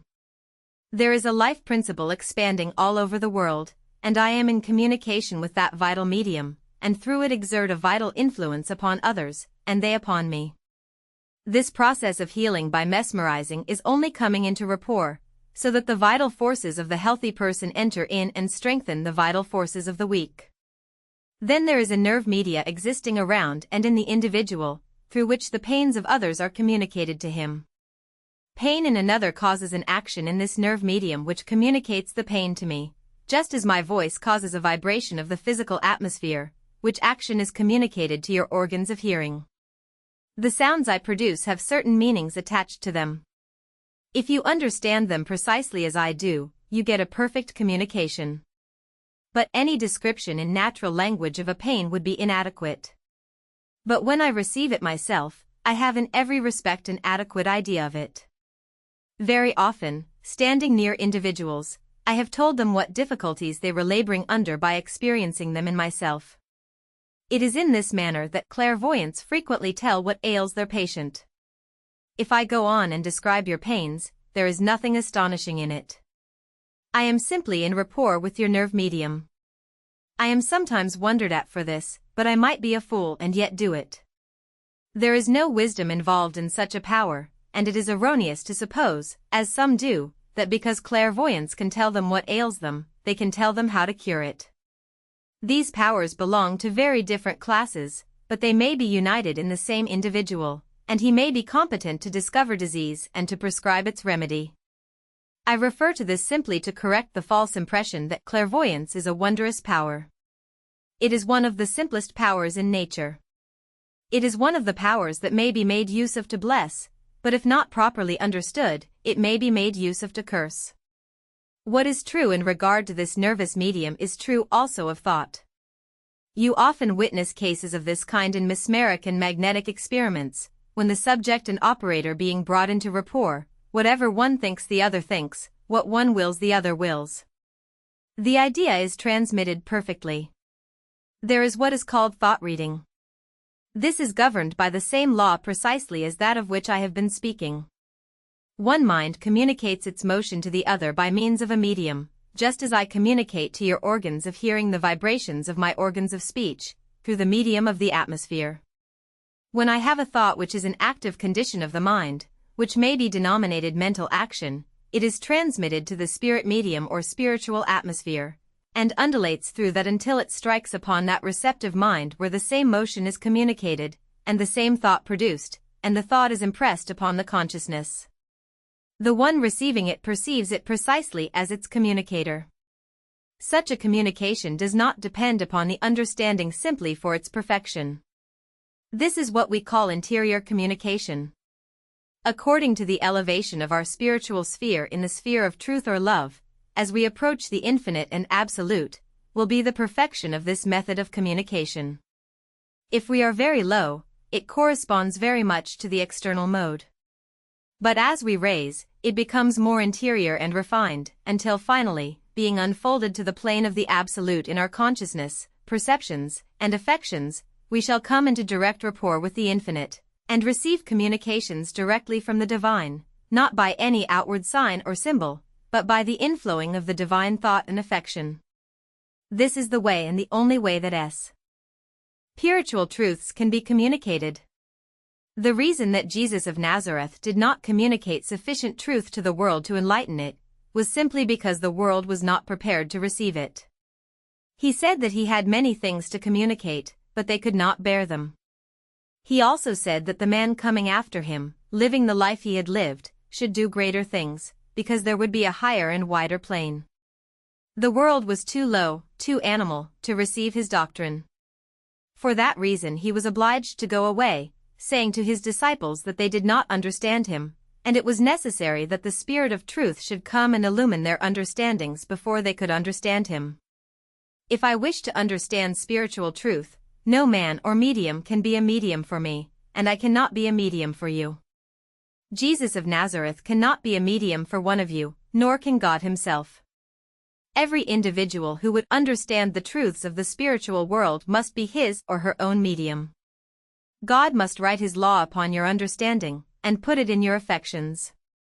If you want to become mediums for interior communications, you must become absolutely true in every thought, feeling, and affection, become absolutely pure in every desire and aspiration of your souls, become absolutely just in all your relations of life, so that morning, noon, and night you shall be inquiring and thirsting after righteousness. Such an individual will not need any outward signs to convey truth to him.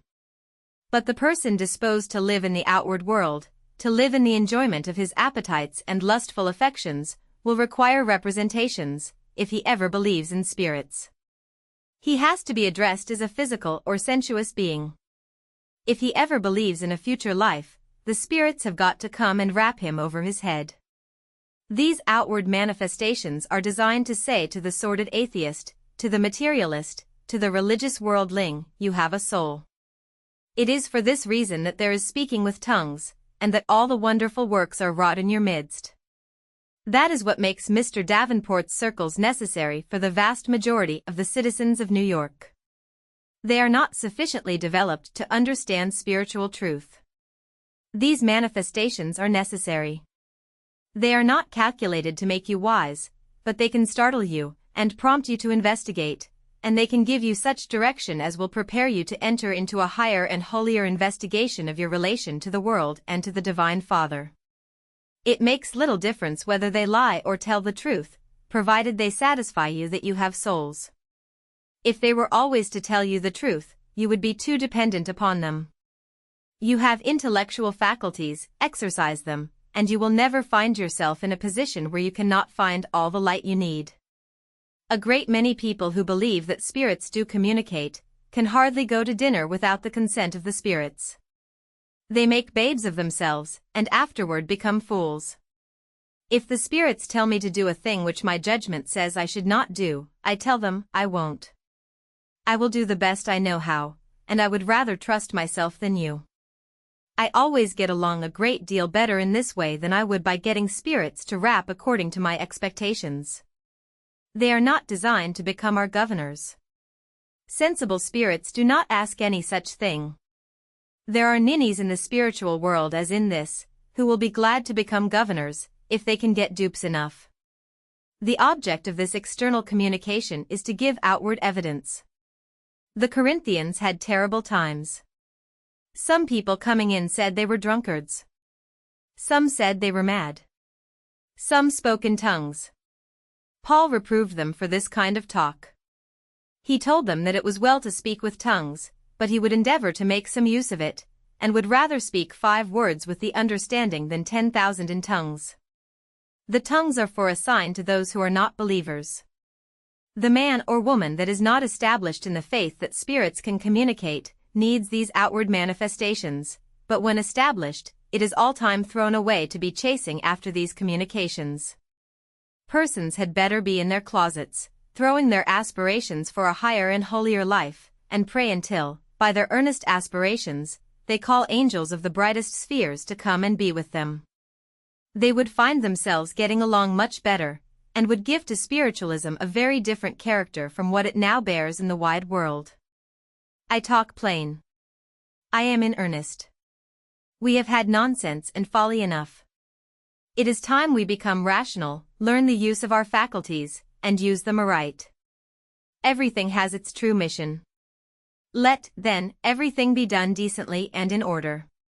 If spiritualism is that which is to redeem the world, we shall find it out by finding whether it makes us better, and if it will not make the world better, we want nothing more of it. We need no more raps than will save humanity.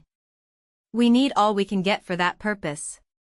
If spiritualism takes that direction, it is a godsend to the world, and in whatever sphere the spirit can work, let it work. I bid it Godspeed. But I say to all that if spiritualism, in its faith and effects, does not tend to make you wiser, better, purer, and holier men and women, it is good for nothing. That spiritualism which will not redeem you and me will not be sufficient to redeem the world. Therefore let our faith be shown by our works, be exhibited by the influence it shall exert upon our lives and characters in making us purer, better men and women, just men and women. The Project Gutenberg ebook of the Astral World, by Joel Tiffany. Chapter 7. Mediumship, Spiritual Healing. When we make use of external language as a means of communication, our reception of truth does not depend so much upon who speaks, as upon ourselves, for it matters not who uses language, before it can awaken the idea in our minds. It must first be communicated to our understanding. Therefore, though the communication may convey established truth, our understanding is quite liable to err as to the meaning of the communication. Though the communication were made by God Himself, it might not convey the truth, because each man or woman would understand it according to his or her plane of development. The character of a communication is determined by the plane from which it is translated. The caution is, take heed how ye hear. However credible and truthful an individual may be, he may be mistaken, and falsify in respect to facts and principles communicated, so that unless we have an absolute perception of the truth of that which is communicated, we cannot affirm that we have the truth upon the subject in question. In holding communication with our neighbor, we find that A or B or C has always told the truth, and therefore when he tells us a particular event has taken place, we rely upon his word. Yet we know that he is liable to be mistaken, and to be under influences which may lead him to falsify, so that after all we cannot know, upon the report of an individual, that a thing is true. It does not address that department of our being by which we are made as certain of it as we are that we exist. Hence we always make a difference between what we know and what we hear, between a report and our consciousness. One we say we know to be true, and the other we say we believe to be true. The difference is that between knowledge and belief. So if a spirit should communicate to me 10,000 facts concerning my absent friends, every one of which I should find in every respect true on investigation, and if, again, that spirit should come and communicate still other facts, I cannot know that such other facts are true. The fact that that spirit has before told the truth is not a positive proof that it will continue to do so. I can believe the statement to be true, but, nevertheless, my belief cannot amount to positive knowledge. So that the questions often arise when spirits communicate with external language: how are we to know that they tell the truth? How are we to know that they are the ones they purport to be? When a spirit raps out on the table, or speaks or writes through a medium, that he is such a spirit, and that such and such things are transpiring at some distant place, how are we to know that he tells the truth? We are not to know it, and cannot know it. If we are to be accurately informed on that subject, that which is addressed to our understanding must come more interiorly into our consciousness than it can come through the ear, the eye, or the sense of feeling. It may be true, and give me time enough to investigate, and I can determine whether it be true or not. But if I am to act upon it without investigation, I cannot know. I do not care if all the spirits in Christendom testify to it, still I cannot know, for that means of communication cannot, in the nature of things, bring certainty, cannot produce interior conviction in the mind. I may be persuaded that a thing is so, and shape my course as though it were so, still I am liable to be mistaken. Therefore I affirm again, that this outward method of communication cannot be relied upon for the communication of absolute or positive truth. You cannot make it the basis of action as you can when you have clear and positive information, and even if it should become as reliable as the ordinary communications passing between man and man, still it will not bring sufficient certainty to make it the basis of action. I might give many other reasons why this external means of communication cannot be relied upon as sufficient to give us the necessary information respecting our connection with the spirit world. It may give facts or tests which may prove to be sufficient to satisfy the mind of every inquirer that spirits do exist and communicate.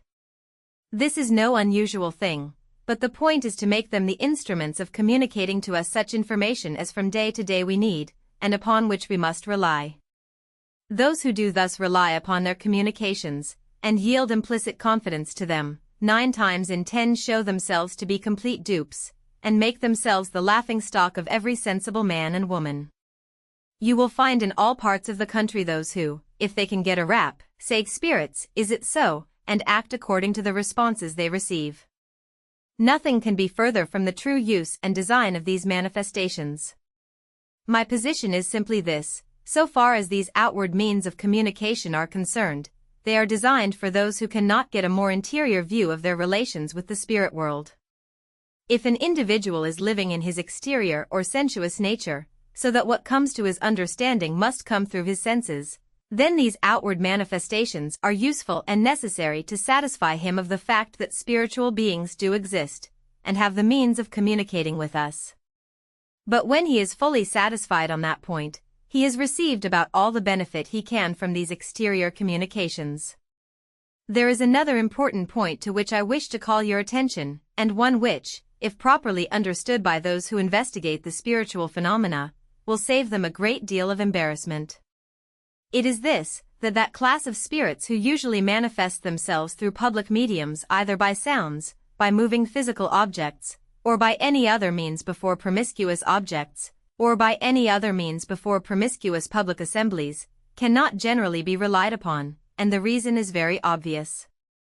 It is well understood that an individual who is excessively sensitive to all moral influences, whose sensibilities are such that they cannot endure the presence of that which is vulgar, are repelled by, or driven from, promiscuous circles or society, and, consequently, those who can endure the common influences of a public circle cannot be of a very sensitive class.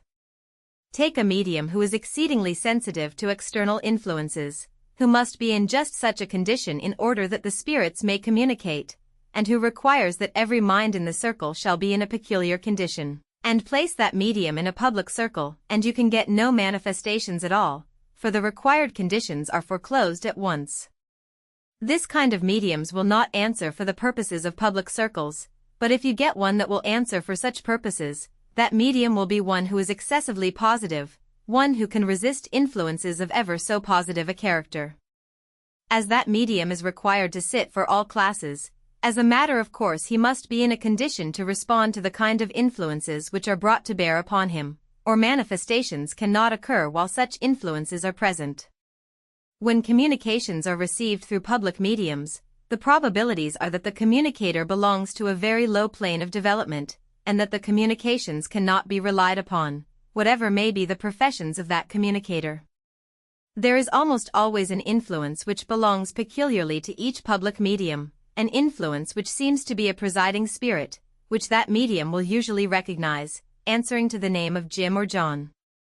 It is generally the case that this spirit will be found on hand first, and is the one to do whatever is to be done, and he becomes the father, mother, brother, sister, or friend of everybody. I speak from experience on this subject. If this spirit wants to be very accurate in telling you a name, he gets you to write down a list of names, and as your finger runs down the list, he raps when you come to the right one. If he knows the name, why does he not spell it out? This is a very reasonable question. Permit me to explain how these questions are often answered. In mesmerism there is at times a certain relation of the operator to the subject called rapport, in which condition the operator can transmit his mental motions to the subject. In case a spirit comes into rapport with yourself, he answers all the questions you ask, even mental questions, and you come to the conclusion that you are really conversing with the one who purports to answer. If you ask whether you have a father, mother, brother, or sister in the spirit land, he will answer according to your perceptions, and the tests seem to be very good, though the spirit is constantly answering directly from your own mind.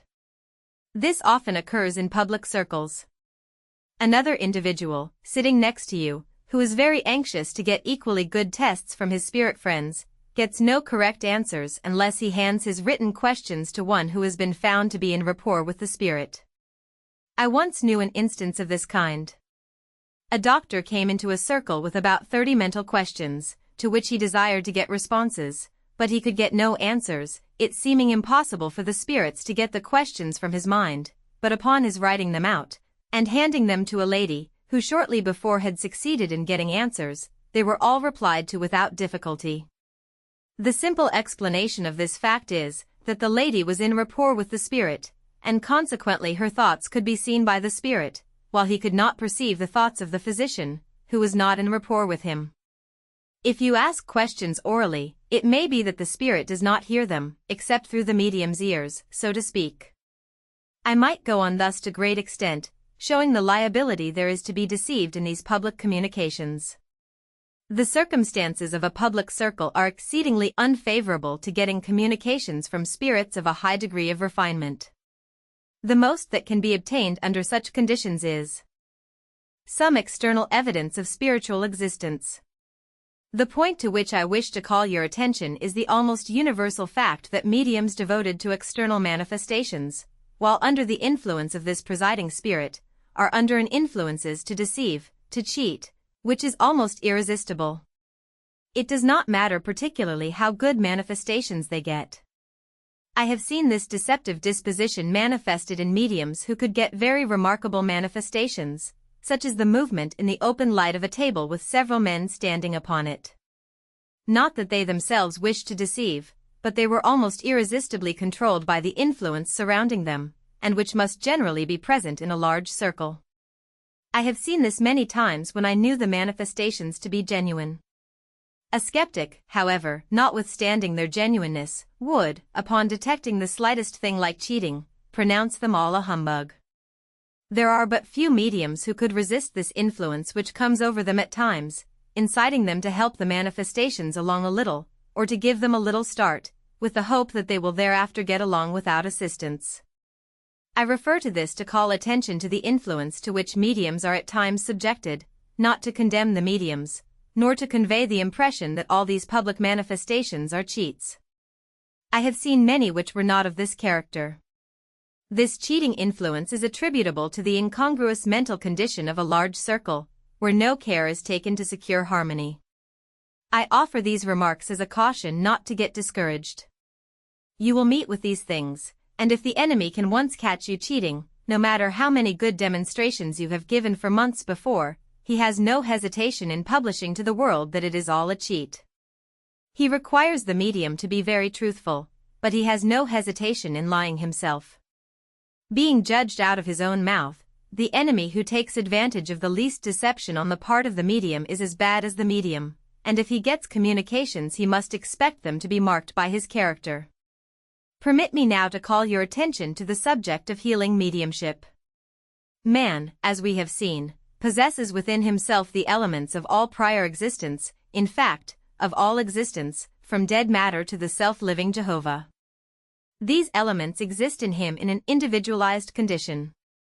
He has composing his form individualized matter of various kinds, as electricity, magnetism, nerve aura, which are connected with matter of a like character which is unindividualized.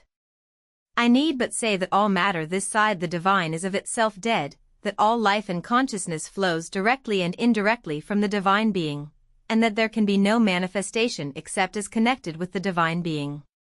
The idea that magnetism, electricity, or nerve force has power of itself is altogether false. They are only connecting parts in the universe, uniting the divine on one hand with matter on the other. They are mere media of communication between the fountain of all power on the one hand, and the recipient of power on the other. Let us for illustration observe a manufacturing establishment. One part of the machinery is perhaps concerned in scouring and cleansing wool, another part cards it into rolls, another part spins them into yarn, another part weaves the yarn into cloth, and another part dresses the cloth. Each of these parts seems to be disconnected from the other parts, and each seems to be accomplishing a specific end, but you will find that all parts are connected one with the other, and all connected with the primary power in the basement. In the water wheel or steam engine there is a power which puts them all in motion. The parts next to it are negative to it and receptive of its power, and these parts, though negative to the principal power, are positive to those parts more remote. All parts are in motion, all moving as the primary wheel moves. Break the connection anywhere between the parts, and those parts beyond the connection cease to move. But establish the connection, and they will again commence their motion. Every part is negative to the primary power, but positive to all more remote from it than itself. No one of the parts has a power to move itself, and unless there is a connection maintained between the primary power and the several parts, they will cease to move. So with all media through which potential manifestations are made. Electricity has no power of itself. It is only by its connection with that which is nearer to the great self-existent being that it derives all its power to act. Next comes magnetism, which derives all the power it possesses from the power which precedes it. Next is the life force, which is negative to all nearer to God than itself, and receives its power from them, but is positive to all others. Next comes the nerve force, and next the spirit, which derives all its power from the divine fountain. It is the medium through which all power is imparted to all that is more exterior than itself. I have the power to move my arm, by my will to make potential manifestations through this arm. If, however, by any means, you break any of the links out of the chain which unites the divine in me, through my spirit, with the matter of my arm, abstract the electricity, the magnetism, or nerve force, I lose all power over my arm. Bisect the motor nerve, which connects my arm with my brain, and my arm will hang lifeless by my side. There are all of the media there, but they are not continuously connected with my brain, and through that with the divine fountain. But if you will throw a current of electricity down the nerves of my arm, you will produce an extension of it. So you may withdraw the nerve force, or the vital force from my arm, and it will cease to exist. My arm will be no longer subject to sensation, because you have broken the link between sensation and matter. We then, as individuals, possessing in ourselves all these different media, which become receptive of influences, must come into connection with the divine fountain itself, if we would receive power from it, for we can impart nothing which we do not receive. As spiritual beings we become receptive of this influence through our spiritual nature, but impart it through our lower nature. To become a medium of potential action or manifestation, I must have the power to impart to that medium through which the power is to be manifested. To affect you nervously to relieve you from pain, I must be able to impart through my nervous system that power which I receive through my spiritual nature. To be able to operate psychologically, I must receive through my interior being and impart through my outward being, must first have the powers of receptivity, and, secondly, must possess the powers of impartability. It becomes just as necessary to have a good, healthful physical development to be able to impart, as to have a good spiritual development to receive the power. The individual becomes stronger as a medium in proportion to his development in receptivity and impartability. That Jesus was so much more powerful than others was owing to the perfectly harmonic development of his different natures. Our power to exert healing influences depends upon our development. The higher we are developed, the nearer we come to the great absolute fountain of all power, the more largely will we be receptive of that power. Jesus, being fully developed in his religious and spiritual being, was in conscious communion with the Father and with spirits of the most exalted character, and received largely of the divine power. He was always aware whether he had the necessary power to perform any work. Being so fully unfolded as to perceive the causes of the disease to be cured, he knew beforehand whether it was worth while to make the experiment. He knew what was to be done to bring the individual into a condition to receive that which he needed to restore him. Therefore, when called upon to perform a cure, if the individual was not in the right condition, he commenced to bring him into it, requiring them to come into a certain condition called faith or belief. That he might perform the desired work, he required the assistance of those around him. When he went to Nazareth, where he had been brought up, and where he was looked upon as an ordinary man, his right to teach was called in question, and his learning doubted. What was his success there?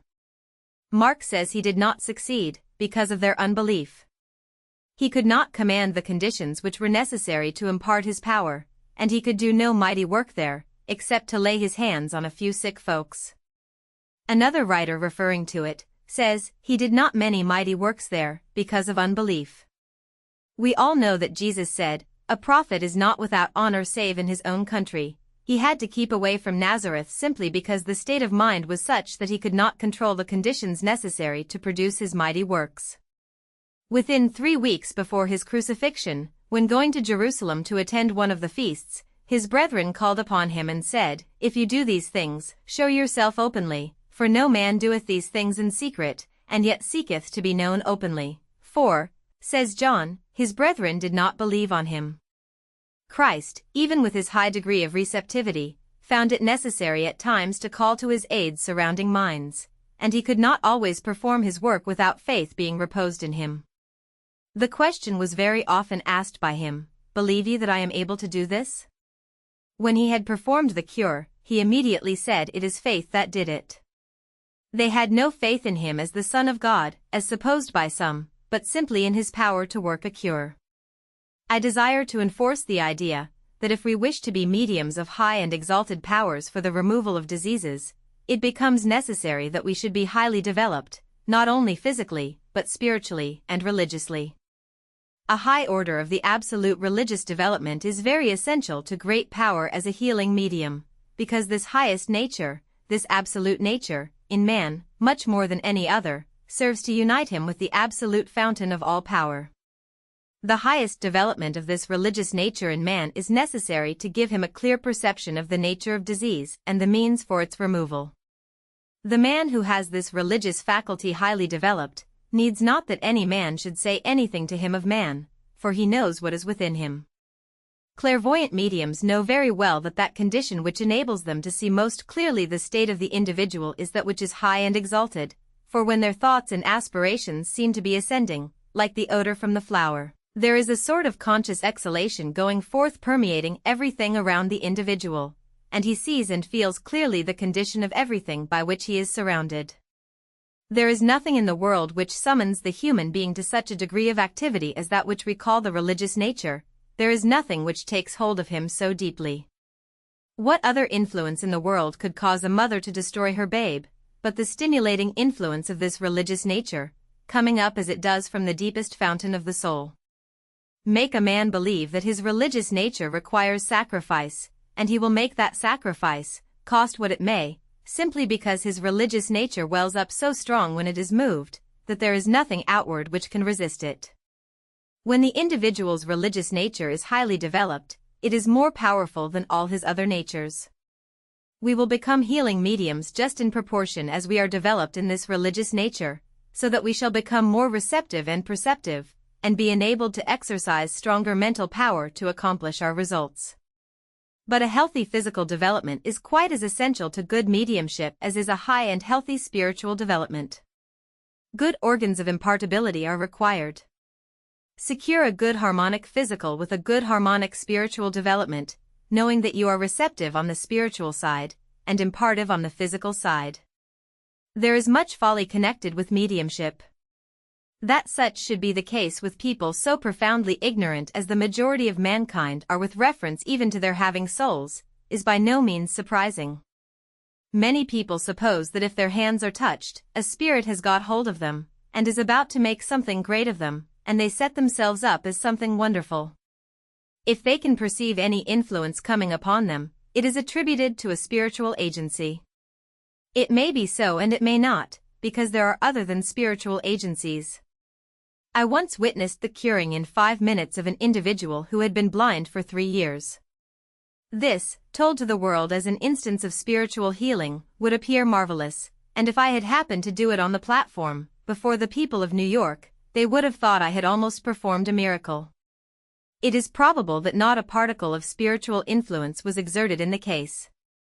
The individual performing the cure did not suppose that he was a medium, though some would not hesitate to publish it to the world as a remarkable instance of healing by spiritual aid. The blindness was doubtless caused by a paralysis of the optic nerve, and required only a little action to restore the sight. The individual proceeded according to the usual modes of mesmerism. The cure was not half as difficult as it would be to get a sliver from under the nail, nor was it half as mysterious. A case of the restoration of hearing, by placing the fingers in the ears and taking them out suddenly, is also within my knowledge. Such cases are frequently circulated as evidence that spirits do cure. The cure in this case was doubtless effected by a strong mesmeric current passing from the fingers of the operator over the nerve of the ear. As honest men and women, we should be careful about publishing these things as instances of spirit healing. We have abundant genuine evidence of what spirits do. Attributing to spirits that which is not produced by them, tends to make us dishonest with ourselves and our neighbors. Were due caution exercised in this matter, we should not need half the evidence which is now required to convince the world that spirits do exist and communicate. When it is observed that everything is attributed to spirits, the world will not believe us even when we tell them facts. I know that spirits do communicate, do exist. It is not with me a matter of conjecture at all, I know it, but there is no occasion to make persons believe that everything comes from spirits.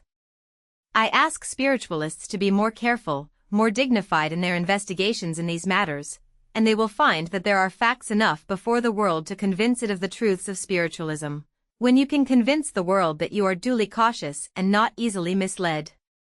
I do not wish to lie for spirits, nor do I wish them to lie for me. The Project Gutenberg ebook of the Astral World, by Joel Tiffany. Chapter 8. Condition of the Spirit in the Spirit World.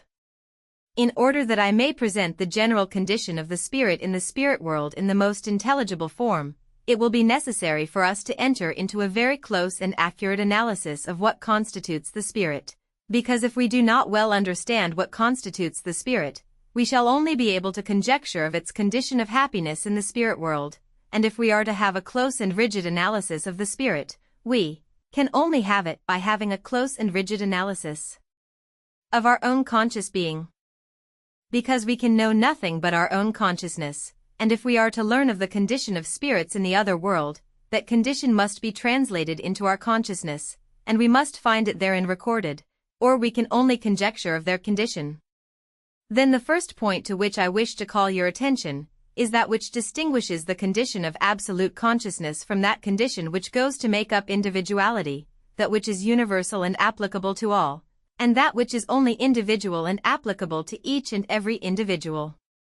Every individual has the means of determining how much of this being, I, myself, belongs to the external and finite, and how much to the internal and infinite, because that which makes me to differ from you is finite, but that which makes myself or yourself one and the same with every other individual being in the universe, is infinite. Therefore the first point of investigation is to ascertain what it is that makes you and me differ from every other individual being in the universe, in what that difference consists, because when I speak of you as a spiritual being, I speak of you in view of that difference, and not in view of that sameness. You understand that individuality makes the difference between us. My individuality makes me to differ as an individual being from you. The question now arises, what constitutes my individuality, this I, myself, what enables me, when speaking of the events of childhood, to say, when I was a child, though everything has changed that pertained to my individuality as a child, thoughts, feelings, tastes, pleasures, form? What is it that connects the events of 20 or 30 years ago with my present being? I wish each one to go down into his own mind and solve that problem, because if we are to talk about spirits we must learn about ourselves. When each man understands thoroughly the spirit that is at present speaking to him, he will be able to form some correct ideas respecting its condition in the spiritual world.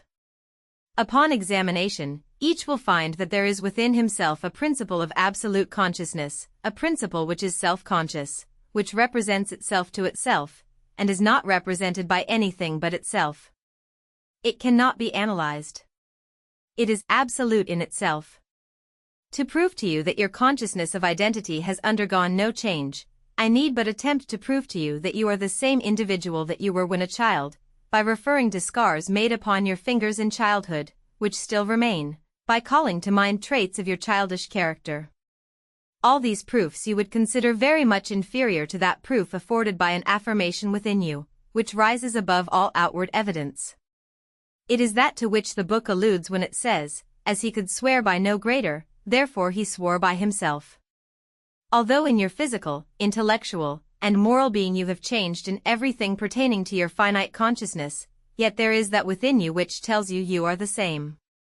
Let one change follow another to eternity, you will not lose your consciousness of identity. That which makes you differ from others does not enter into this absolute consciousness of identity. In other words, the thought, feeling, and affection which characterized you at any particular time of life has nothing to do with this absolute identification of self. Nothing by which the world knows me, or by which it knows you, enters in to form our inmost identity. We have an identity which lies deeper than everything external, and it is this identity, which admits of no change, which says that we are the same and will forever remain the same identical beings to all eternity. No change of position, no change of character, no destruction of reputation, no conversion of happiness into suffering, presents the least difficulty in the way of identification. The man who has fallen, been ruined in reputation, and is steeped in suffering, finds no difficulty in identifying himself as the same being who was once good, respected, and happy. He does not say that there was once a being who was happy and good, but who has changed and become another being, but he says that the character and position of this individual identity has changed, while his identity has undergone no change. I wish to call your attention to that principle of absolute consciousness in you, by means of which you know yourself, but by which nobody else knows you. You know that that principle in you does not constitute your individuality. It constitutes your personality, but that in you which is undergoing change and develops from a lower to a higher degree of knowledge, constitutes your individuality. This unchanging, ever-present, conscious identity is the very divine life within you, from which you derive all life. This outside identity, which thinks and wills, is no part of my immortal nature, separate from this divine principle within me. This outside consciousness can never be in any other state than the finite. For wherever you have succession and duration, you have time. Where you have succession in extent, you have space. In regard to this outward finite nature, one change follows another, and if change follows change, there must, in respect to such change, always be succession, and where you get succession, you must necessarily have time. Hence the spirit, in its finite nature, must always be in time till it shall cease to change. When progress ends, time will cease with the finite. This is a proposition so plain that no mind can for a moment be lost in considering it. We can form some definite idea of the spirit world by first learning something of ourselves. You know that this conscious principle within me and you knows nothing about time or space. Suppose I instantly become unconscious, and remain so 24 hours, and am then suddenly restored to my consciousness. During this 24 hours there has been no additional record of events made within me, therefore that 24 hours is obliterated so far as my consciousness is concerned. I take up the time where I left it. To the unconscious there is no time. To the unchangeable there can be no time. Time is but the marking of succession. The inmost principle by means of which we become acquainted with ourselves, knows nothing about time. When one is restored from unconsciousness to consciousness, he knows instantly who he is, but he cannot say how much time elapsed to the outward world. Clairvoyants who pass into a condition of unconsciousness to all exterior things, have no recollection of what occurs while they are in that condition, though they may have been in it for several hours. I knew an individual once to be put into the mesmeric condition, who was unconscious in his normal condition of what occurred in the mesmeric state, though he was in it for 5 hours, and during that time performed many interesting experiments. At the time of sitting down to be mesmerized he was in so great hurry that he thought he could spend but a very few minutes' time. On being brought to consciousness, he started off again in great haste, supposing that he had sufficient time to attend to his business, showing clearly that he had not been in a condition to mark succession of events. The inmost principle of consciousness which identifies me of today with what I was 30 years ago, does not, of itself, notice time, except as it is connected with this outward part of me. It counts time by changes, but when you come into itself and separate it from those changes, it does not know time at all. Between my infancy and the present time it has been a constant now. It is the presence of the infinite and eternal in man, and the means by which he is connected with the infinite and eternal. It is by the presence of this infinite and eternal consciousness that man knows that he possesses a finite and changeable nat. It is a lamp within, which shines out and reveals to him his finite consciousness, and the changes transpiring there. So man has two selfhoods, an inward and an outward, which is changing from day to day. When I speak of you as an individual being who differs from me, I speak of your outward, changing selfhood.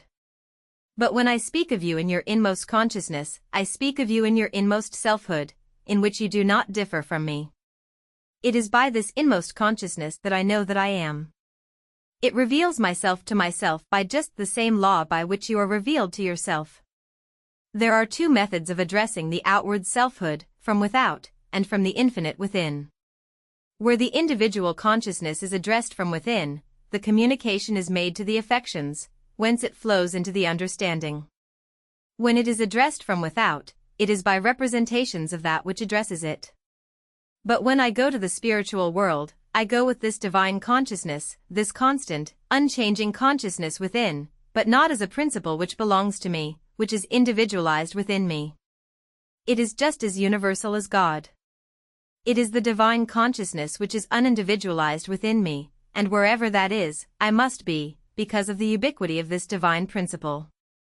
If there were any point from which this could be excluded, and into which the individual could be thrust, he would be annihilated. What we need is to bring the external consciousness into unceasing relation with this internal consciousness. That which does not come into such relation with this absolute consciousness does not become a part of our finite selfhood, a part of our immortal selfhood. Standing before you, I perceive your countenances, because your images are brought into a certain relation to this absolute consciousness within me. Now when they come into unceasing relation to this unchanging consciousness, they become a part of my external, finite selfhood. Memory is the result of bringing events into such relation with this consciousness. Looking at man, then, as possessing an absolute consciousness which never changes, and an external consciousness which is constantly changing, and which alone causes one man to differ from his fellow, it is apparent that if individuality is preserved upon entering the spiritual world, each must take with him so much as causes him to differ from others. Whenever this external nature would represent itself to another, not having a consciousness of its own separate from the divine consciousness, it comes under the law of exterior communication and representation. Therefore it is never present in the mind by itself, but by that which represents it there. If we would learn how it is that a spirit represents itself in different places at the same time, we must learn the law of representation. I see my audience, by which I mean I see that which represents you to my consciousness. You are presented to my consciousness by means of a medium which comes between you and me, and according to the accuracy of my faculties to perceive, and according to the accuracy of this medium to represent you to my consciousness, will be the accuracy of your representation in my mind. I see you now by the medium of light, and you all see me at the same time. I am here and only here, but you all see me in your various positions. You see me by means of the light which takes my image into every part of the room. Though actually present in but one place in this room, yet by that which represents me I am omnipresent in this room. The great law of representation is that we perceive a thing, not by itself, but by that which represents it in our consciousness. Hence, according to the ubiquity of the medium will be the ubiquity of the representation. In this room the medium light is ubiquitous, and my image is just as omnipresent as the medium. The same is true of every other medium by which presence is represented.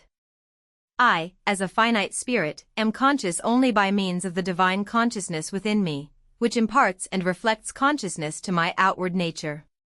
My outward consciousness is like the light of the moon, which is the reflected light of the sun. The real consciousness within me is that from which I derive my external consciousness. Whenever I, as a spirit in my external consciousness, would represent myself to you, I must come into some medium of representation, some medium which will be to my spirit what the light is to my body. The medium of light will not represent me, but there is a medium which will. This, the spirit medium, is vastly more refined and ubiquitous than light.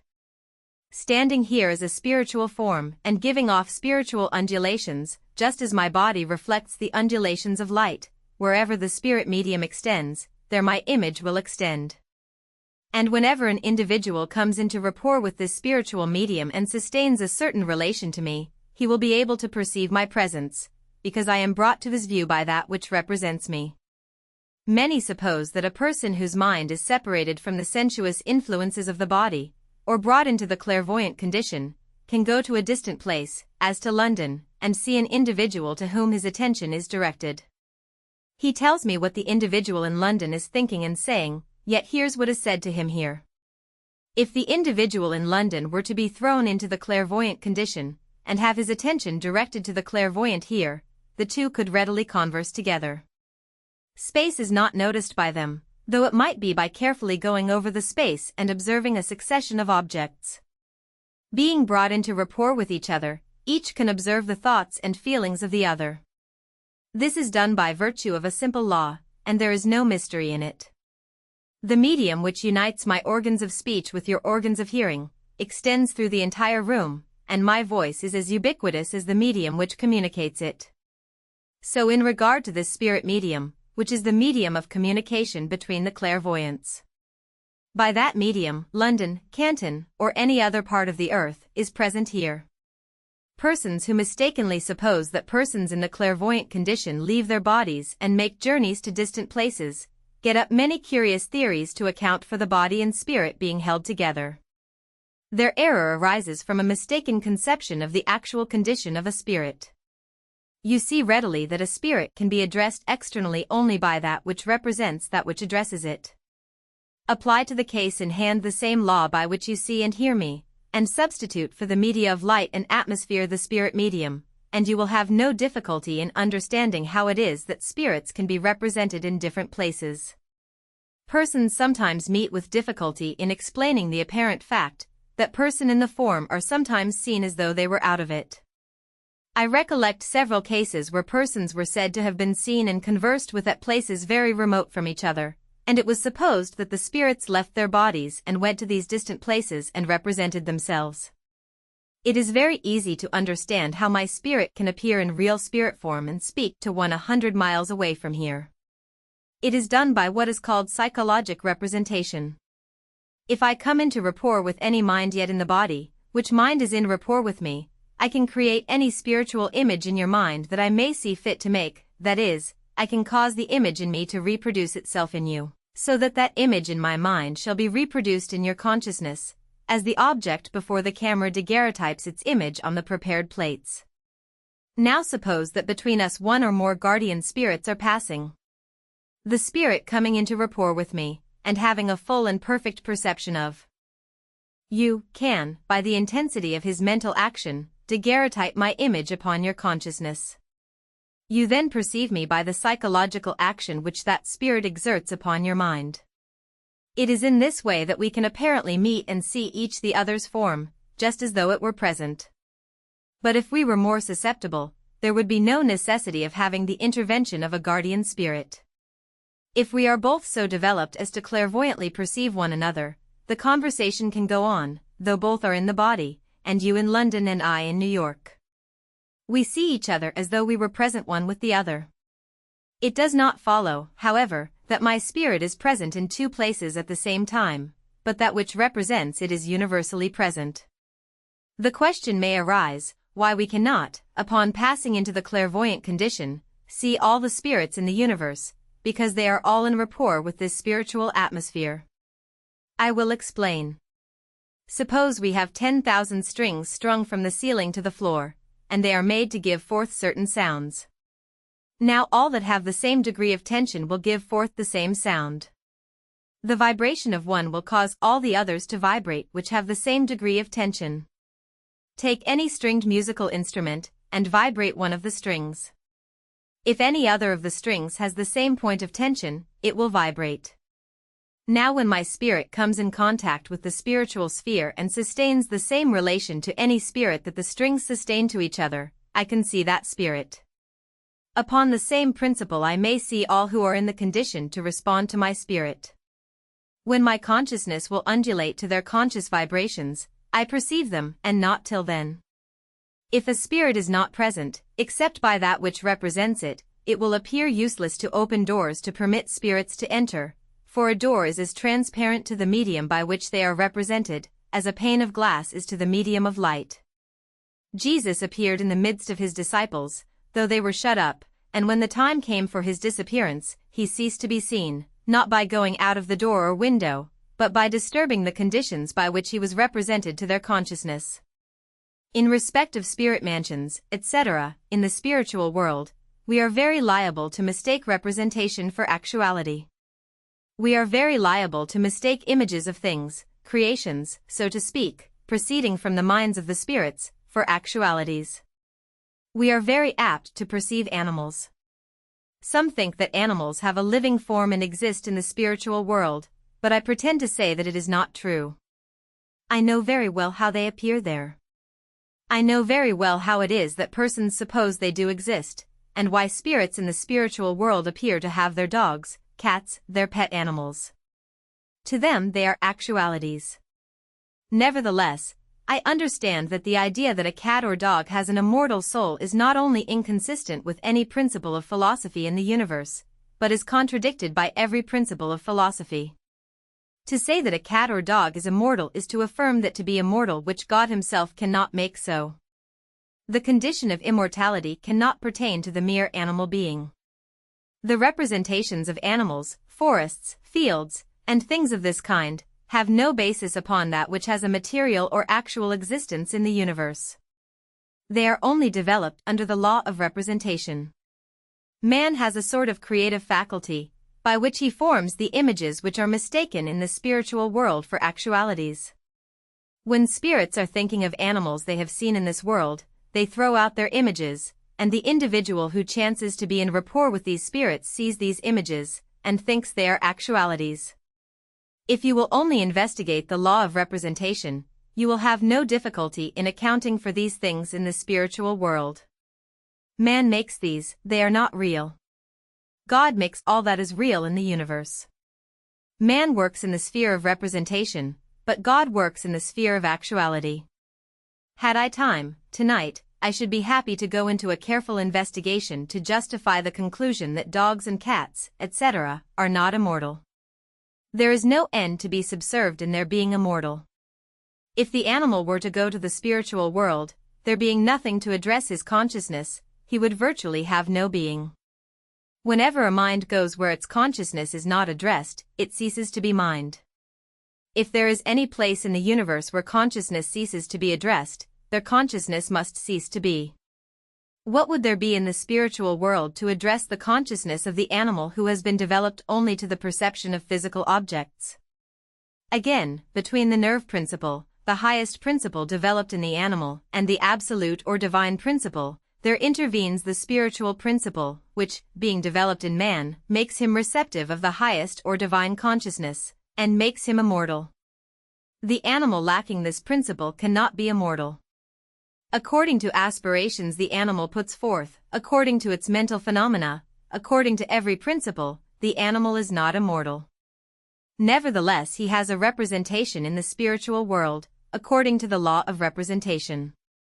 Every individual who is conscious of an existence as an individual, has that within him which constitutes him an individual, and as he goes into the spiritual world, he takes with him that individuality. This individuality in its inmost joins upon the absolute, through which it perceives its own consciousness, and by this connection is unfolded in the facts, truths, and principles of the universe. The Project Gutenberg ebook of the Astral World, by Joel Tiffany. Chapter 9. Organization, Individualization. The experience of man has been such, in respect to organization, that all prudent and careful men and women are beginning to have fears for the welfare of a cause when it assumes the shape of an organization, and they have just ground for fear, for the experience of the past has been such as to justify them in supposing that evils arise out of organizations. Their tendency usually has been to beget a party feeling, or that which corresponds in the organization to selfishness in the individual. It is natural that every individual should love himself better than others, and when individuals associate together, they acquire a spirit of individuality, a selfishness which pertains to their particular society or organization. Individuals who unite in religious organizations entertain a sort of selfishness in reference to their particular denomination. The Presbyterian, for instance, likes Presbyterians a great deal better than Methodists, and the Methodists likes Methodists a great deal better than Presbyterians, and prefers to bestow his favors upon Methodists. In fine, the general tendency of this kind of organization is to lay in men and women the foundation of a selfishness in addition to their natural or individual selfishness. There are many reasons for the evil results of organization, and if we continue to organize upon the principles observed in organizations of times past, we may expect that the same evils will continue. I propose to inquire whether there is not a natural basis, and endeavor to discover the causes of evils for the past, so that we may know how to rectify them and guard against them in future. Every operation in nature tends to individualism. From the moment you begin to watch matter, every process is found tending to individualization. The elements which now compose our bodies originally existed in a general unindividualized state or condition. The material elements of our bodies, and the media through which the material elements were controlled, in bringing them to their present position, existed originally in an unindividualized condition, and when each particle was brought under a certain process that it might receive vital affinities, it was with reference to the formation of an individualism. Nature labors constantly to organize and individualize, and you and I owe our individual existence to this tendency in nature, and the same law operates in society. The fact that there have been so many organizations shows that there is a natural tendency to organize. The great difficulty attending all organizations has been the departure from the law of nature, the law of affinity or attraction, for nature works by the law of affinity, never by the law of repulsion or excretion. The law of excretion is only applicable to those elements which are to be rejected. External force has never been applied by nature to aid her. She does not bring external force to hold the elements of the tree or rock together, nor to hold together the organs of the animal. Individualization is the result of an inward power which attracts one part to cohere with its fellow. Nature is very careful to observe the law of affinity, and the moment you bring any element which should not enter an organism, repulsion immediately operates to prevent its entrance. Hate is at times defined to be a less degree of love, and love sometimes is very negative. Repulsion is also defined to be a less degree of attraction. A stone thrown into the air is drawn to the earth by the power of gravitation. But the balloon which is subject to the same law, instead of coming toward the earth's center, rises. It does not rise because the earth does not attract it, but because the atmosphere, for which the earth has a greater affinity than for the balloon, causes the balloon to recede and make room for it. The case of the balloon illustrates the law of excretion. The position which each particle is to assume in the system is determined by the vital affinities imparted to it in the stomach. If any particle loses its vital affinities, it occupies the position needed by some other particle, and the new particle accordingly displaces the old. But I wish to impress upon the mind the fact that nature's law of individualizing is that of affinity, and that nature does not apply external force to build up her individuals. However, before any particle can be taken into an organization by the law of affinity, it must receive a peculiar impress or affinity, and an affinity suited to the particular organization into which it is to enter. It receives that affinity by passing through a natural process. If it enter without a vital affinity, it will enter in as a stranger, as a disturber of harmony, and the tendency of the organism will be to reject and throw it off. What we here learn from nature, we may apply to organizations, religious or otherwise. Each of us is a particle in society. But before we can be organized harmoniously, so that each shall be found in his specific place, each must be prepared for that organism by receiving the vital or spiritual affinity which is necessary for that organism. You cannot make A, B, and C into a community unless they have the true impulse, any more than you could go into the field and gather clay, sand, etc., and mold them together, and make a man or animal body. You cannot hold men together in an organization by outward restraint, and have them fulfill the office of a genuine organization, suited to the development of the spirit. The method by which society seeks to organize itself is like the method by which God created our first parents. Each individual should be fitted to become a member of an organization by being placed where he will receive the appropriate vital affinity, and leave the affection of his nature to point out his true position, whether that of head, hand, or feet. The great difficulty in all past organizations is that the natural law has not been observed.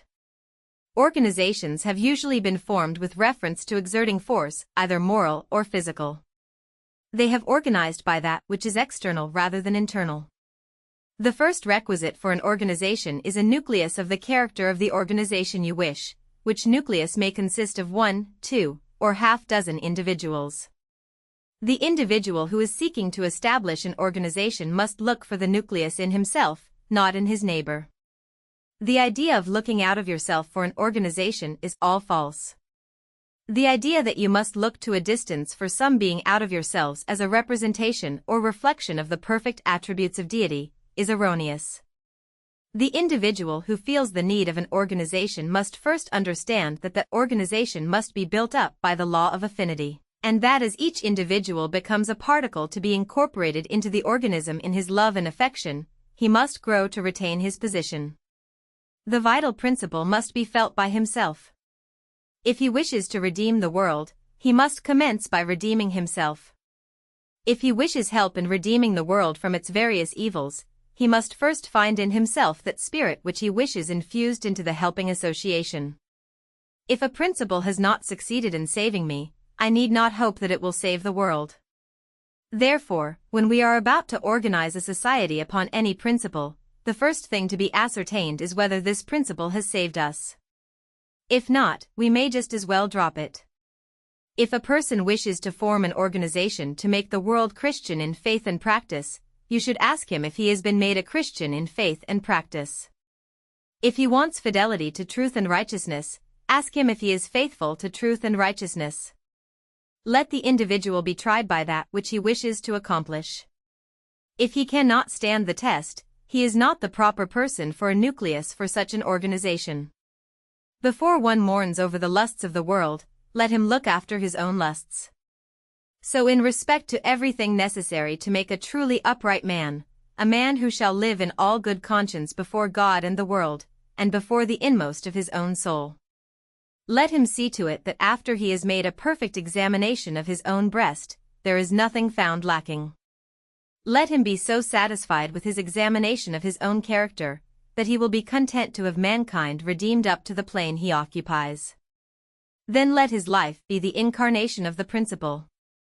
Let the world, when they look upon him, be constrained to say, he has been with Jesus, if Jesus is to be the model of the Church. Let his life correspond exactly to the high and beautiful ideal of the Church he is wishing to have established, and then an influence will go out from him which will become attractive to all who, like him, are thirsting for that life. He will find it unnecessary to throw out catechisms, because there will be the true affinity which will come forth from the character, and attract all who, like him, are hungering and thirsting after righteousness. Form a church by the application of external tests, and there will be conflict all the time, while concord will characterize one formed in accordance with the natural principle of organization. Spiritualists have become very numerous. I doubt whether there is any other class of believers so numerous as those now known as spiritualists. They now number millions, and they are men and women who have come from under the restraints of authority, of external law, of thus saith the Lord, and have assumed the prerogative of acting for themselves. One article of their creed has attached to them the name of spiritualists. They profess to believe that our disembodied spirit friends are near to us, and hold converse with us, and when anyone says that he believes in that, he is called a spiritualist. That appears to be the only test. But that external belief or assent is not better as the basis of an organization than is the creed, I believe that God foreordained whatever comes to pass. The idea that such an assent could be made the basis of an external organization is entirely unnatural and supremely ridiculous. If you should attempt to organize upon such a basis, you would be guilty of the error into which all previous organizations have fallen. Many entertain the idea that because we have overcome our blind deference to authority, refuse to be ruled by the thus saith the Lord, because we have come to the conclusion to examine all questions for ourselves. We have taken all the steps necessary for our own reformation and that of the world. But what has been the influence exerted by this new faith, new philosophy as it is sometimes called, upon the lives and character of those who have accepted it? You say, perhaps, that when you drive all the church dogmas out of the way, there will be nothing in the way of redeeming man. So far as you are concerned, they are driven out of the way, and what has been done for you? How much better are you morally, religiously, than the man you call a bigot? You wish all the world to be converted to a belief in the possibility and actuality of spiritual intercourse, but suppose that all the world are converted to this faith, what are they to gain if it produces no better fruits in them than in you? While we are trying to get the motes from our religious brother's eye, is it not possible that we have very extensive beams in our own? We are calling for organization to unite the moral power and energy of the millions of spiritualists, but if the influence of spiritualism has not served to redeem us, how are we to expect that it is to redeem the world? If spiritualism does not save you, how are you to reproach the Church for its inconsistency in sending its missionaries to convert the heathen to what they themselves do not practice, when even slaveholders are received to the bosom of the Church, while the slave toils in the rice and cotton swamps of the South, while the babe is torn from its mother's breast? If the Church were to turn round and point out similar inconsistencies among spiritualists, what would the spiritualists of New York reply? Spiritualists should see to it that the work which is wrought in them by spiritualism testifies what will be its work in others. If it does not touch their own character, if it does not make the false man true, the corrupt man better, what reason shall we give in favor of its being received by the world? We have spiritualists enough to convert the world if they were only spiritualized. There is the difficulty. It is one thing to be a spiritualist, and another thing to be spiritualized.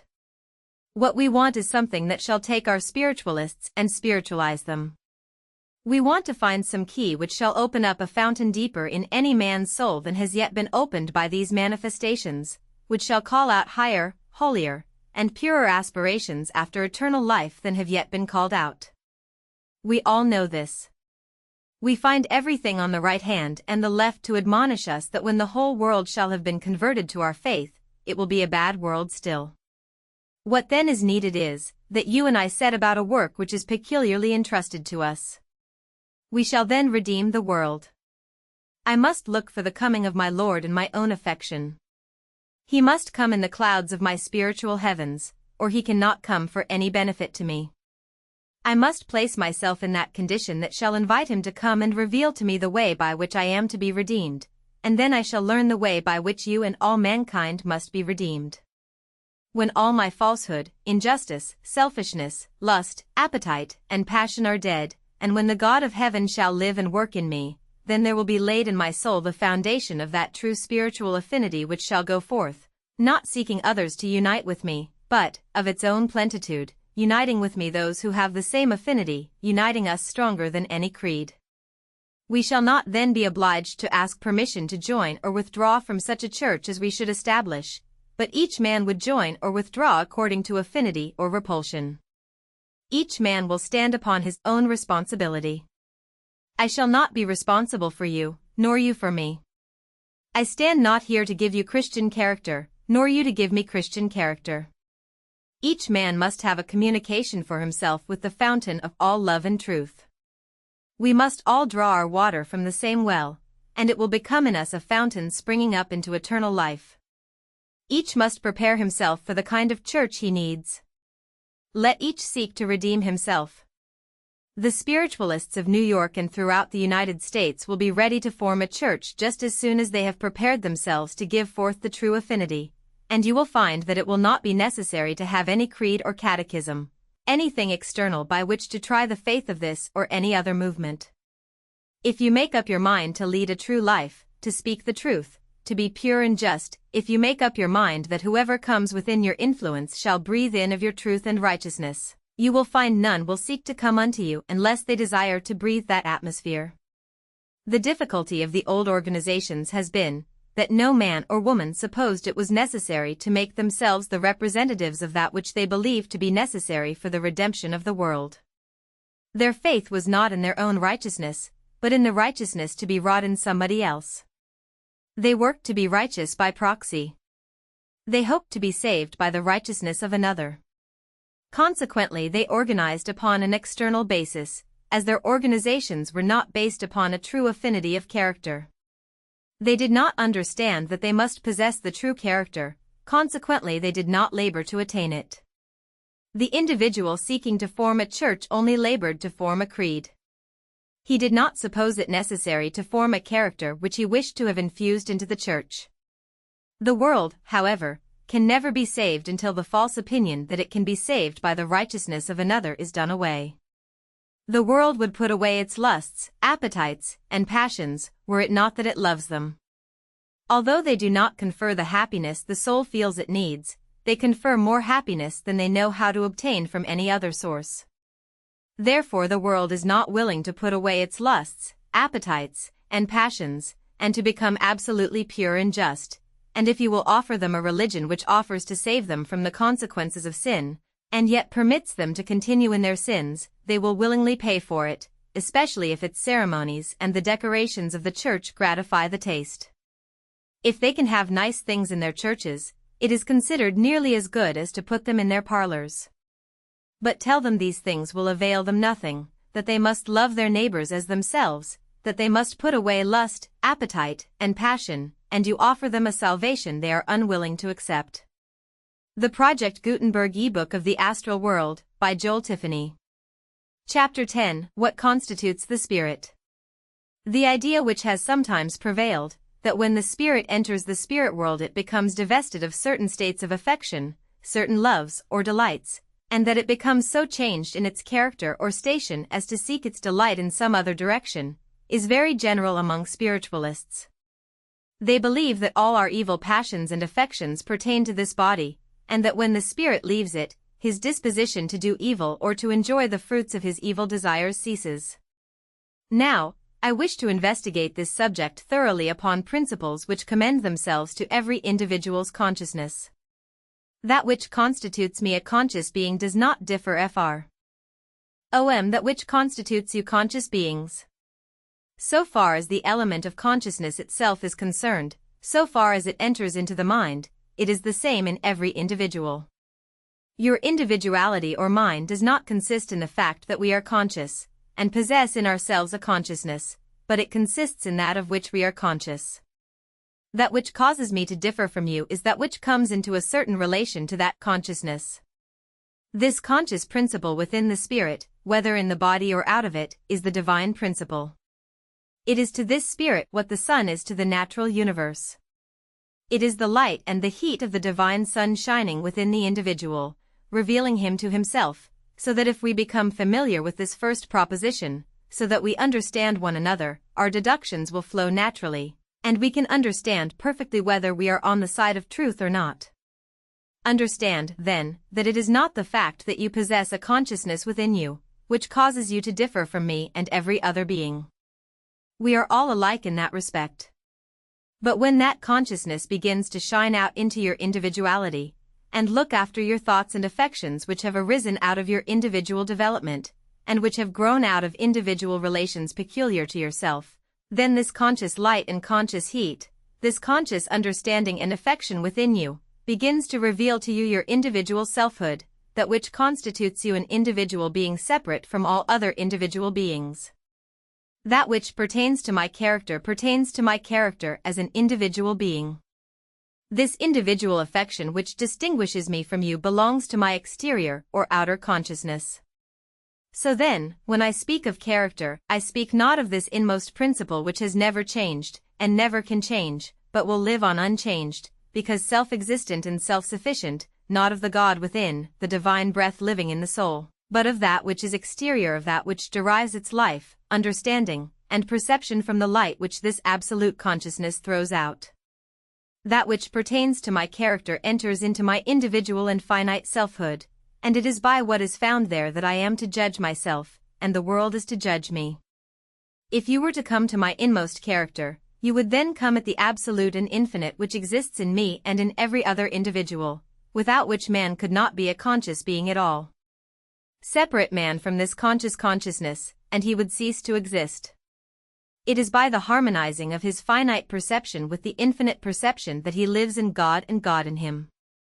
All there is of life, of conscious being, is but a reflection of this absolute consciousness, just as the light of the moon is but the reflection of the light of the sun. Extinguish your sun, and your moon could give you no light. Separate man from this absolute consciousness, and he would have no finite consciousness.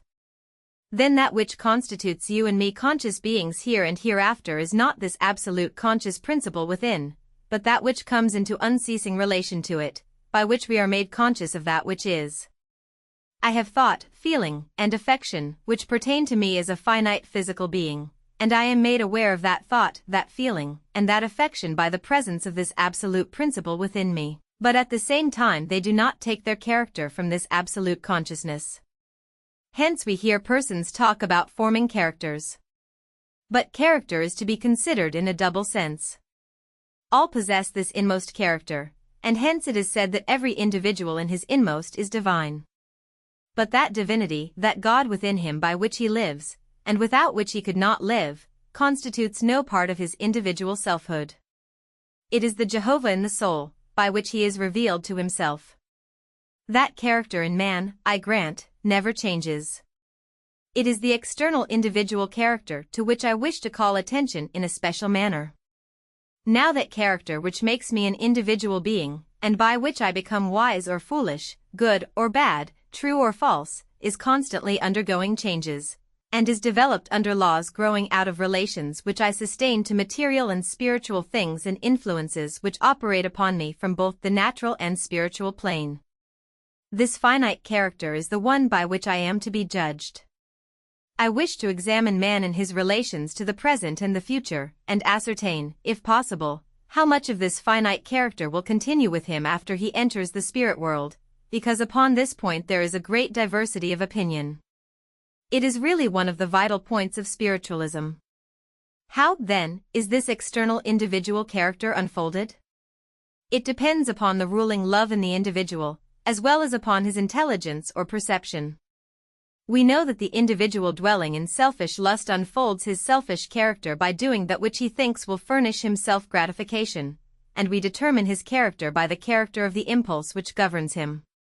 The individual who has known no higher impulse than this desire for self-gratification finds it impossible to conceive that a person can act from a higher impulse. But one who has experienced in himself a higher and purer impulse than that which looks after self-gratification, can easily understand how it is that men and women can act from higher impulses, but still he may not be able to understand how they can act from an incorruptible divine love, love in its infinity, in its spontaneity, going forth of its own divine fullness, and bestowing blessings upon all who come within its sphere. If we look out into society, we see individuals living down in the lower departments of their nature. We wish to reform them and mankind, and talk about spiritualism doing wonderful things for the world, by way of breaking off the chains of superstition which have bound people down in ignorance. We talk about its removing that superstitious bigotry which causes one man to persecute another for not thinking as he does. We expect it is going to diffuse a liberalizing influence, and thus reform the world. What do you mean when you speak of spiritualism reforming the world? You mean that it is going to change the characters of those living in it. You thus virtually affirm that this external character that pertains to you, and me, and all others, is the subject of change. We understand, then, that your hope for the reformation of the world is based upon the expectation that the individual character shall be changed. And how are you to change that character? You hope to change the character of the unfortunate female, and place her upon a higher and purer platform, by changing her ruling love, correcting her false opinions and false understandings, by having a purer affection to govern her, and a higher understanding to direct her. You hope to cause her to walk more in harmony with her highest destiny. To persuade the inebriate to give up his cups, you desire to create in him a love and respect for the welfare of mankind, to implant in him a ruling influence which shall elevate his character. When you look at yourselves even, you see that your character is undergoing a change. When a boy, there were certain kinds of amusements in which I took delight. Moral and religious exercises were nothing compared with my hoop, top, etc., but when I became a man, and began to be manly in my aspirations, my character had changed. So it has been with us all. That within us which we call character, we suppose must be forever subject to change. Each of us as we progress, hopes to change, to become wiser, better, purer. He who boasts that he has never changed his opinion, virtually says that he has not progressed. He who claims that he fee less as he did 20 years ago, boasts of his own shame. Our hope to progress implies our expectation of change from that which is false to that which is more true, implies a change of this external changing principle within us, which constitutes our individual character, our finite selfhood. The question arises whether we shall take this distinguishing character with us into the spiritual world. We need not be left to conjecture here, if we will only enter into a philosophical examination of what will constitute our character. You see clearly that what constitutes you an individual being here is that which is external to the absolute consciousness within, and that when you lose this, you lose your individuality, that if it should be absorbed, your individuality would be gone, and you would be taken up by the principle of general absorption, and would cease to be as an individual being. But when you understand that that which constitutes you a spiritual selfhood pertains to your thoughts, your understandings, and affections, and that nothing outside of your understanding enters into that selfhood, in which you live, and by which you know yourself, you will perceive that if you do not take that with you to the spiritual world, you will take nothing with you that is yours. If you leave that behind you, or so change it as to make it represent another and not yourself, as a matter of course, when you go to the spiritual world, you do not go there. The idea has obtained to a considerable extent that this material body is the cause of our lusts, passions, and appetites, and that these will die with it. It is my opinion, however, that the body, so far as the matter itself is concerned, does no more to degrade us or injure us in any wise, morally, than does the matter composing any other material substance. It has only become an instrument receptive of certain conditions, as the horseshoe magnet has become receptive of certain magnetic conditions. We talk about the attraction of the magnet as though the attraction were in the iron. But the attraction is between the positive and negative conditions, which are present in the iron, and when you bring the different parts of the iron together, you bring the conditions which they contain into proximity, between which the attraction exists. So it is with this material body, it is made receptive of conditions. The matter entering into this body needs to go through a certain process, after it is taken from the rock, before it is fit to enter into the human system, because the matter which enters into the mineral kingdom undergoes a certain change by which it is fitted for the vegetable structure, and is then brought into a certain relation by another principle by which it becomes receptive of another condition, which other condition is essential to it if it would enter into or become receptive of the essential condition. So that the particle of matter passing through the vegetable kingdom passes through it for the purpose of being made receptive of a higher condition, and when it passes into the animal it has come into relation to another power, called the nerve power, with which it was not in relation when in the vegetable kingdom. It is brought under the influence of this nerve power, and made receptive of another principle. And thus one particle of matter, in passing from the mineral up to the animal kingdom, goes through that elaborating process, simply because by being brought into relation with certain media it becomes receptive of certain higher conditions of which it was not before receptive. The conditions do not change the character of the matter at all. They pertain rather to the spiritual than the material department of this being, so that when my body is brought to a certain condition of development, it becomes receptive by a sort of induction of new conditions. Certain relations are established between my body and spirit. My body depends upon certain things for nourishment, and my spirit depends upon my body for certain assistance. These relations make my body subject to a law of consciousness, but that law of consciousness does not pertain to my body. My body is but the instrument by which that consciousness is acted upon from the external world. When I experience pain in my finger from placing it in the fire, it is not my finger that smarts, but there is a consciousness in my mind which experiences the pain, from the report of nerves which come to the surface in my finger.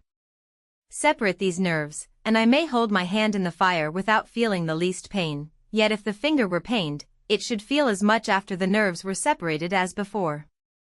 Though the sensation appears to be at that point, it is after all in the mind.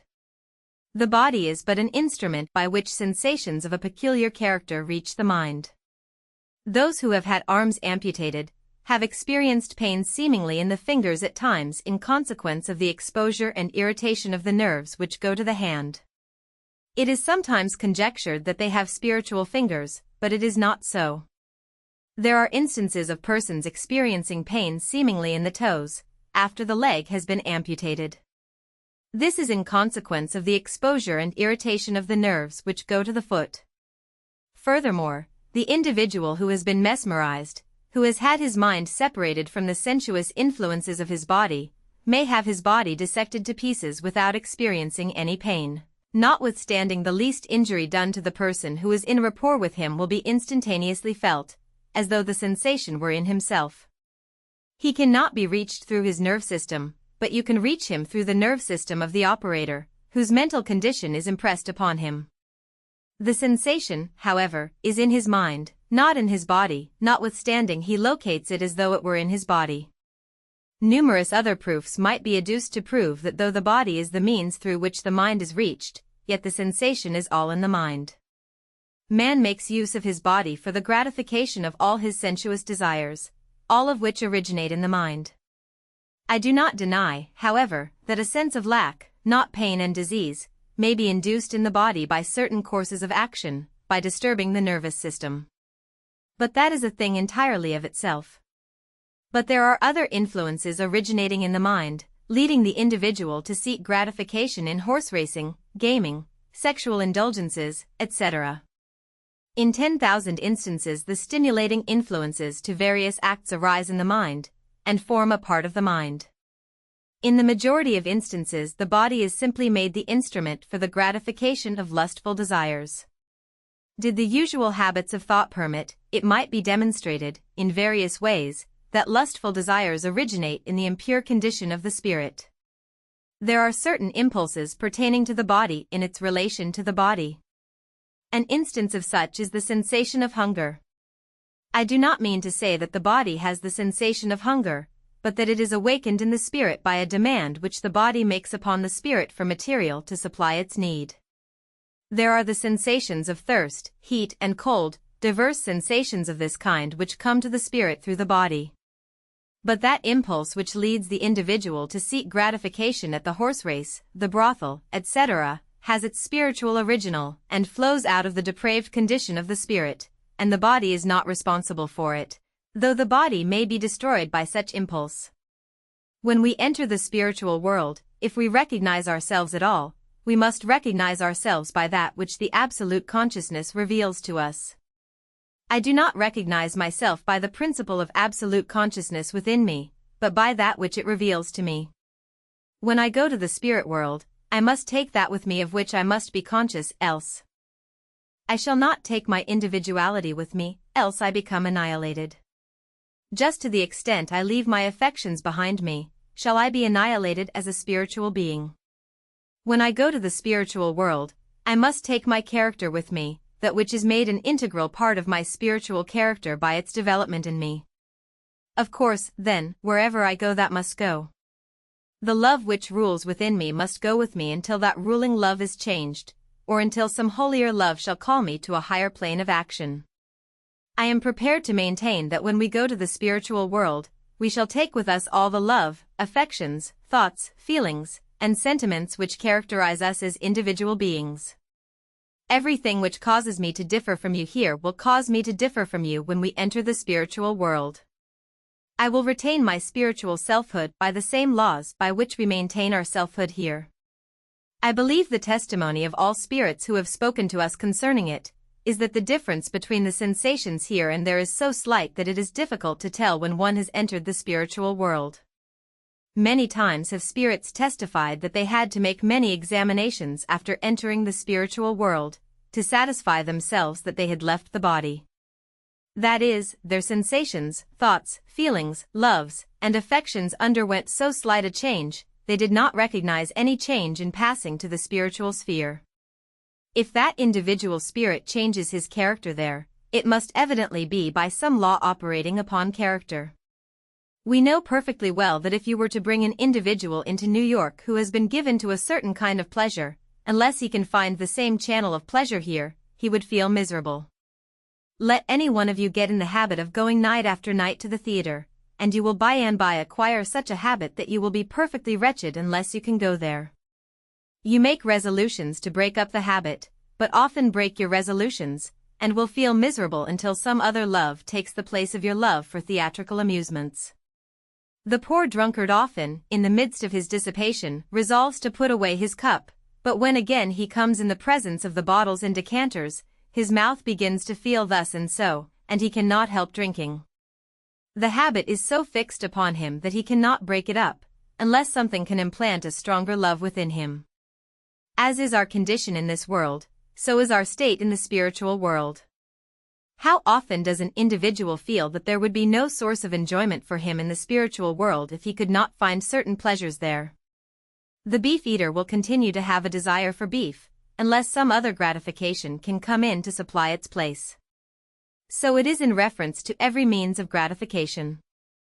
Upon the same law that the good desire the good and true, would the individual who has been a pleasure seeker in this life seek in the spiritual world for his accustomed gratification. In the spiritual world the spirits have the means of gratifying their desires. Beef eaters have the means of gratifying their desires. Not that they have any spiritual beef.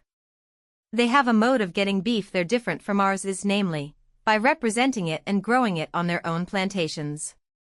Spirits also enter into their former pleasures by coming into rapport with those here who have tastes like their own. If all their passions and lusts are to be dropped, how are those to know themselves in the spiritual world who, during a whole life here, have been dead to every feeling and sentiment? Will they know themselves by their truth and justice? They never had any. How are they to know themselves, except by that for which they were known here? It is evident that they must carry their animal impulses with them. Gratification for these impulses are procured by the law of mental sympathy, the spirits getting into rapport with those on the earth who have desires similar to their own, and taking thus the gratifications in which they delighted while in the body. It is for this reason that so many dark, benighted spirits are found revealing themselves to the world. I am aware that, in these latter days, the idea has been advanced that spirits, when they leave this body, get rid of all this filth. The truth is, the body was the cleanest part of them here. The idea that when a spirit leaves the body he gets rid of all his impurity, has caused many to greatly venerate spiritual communications, and attach to them much authority.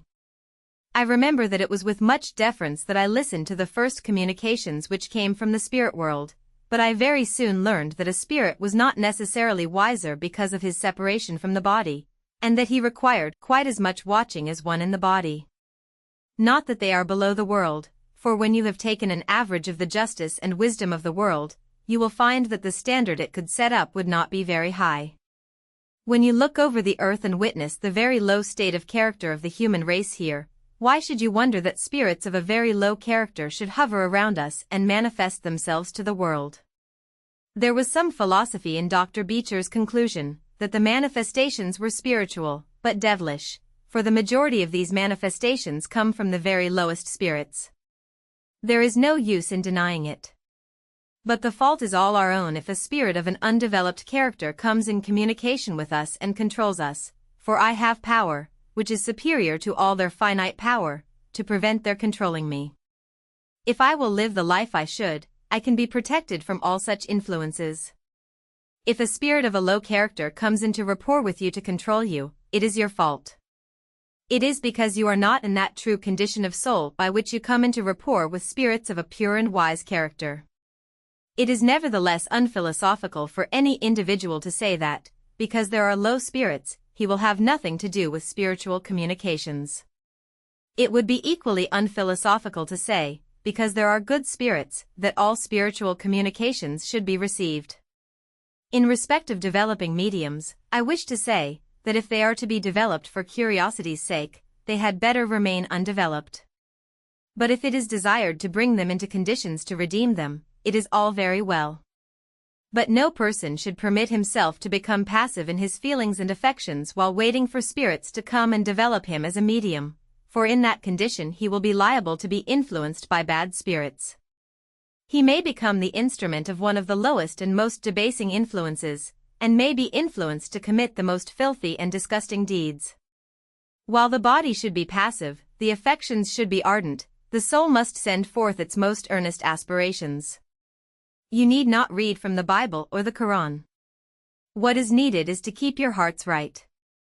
Let the aid for which you seek have strict reference to keeping the affections right. We need to guard against being influenced by those low spirits who are waiting round us to seek self-gratification. If you wish to commune with spirits, you yourself must determine what shall be the class of spirits with whom you will commune. If you would commune with Jesus, you must come upon his plane. If you would commune with the Divine Father, you must become like him. You must assume the character of the class of spirits with which you wish to commune. By observing this law, we need not have so much of this low manifestation. We need a higher class of communications to convince the world. The objections to spiritualism is not that there are not enough facts, but that their character is such that the world is not willing to accept them. The Project Gutenberg ebook of the Astral World, by Joel Tiffany. Chapter 11. Lust. Every man is tempted when he is drawn away of his own lusts.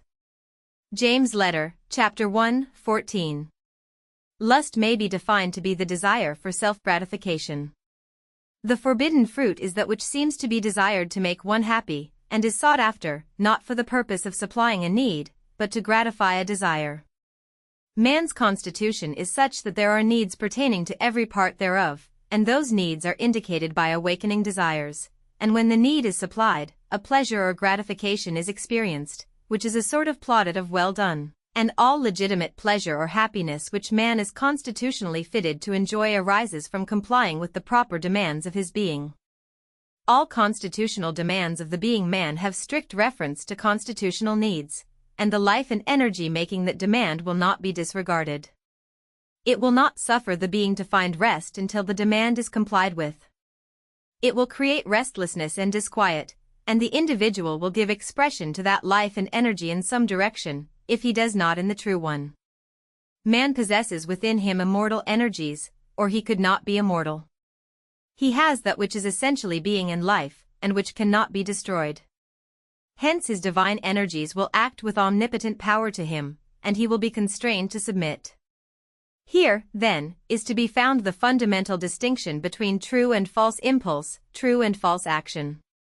That impulse which arises within, indicating a need of some department of our being, is true and legitimate, and all proper action which tends to supply that demand, without conflicting with any other need, is true action.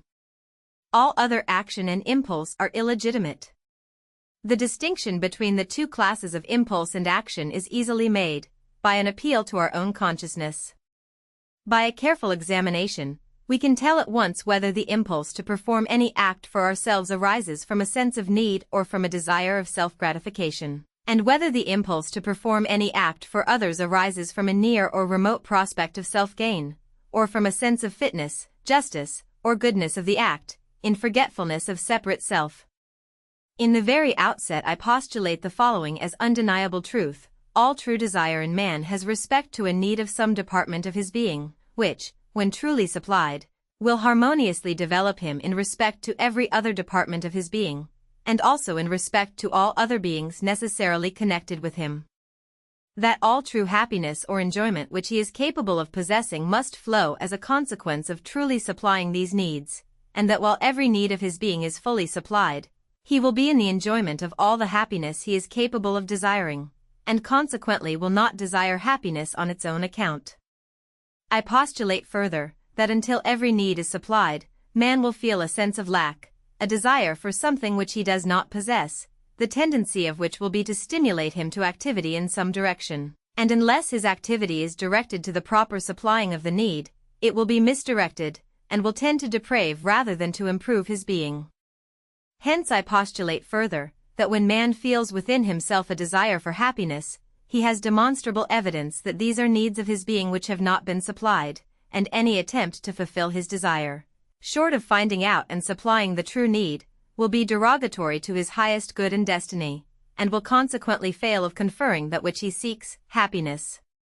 I therefore postulate further, that happiness or enjoyment is not to be sought, that if it come at all, it must come unsought, that it is a necessary and inseparable incident of the true life, by which is meant that life which in its activity fulfills its every need. That happiness which is sought after is never found, simply because it is not an end, but only an incident of being, and that while man is absorbed in the pursuit of pleasure, he must necessarily be unmindful of his needs, and thereby he will neglect their demands.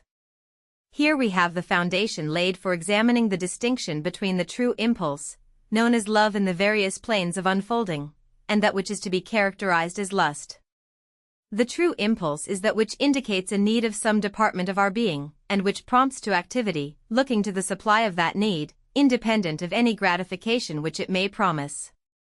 The false impulse is that which prompts to activity, not in respect to any specific need, but in respect to the gratification which it may afford. This latter impulse is known as lust. For the purpose of distinction I shall denominate the true impulse, love, as being a manifestation of the Divine Father's wisdom and goodness, in whatever plane it may be found, and I shall denominate the false impulse, lust, as being a manifestation of that which tends to lead to selfishness and antagonism, and makes the interests of finite self overrule those of infinite self, or the selfhood of the divine.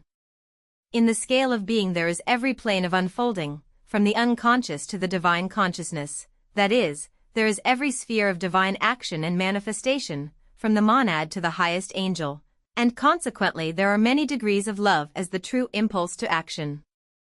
It has its sphere in the plane of physical need, in the plane of intellectual and moral need, and in the plane of religious need, and it is exalted just in proportion as it approaches the absolute or divine. As there is a true impulse belonging to every plane of unfolding, begetting the proper enjoyment in the conscious plane when its demand is properly complied with, so also is there every degree of lustful desire seeking gratification in every plane, differing in grossness according to the means by which it seeks its gratification. Reflection will satisfy every truth-seeking mind that desire for self-gratification, as an impulse to action, has its basis in self, and, from its nature, makes itself the center of attraction, and becomes a sort of an absorbent, seeking self-appropriation, and whenever it makes an expenditure, it is with respect to that which is to return. And it never gives without the hope of receiving in return a full equivalent.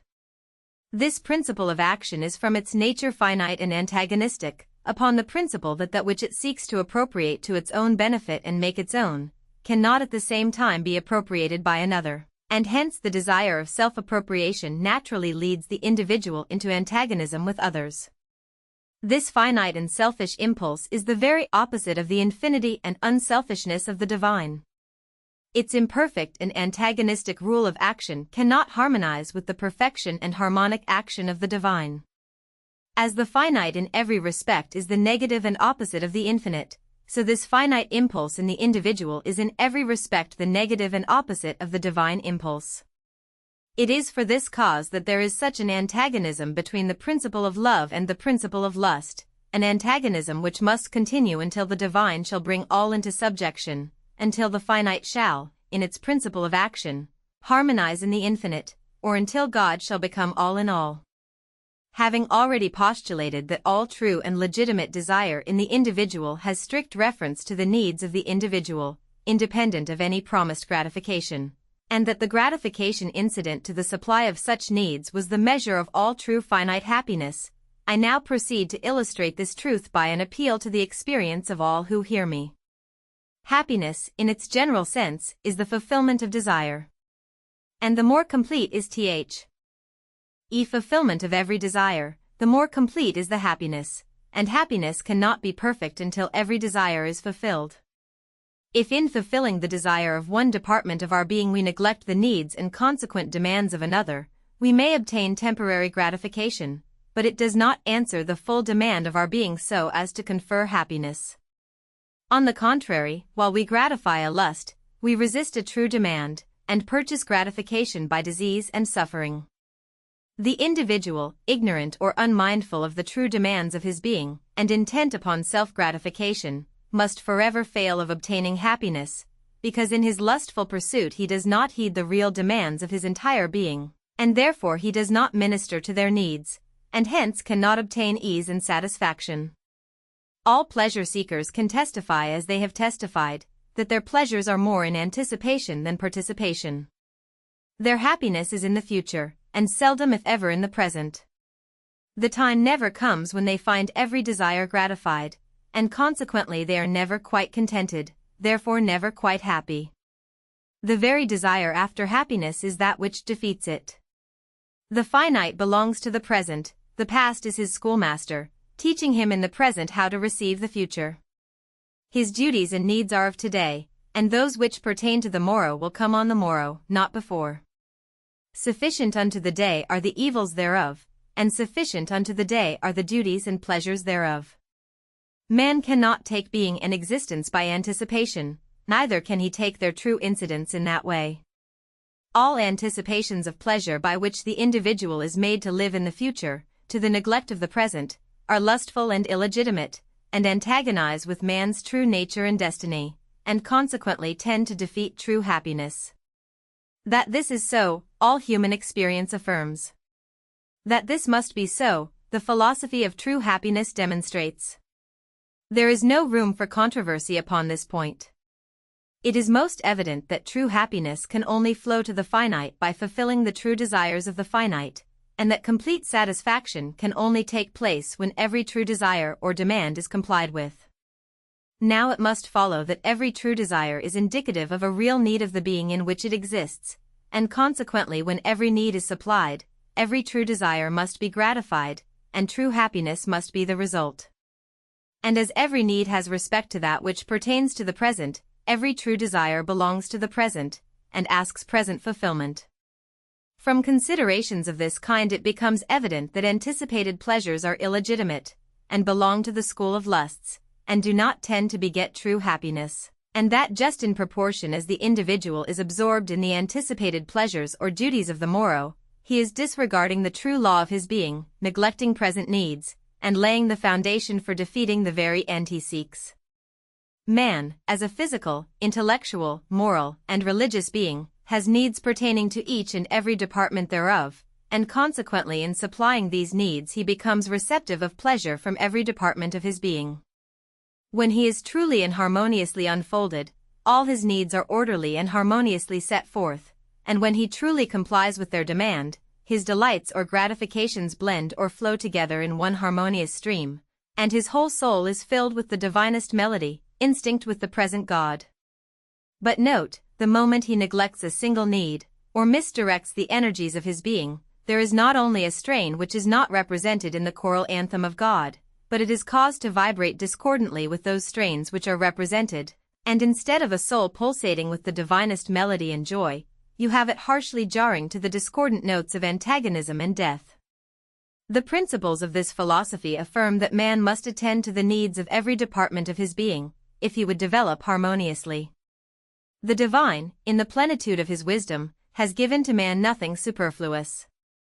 His physical body, with its needs, is just as essential to the perfect man as is his spiritual being, and its demands are as imperative in their sphere. And man is as really obeying the divine and truly administering to his physical as to his spiritual needs, and the pleasures attending the true administration are as true and just in their sphere as are those pertaining to more exalted spheres of being and action. He who despises and afflicts his body to benefit his soul mistakes the divine order and method, and in afflicting his body wars with the true interests and destiny of his immortal being. The disposition to afflict the body for the benefit of the soul is that higher manifestation of the selfish and lustful principle turning its weapons purposely upon itself. Its aim is self-gain, and, through that, self-gratification. Hence the cloistered nun, the solitary monk, and the stern ascetic, of whatever school, are violating the divine method and law as much as is the pleasure-seeking worldling. They are as really under the dominion of their lusts for self-gratification as any other class. Their expenditure of worldly pleasure has respect to the spiritual, which they hope thereby to obtain, and, like any other selfish being, they only act with respect to some expected gain, bringing with it enjoyment or gratification. The great error of the world is that it does not distinguish between the true and false impulse, giving rise to true and false action, out of which grows true and false development, bringing existence into antagonism and false relation. Said the divine teacher, speaking of little children, of such is the kingdom of heaven. The infant at birth instinctively obeys the law of its being, and it continues to do so in every department of its being which does not come under the rule of its conscious, voluntary action. When it feels the demand for food to nourish and develop its infantile body, it indicates that demand by its restlessness and complainings, and when the demand is supplied, its complainings cease. It does not ask for gratification beyond the supply of its needs, that it does ask for, and must have to give it quiet. During this early period it eats to live, and continues to do so until, by its development, another nature with its needs is brought into conscious existence, and neglected. Then the unsatisfied demands of that other nature impart disquiet to the being, and he begins to search after gratification. It is in this way that lust is begotten. It is never felt until the demand of some need is neglected, and it is an immutable law that such neglect must beget lust, and hence whoever feels the demand for gratification of any sort hears the voice of God within proclaiming a neglected demand, a perishing need.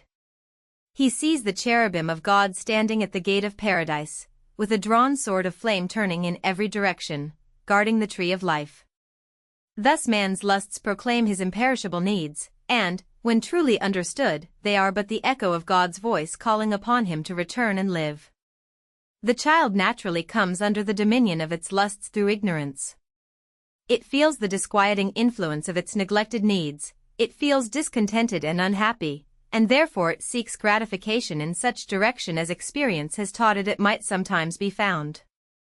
He early learns the pleasures of sense.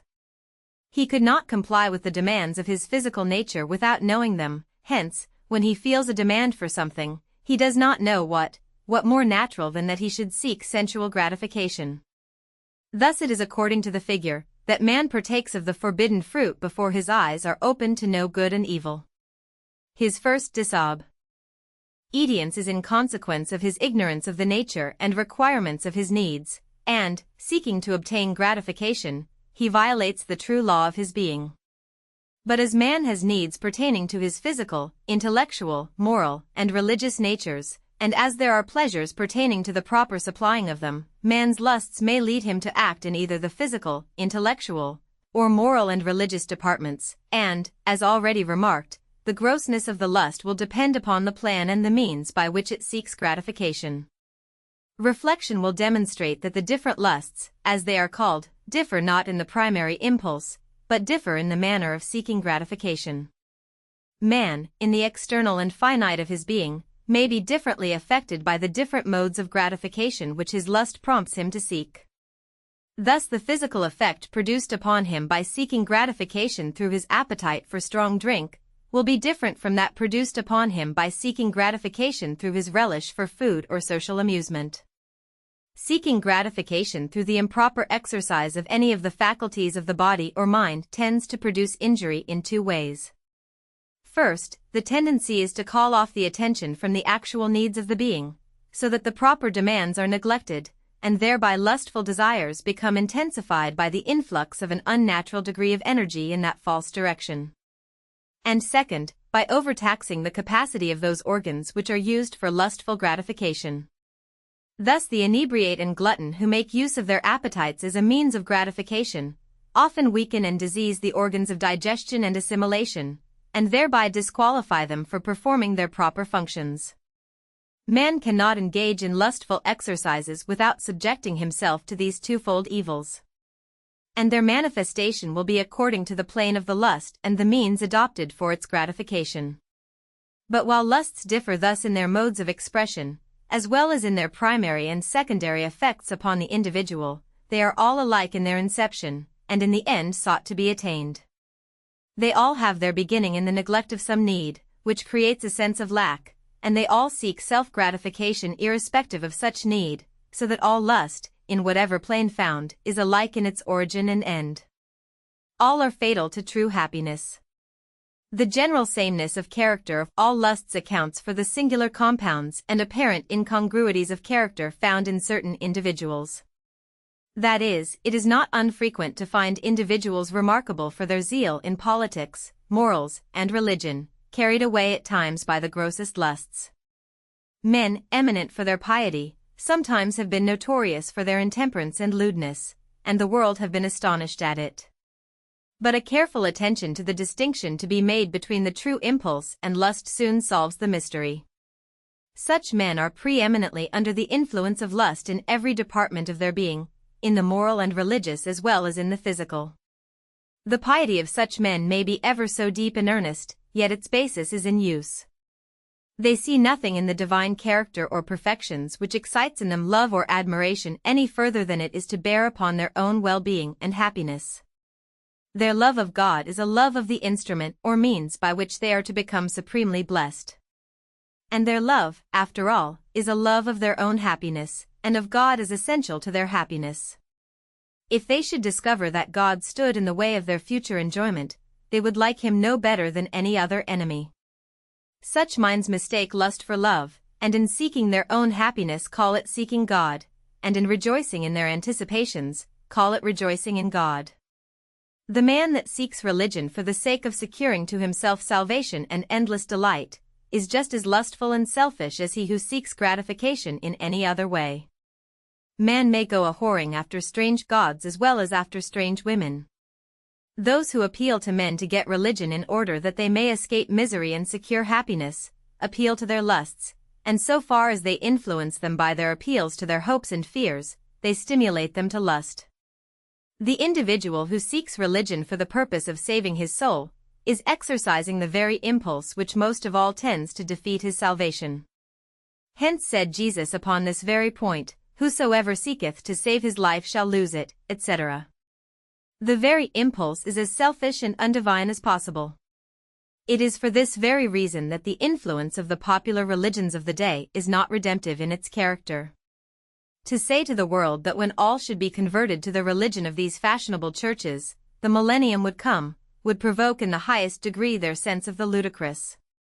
Their lustful seeking after self-gratification is so apparent and gross, that they cannot even deceive themselves. It will not be considered a false declaration when I say, that there is no possible resemblance of character or practice between these modern fashionable Christians and Jesus of Nazareth. The redemptive principle of the religion of Jesus cannot be found in their religion. The difference is, Jesus was seeking the kingdom of heaven and its righteousness, while they are seeking self-gratification. The impulse in Jesus was that of religious love, theirs is a religious lust. The impulse in Jesus led him to hunger and thirst after righteousness, theirs leads them to hunger and thirst after the things of sense. Jesus, in the things pertaining to the world, was the Lazarus, they are the Dives. Furthermore, I must be permitted to say that the popular religions of the day are manifestations of man's lustful character, in the moral and religious plane, and that it is more difficult to reform a man in his moral and religious lusts than it is in his animal lusts. It was for this reason that Jesus pronounced his severest woes upon the scribes and Pharisees, who thought they were righteous and who despised others. Hence he said to them, "Ye shut up the kingdom of heaven against yourselves. Also, the publicans and harlots do pass into the kingdom of heaven before you." The proposition reduced to its simplest form is this: true religion cannot dwell with lust. Ye cannot serve God and mammon. But the religion of the Pharisee of every age is lust in its highest and most impregnable plane. Hence the more of such proposed religion they have, the farther are they from true religion. Jesus was condemning lust in the moral or charitable plane when he directed that alms should be done in secret. The impulse to charitable deeds which looks to self-gain or self-gratification, brings no reward to the soul of the giver. If he is prompted by a desire after fame, or from a hope of inward satisfaction, he does not act from the true impulse. He who sounds the trumpet in the world or in his soul, to call attention to his charities, can have no reward of his Father in heaven. He who acts from the true divine impulse acts spontaneously, acts as it were involuntarily, that is, he is not aware that he wills. His left hand knows not what his right hand doeth. He meets with a case of need. He stops not to argue the question and determine probabilities and uses. The steel and the flint are in contact, and the spark comes forth. In the domestic relation of husband and wife, parent and child, brother and sister, there is much of this moral lust which is mistaken for love. Many professing to be husbands, and really thinking themselves to be so, love the use of their wives better than the wife, just as the lustful in religion love the use of God better than God. It is this mistaking lust for love which begets so many unhappy marriages. The considerations leading to the union are not unfrequently of a lustful character altogether. Thus the young man seeking a wife is constantly trying the question of use. She will administer to his comfort in this way and that, and upon the whole she will be the means of making him very happy. It will not be denied that in a vast majority of cases the man, in seeking a wife, is seeking after his own happiness, and he will cherish her while she conduces to that end. But if he finds himself disappointed, finds that she fails to fulfill his expectation, the ardor of his love begins to abate, and just in proportion as he is disappointed in his expectations will he grow cold and neglectful. So common is this that it has arrested the attention of universal man. The difference between the fondness manifested while yet the newly wedded pair have met with no disappointments, and that which is manifested a few weeks or months later, has given rise to the expression the honeymoon, meaning that the age of a single moon is usually sufficient to reveal the imperfections of the loving pair, and consequently to cause the ardor of their love to abate. The husband does not find in the wife all that he anticipated. She is not so perfectly adapted to making him happy as he had hoped. Consequently he is disappointed. And as his happiness was the object of his pursuit when he was seeking a wife, and he mistook that lust for self-gratification for love for the wife, being disappointed in his lust, he finds little or nothing of love left. It is thus, by mistaking lust for love, that so many disappointments take place, and so many unhappy unions are formed, and while the individuals are under this lust for self-gratification, there is little hope of their doing better a second time. It was in reference to this lustful and selfish love that Jesus said unless a man loved him or his doctrines with a better and purer love than that with which he loved wife, children, parents, etc., he could not become his disciple. The simple truth of the expression was that man's love, or the love of the world, was lustful, and unless man loved God and truth with a purer love than that lustful love, he could not be a true disciple. The same lustful impulse is found in the parental and fraternal relation. Man is so naturally selfish and lustful, that it is found in every relation, leading him into the broad road to disobedience and sin. And herein is manifested the deep excellence of the morality of Jesus, that it aimed a fatal blow at the lust itself, and thus laid the axe at the root of the tree. His fan was in his hand, and he thoroughly purged his floor, gathering the wheat into the garner, and burning the chaff with unquenchable fire. In man's social relations the same lust after self-gratification is found. The friendships of the world have this lustful basis, and herein are they distinguished from true friendship. The selfish man or woman seeks social and friendly intercourse for the pleasure or gratification it affords. They cultivate social and friendly relations solely with respect to the pleasures thereof. Consequently their love of friends is only in their use to them. They love their own gratification supremely, and they love the use of that which will administer thereto, consequently their attachments turn upon the question of gratification. They do nothing, they love nothing in forgetfulness of separate self. This distinction between true love and lust is to be made in every plane. The true impulse in every plane is the manifestation of the present God in that plane. The obeying the impulse is obeying God.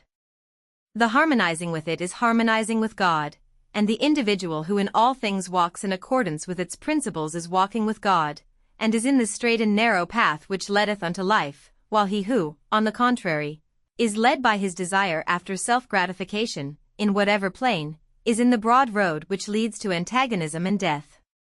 His lusts, when they conceive, bring forth sin, and sin, when it is finished, bringeth forth death. There is no middle ground between love and lust, and unless the distinction be taken where I have taken it, it cannot be taken at all. Excuse the principle of seeking after gratification as a true incentive to action, and you have destroyed the distinction between purity and impurity, between truth and falsehood, between holiness and sin.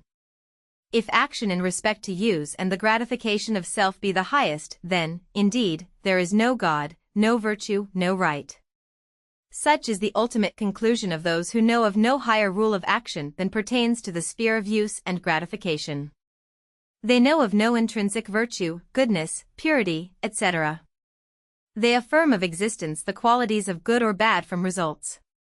They say that a thing is right or wrong because the result is wrong, and not that the result was wrong because the thing itself was intrinsically bad. This is a very common error with the world. They are apt to trace the evil in the result and overlook it in the cause. The reason that lustful action is pernicious is not because its results are bad, but because the condition itself is intrinsically false, and cannot produce other than false fruit. We sum up in this. Man will never feel the need of that which he does not lack. He will never feel the need of happiness or gratification so long as every demand of his nature is gratified, because the compliance with every demand of his being will of itself confer all that he can desire, and he will be satisfied. Hence the desire for that which he does not possess demonstrates that there are true and just demands of his being which are not complied with.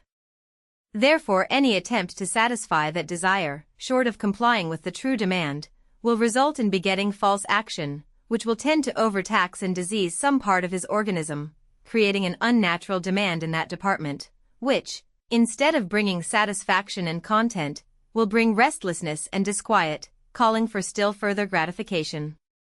Thus lust, when it is conceived, bringeth forth a violation of the normal or healthy condition, which is sin, and that sin in its work, when finished, bringeth forth death. The Project Gutenberg ebook of the Astral World, by Joel Tiffany. Chapter 12. Marriage, Free Love. Think not that I am come to destroy the law or the prophets. I am not come to destroy, but to fulfill. Jesus' Sermon. Man, as a finite and relational being, is the subject of government. Being produced and developed by laws acting to certain ends, he is the subject of such laws.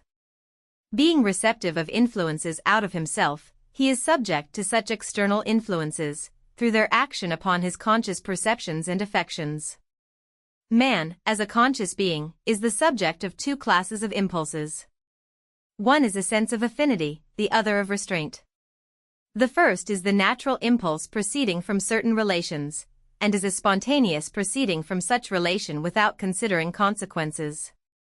The other is a reflex impulse proceeding from supposed consequences which will follow certain conditions and actions, and has respect to ends or uses. This latter class of impulses makes him the subject of outward motions, and bring him under the dominion of laws external to his being. As such he becomes the subject of an external government. As a conscious being, man is the subject of two classes of external government, the one which appeals to his selfish and lustful nature, and the other which appeals to his moral and relational nature, and he is the proper subject of the one or the other government, according to the character of his ruling affection or love. Man, as a conscious being, can be governed only through some department of his consciousness. That which induces in him volition must address his perceptions, and proceed thence to his affections. For man's affections cannot be approached externally except through his perception. This is most manifest to the reflecting mind. Before an individual can love or hate an object, he must be able to perceive it.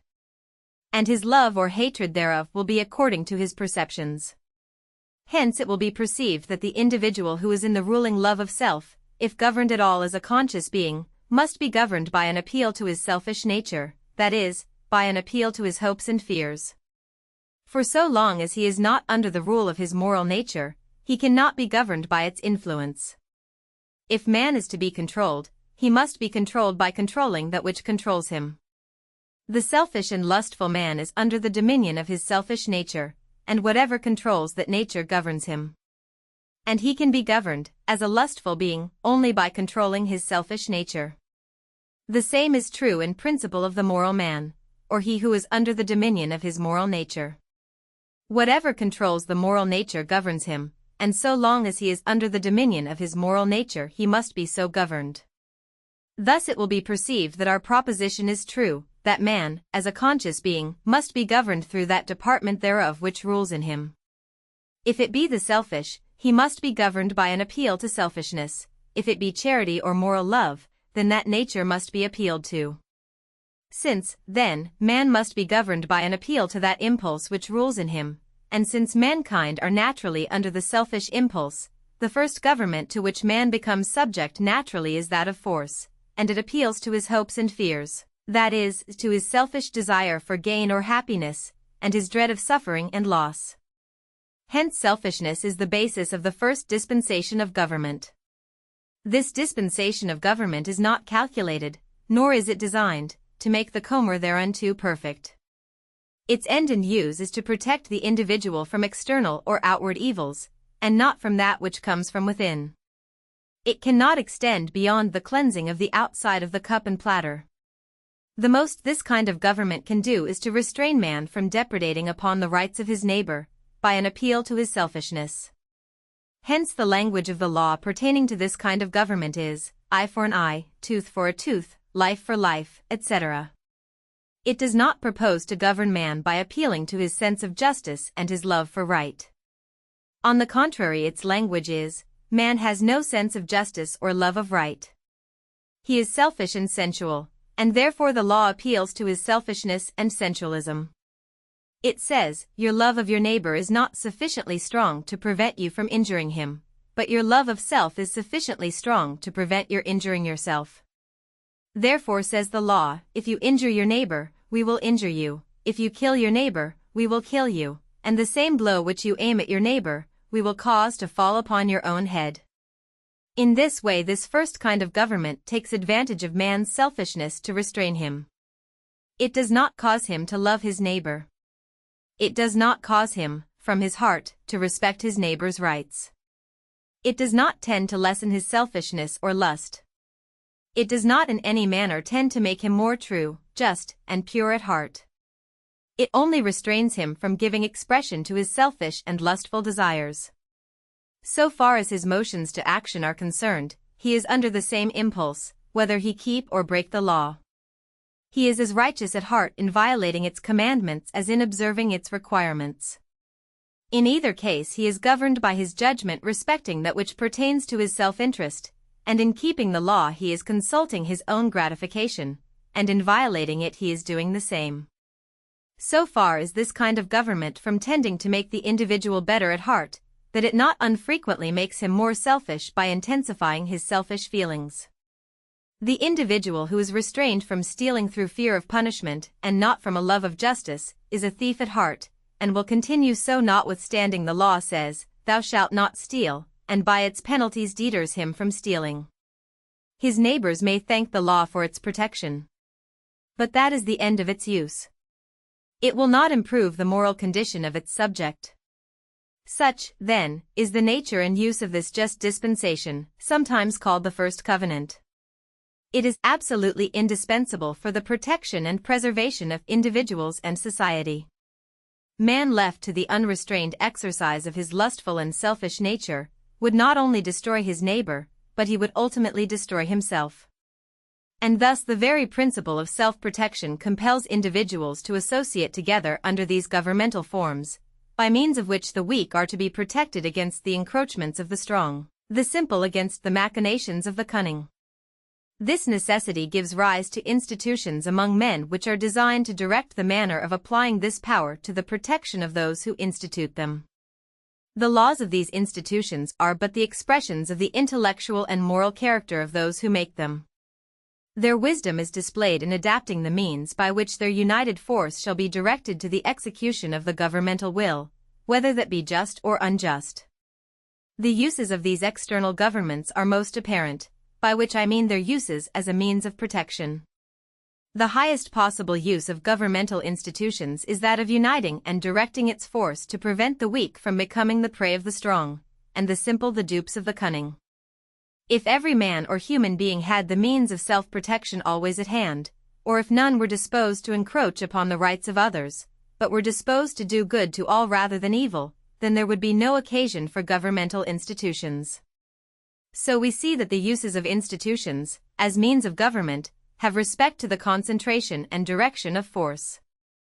But as the selfish man can be governed only by an appeal to his selfish nature, and that must be addressed through the motives of hope and fear, these institutions of government, addressing man's hopes and fears, are indispensable for the well-being of society, and can never be dispensed with until man is elevated to a higher plane, and made the subject of a higher government.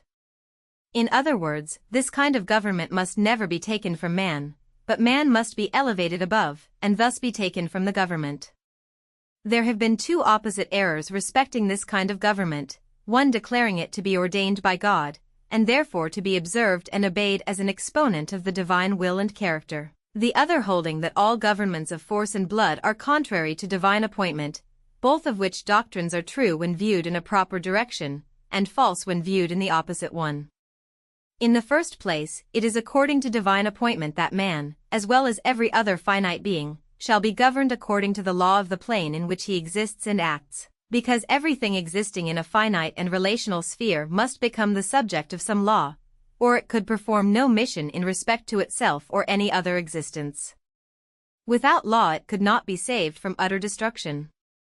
And being the subject of law, it must be the law of the plane in which it exists and acts, hence whatever may be the law of that plane, it is one of divine appointment. Man living in the plane of selfishness and lust must be governed by the laws of that plane, he can be governed by no other. Hence the law of that plane of sensualism requiring eye for eye, tooth for tooth, life for life, etc., is a law of divine appointment for that plane, and whoever descends into that plane of impulse and lives there becomes subject to its law. Having yielded himself servant to obey his selfishness and lust, he has become the subject of its laws. Having taken the sword, he is subject to its use. Having appealed to force, he must be sure to be on the strongest side, or he will be likely to be crushed. But while the law of selfishness and force is one of divine appointment, in the sensual plane, it must not be understood as giving law to any other plane. If the law of eye for eye, tooth for tooth, etc., was applicable to the dispensation of sensualism, which the Mosaic represents, it does not follow that it is the true law of the Christian or spiritual dispensation, and he who appeals to such laws of the Mosaic can have the benefit of them by containing under that kind of government.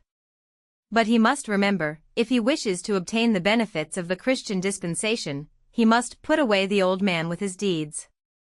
Hence, according to the teachings of Jesus, he who would become his disciple must rise above the plane of sensualism. The new law under which he was to come demanded that the law of force should be discontinued.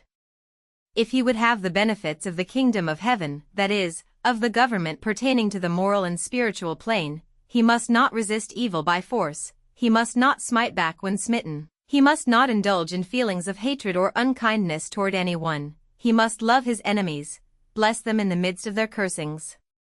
He must be pure in heart, he must hunger and thirst after righteousness, he must, in all things, be under the dominion of a love, pure, holy, and unselfish.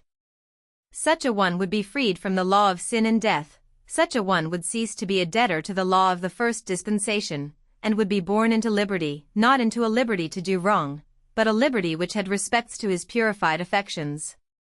This will be understood by contrasting the principles of the two dispensations. The first governed by a force external to the subject, constraining him as a selfish being to do things not agreeable to him, thus bringing his will into subjection. The second governed by implanting the true affection within the subject, so that his delight was in the law, according to the inward man. Hence the new kingdom was to be within. The first was over man with force and fear, the second was to be within man with charity and love. From this it will be seen, that the first government, or covenant, as it is called, necessarily required external institutions to beget and direct its force to compel obedience to its enactments and edicts. And these institutions were necessarily authoritative, and persons belonging to their plane of administration were compelled to submit to them, as to the authority of God. The second government or covenant which ignored force, and governed by love, had no use for such institutions, and hence returned the sword to its sheath. Under its administration, swords were to be beaten into plowshares and spears into pruning hooks. Men were to call no man master. But it must be noticed that this second government pertained only to those who had come under the rule of charity and love, and thus had put off the old man and his deeds. So long as the individual, in his affections and lusts, continued in bondage to the impulses of his animal nature, he belonged to the first dispensation, and must be continued under tutors and governors until the coming into him of Christ. Here, then, we see the two classes of errors into which mankind have fallen, the first by supposing that the laws of selfishness and force were applicable to all planes, and that the Christian could find authority under Moses. The second, by supposing that the laws of selfishness and force were to be abolished in every plane, not thinking that such law is just as necessary at one time as another, so long as man continues under that plane of impulse. Herein we can see the wisdom of Jesus in his teachings. He came not to destroy the law, or take it away from man, but his mission was to take man away from the law, and thus to fulfill or consummate the uses of the law. He condemned not the law of force as applicable to those who, in their selfishness and lusts, were under its dominion. And he did not propose to emancipate them by destroying the law.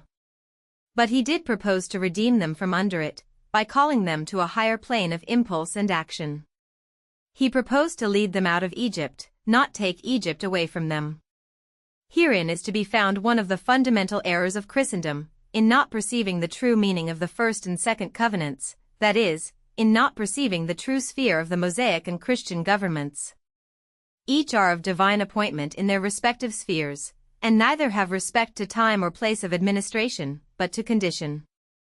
The Mosaic, which is a figure representing the governments of force addressed to man as a selfish being, will never be at an end so long as society is in a condition to require that kind of administration.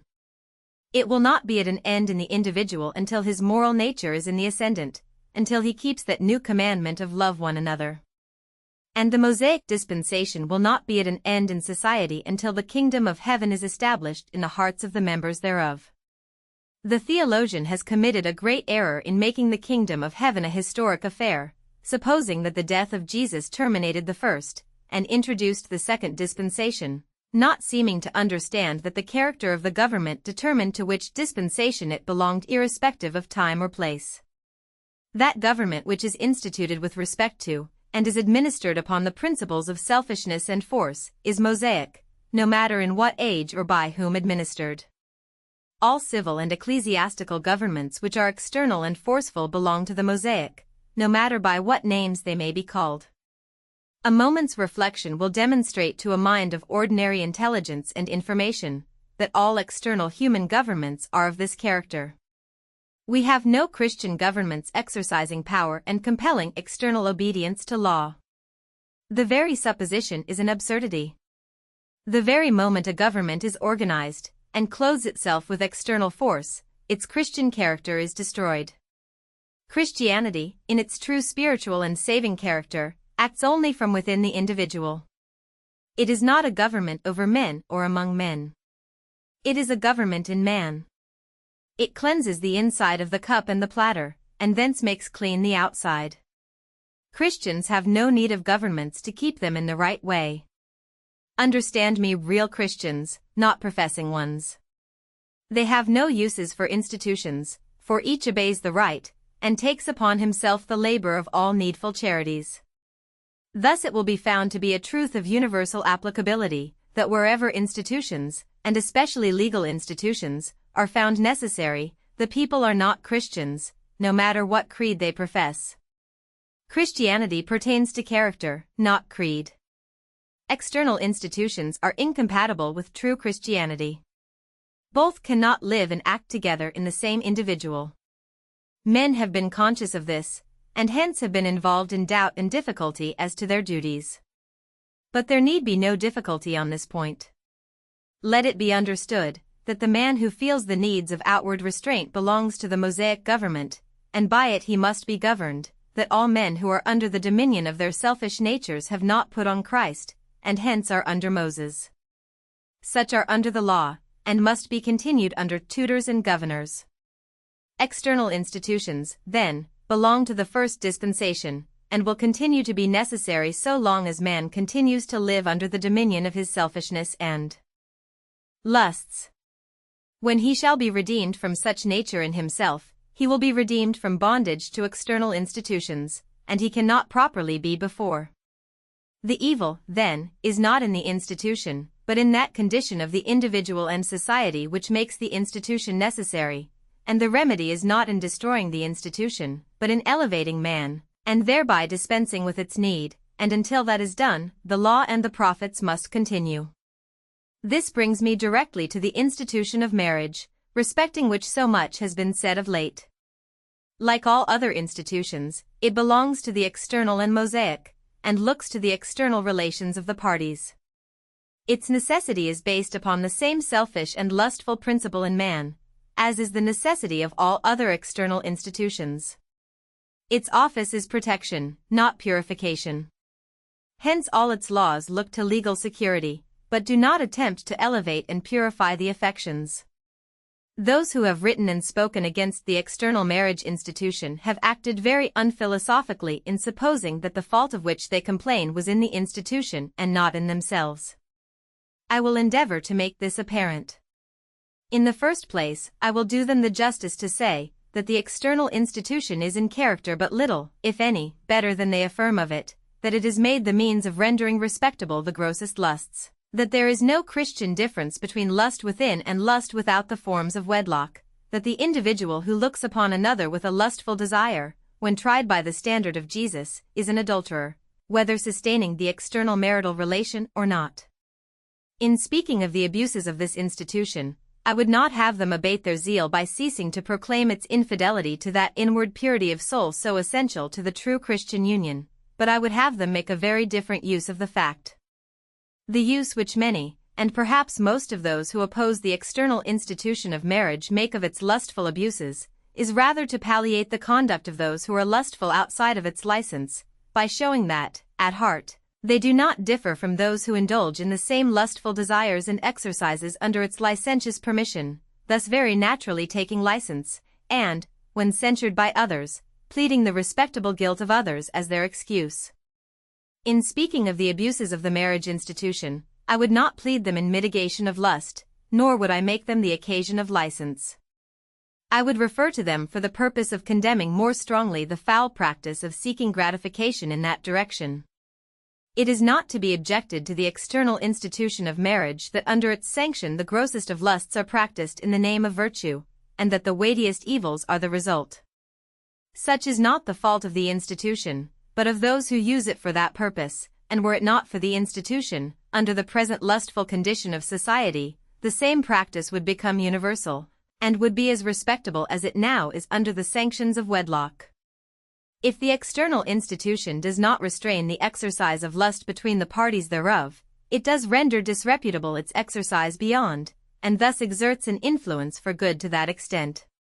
It does not make the comer thereunto perfect in his character, but it tends to restrain him in the exercise of his lust toward others, and thus confines its evils to a narrower sphere.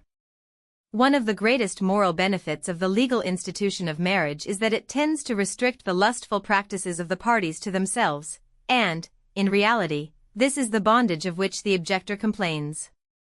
The advocate of that which is called free love complains that under the legal institution of marriage the parties are prohibited from following their attractions or passional affinities, that although they might have been suited to each other at the time of the union, that circumstances and tastes have changed, that love requires variety, and that in matters of love each ought to be at liberty to follow its leadings. The first great error into which the advocate of free love falls is in mistaking lust for love. The doctrine that love changes is a fundamental error, and of itself demonstrates that the objector has mistaken lust for love. The true impulse known as love has an immutable basis, and will be as constant as the relation and need through which and for which it became manifest. The nature of hunger and thirst, as expressive of the needs of the body for food and drink, never changes, and the gratification incident to the proper supply of those needs never changes until abuse and disease have wrought their work. Man's desire for particular kinds of food may change, but that is respect to lustful gratification rather than the supply of a real need. Remembering our definition of lust to be a desire for self-gratification, we shall find that this change in variety in food and drink looks more to the gratification of desires than to the fulfilling of needs, and therefore belongs to the class of lusts. True love never changes. From its nature it cannot. It being that impulse which indicates an affectional need, it must be as unchanging as the soul and God.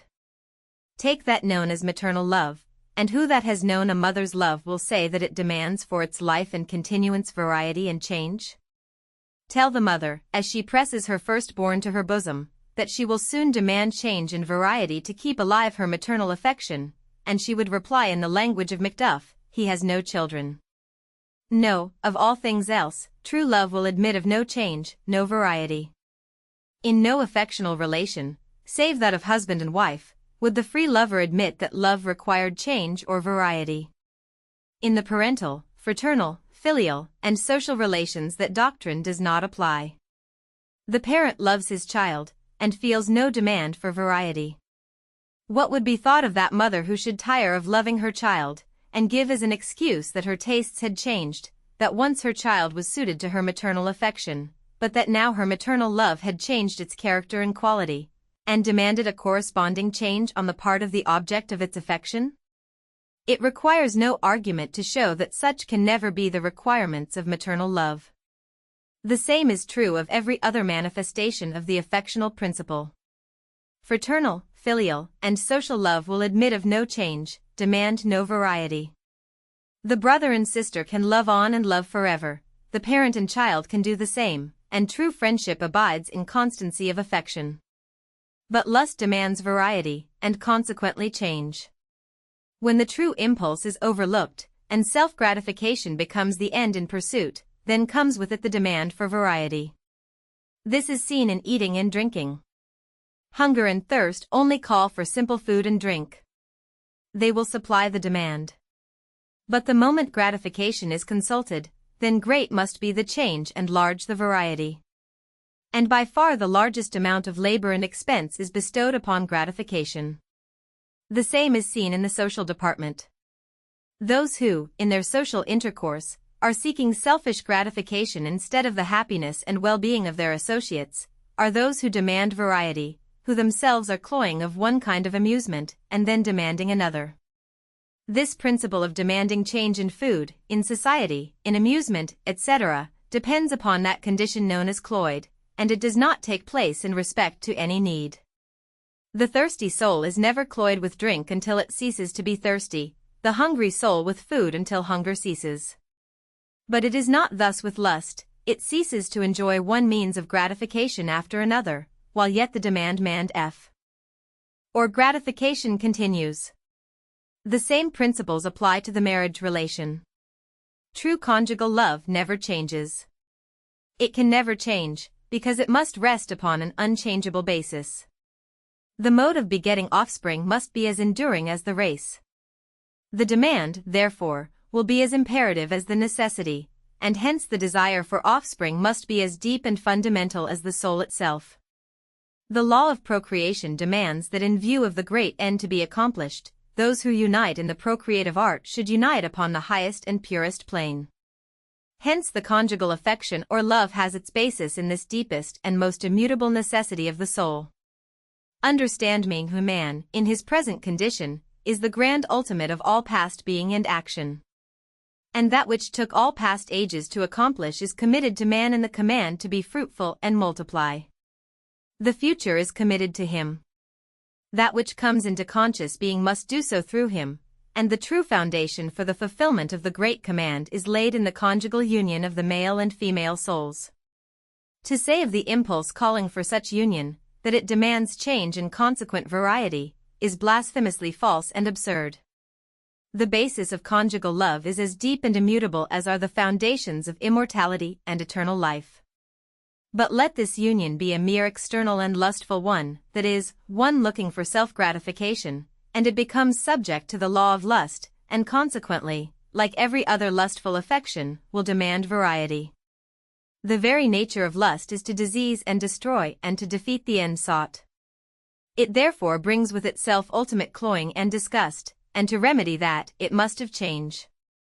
That this is the nature of that impulse which free lovers mistake for love, is further evident from its associations.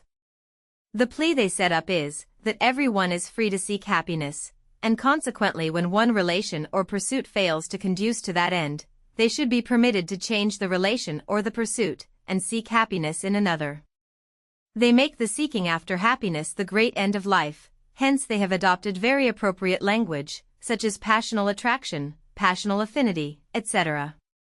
For this reason, in their assemblies they aim at self-gratification.